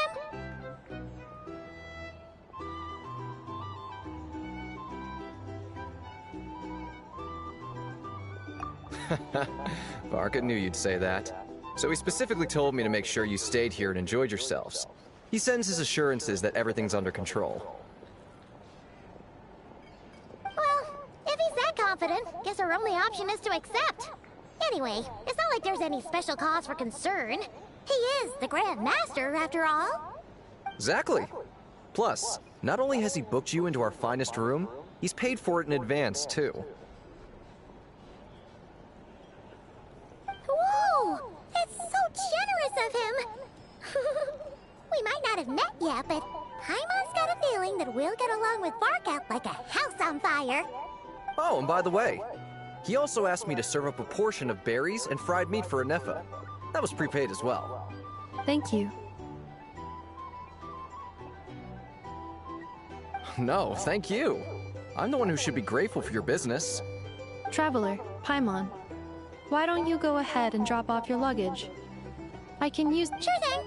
Besides, now that we've got ourselves a map, once we're done unpacking, we might as well go for a stroll ourselves. Why don't we meet up again later? Oh. So you no longer require navigational assistance? No worries, we should be fine. We've got a rough idea of our way around town, so Paimon's reasonably confident we shouldn't get too lost. Thank you. This translates into an approximate time saving of 30%, meaning I will be able to see Aino about 45 minutes earlier than previously projected. Oh, right. You must miss her a lot, too. In that case, we better get a move on.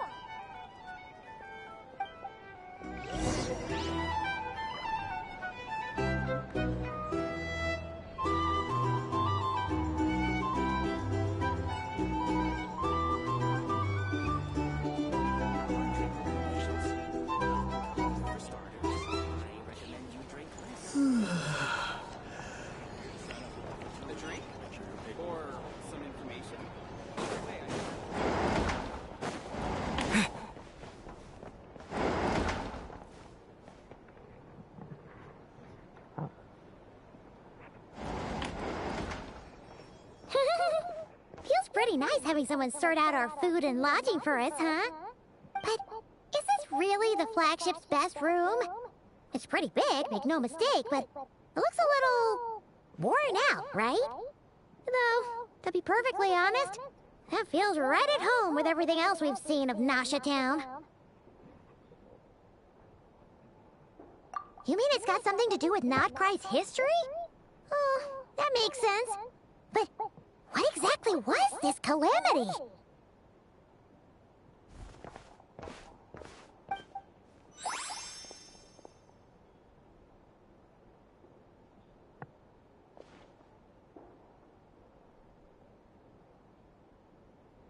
Oh, should we try the berries and fried meat too? Paimon's getting hungrier and hungrier every time someone mentions it. Oh! Sorry about that. Paimon wasn't watching where she was going. Please, there's no need to apologize. If anything, I'm the one who should be sorry. Clearly, I shouldn't have gotten lost in my thoughts in the middle of a hallway. Wait a sec. Are you staying in the room next to ours? Ah, quite the perceptive one, I see. First things first, allow me to introduce myself. My name is Kirill Chudamirovich Flintz, but please, just call me Flintz. Whoa, that's an impressively long name for sure. Oh, is that so? Names like mine ought to have been fairly common in Snezhnaya, at least in the past. Would I be correct then to assume that the two of you are travelers in this land? Yep, you sure would be. Paimon is Paimon, and this is the Traveler. We've been to a bunch of nations already, but we only just arrived in Nodcry today. What a rare honor it is to meet such worldly travelers. Are you here for travel too? If only I had the time to spare. No, I'm just staying the night. Oh, so you're here for business? That's certainly one way to put it. I'm a Ratnik of Nodcry, normally stationed near the burial grounds to the north. My sole cause for being here today was to repair this lantern of mine.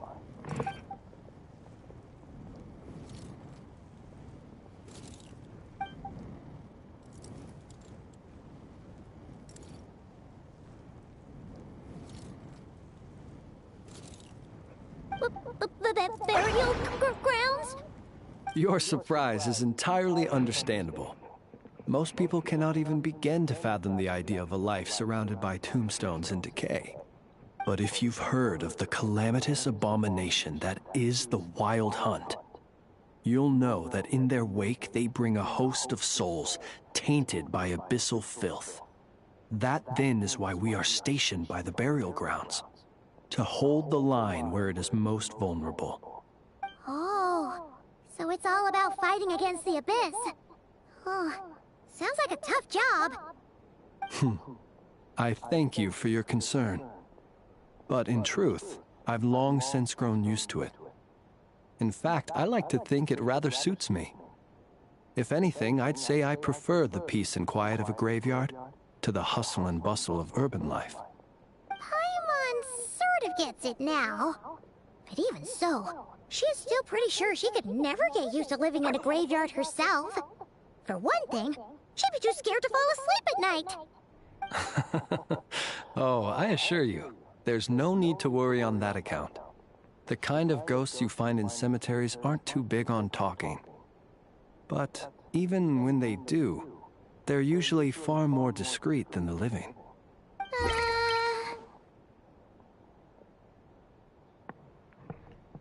Well, would you look at that? Who'd have thought we'd end up chatting this long? Must have a lot in common, huh? Forgive me, but I must excuse myself, for the time of my appointment draws near. And in terms I'm sure you'll understand, a lanternless Ratnik is like a mapless traveler. A serious conundrum indeed. Oh, sure. In that case, you go right ahead. We won't keep you any longer. Not at all. Should the opportunity present itself, I'd gladly continue our conversation another time. You're always welcome to come visit my grave. I mean, the grave I stand watch over. Your visit would bring much-needed light to that place of final rest. Right. Well, if we get the chance. Then allow me to wish you a traditional Ratnik's farewell. See you by the graveside. Ugh. Jeez. What a weirdo. Not to badmouth him at all. In fact, he seemed pretty cultured, but at the same time, kinda spooky? Must be all that time he spent around graveyards. His lantern? No, not really. You mean, 'cause it was broken? Huh. Guess you've always had a nose for stuff like this. If you're worried, you can always ask him the next time we cross paths. Hey, don't you start spouting all that weird stuff too.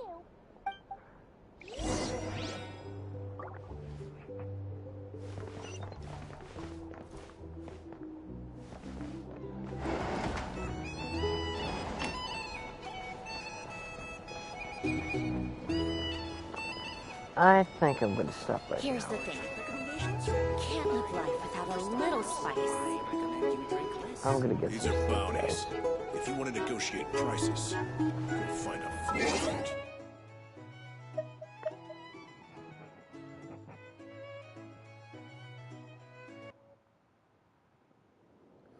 I'm gonna get me some sleep. My body isn't